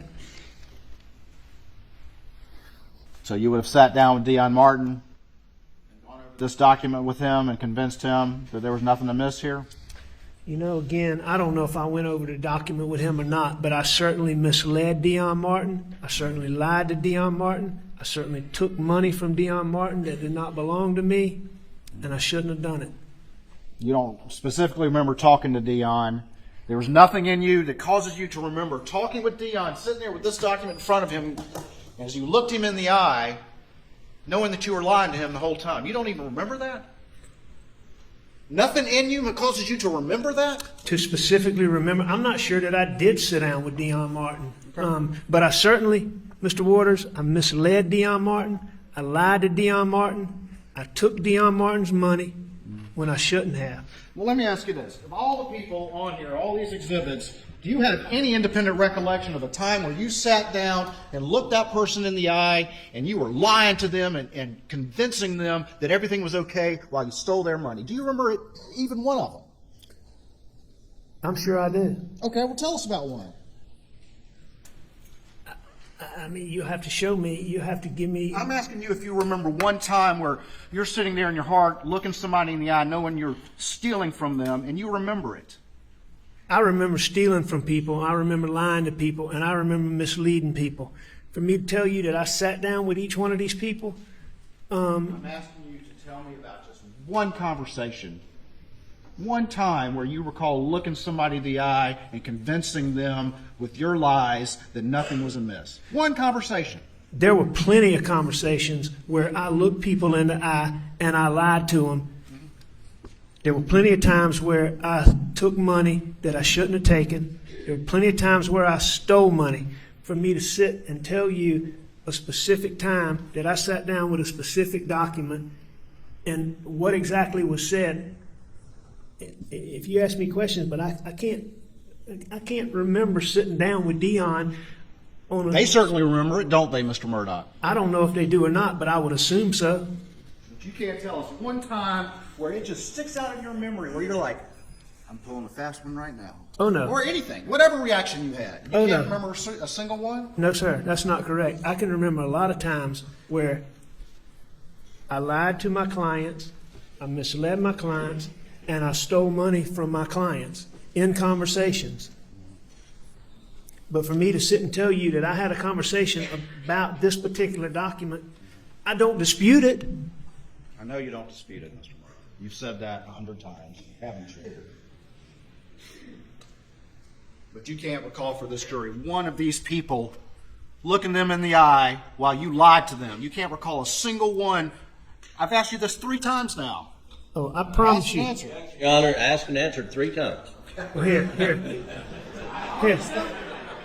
Here you go, Mr. Waters. Point's made, isn't it, Mr. Murdaugh?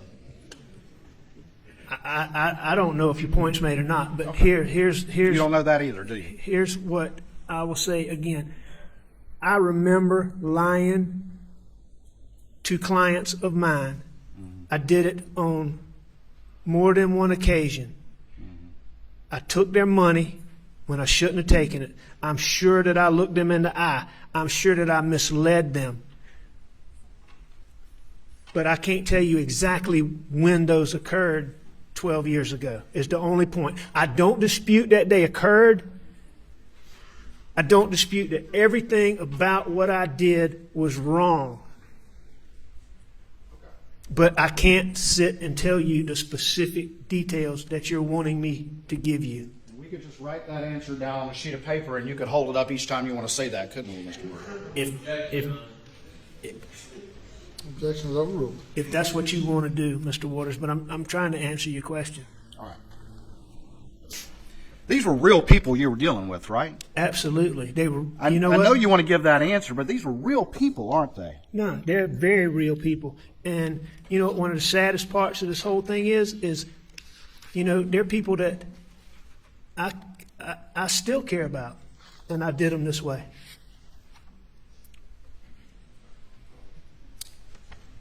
You know, that's what I was meaning in that text that you made an issue about to Annette Griswold.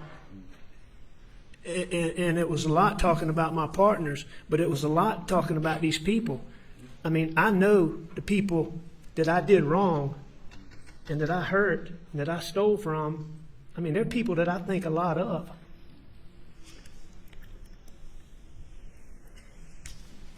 And they didn't know. hang on. I want to say one more thing.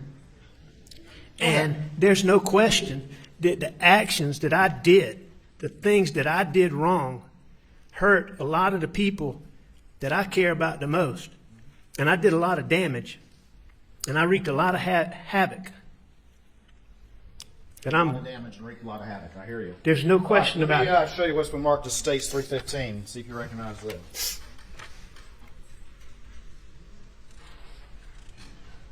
I do. Which case is this? This is Elise Mallory. And what happened in this case?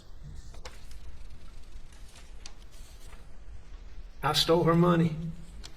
What happened, though, with the underlying case? Can you tell the jury that? Do you remember that?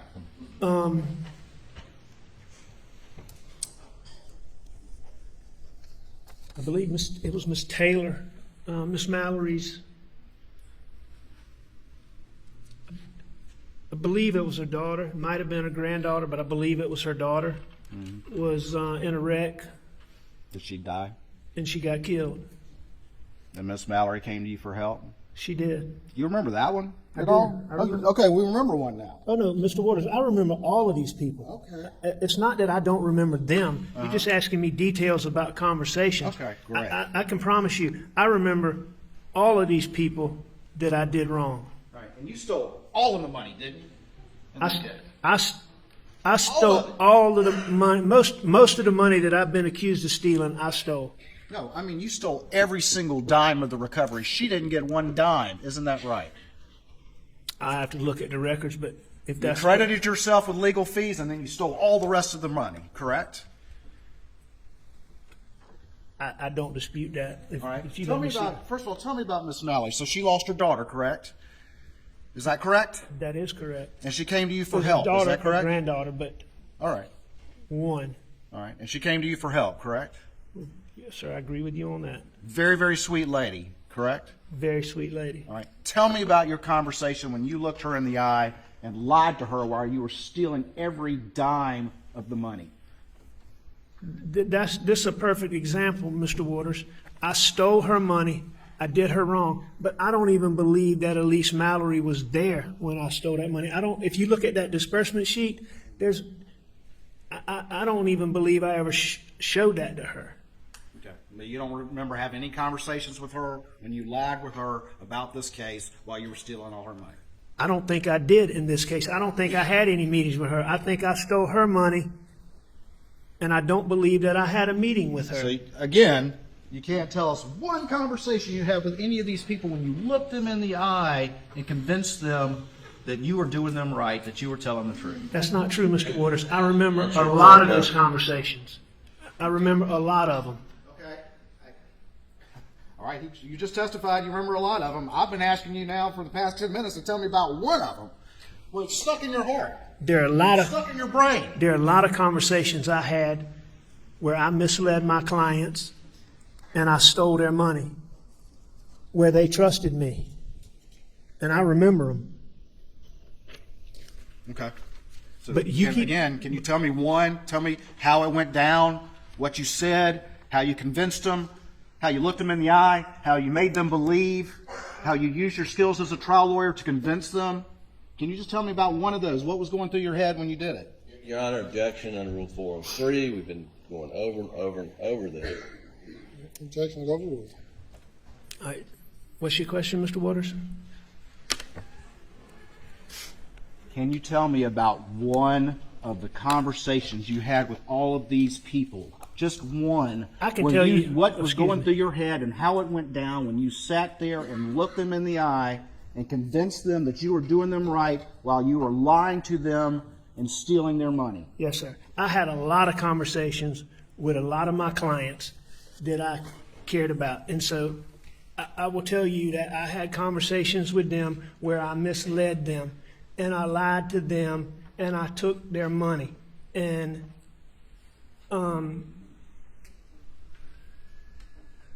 I was a number of times. Okay.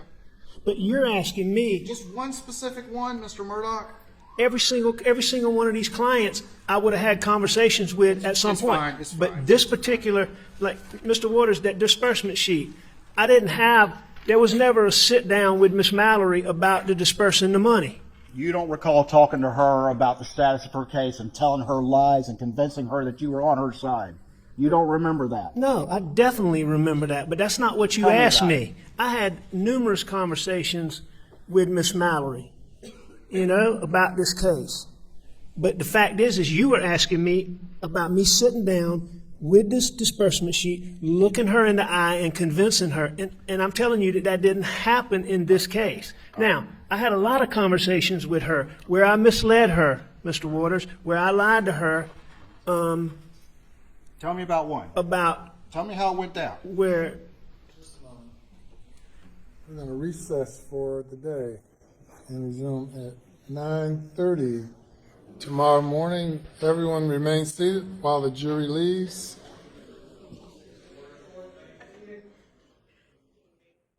Please do not discuss the case. We'll see you all 9:30 tomorrow morning.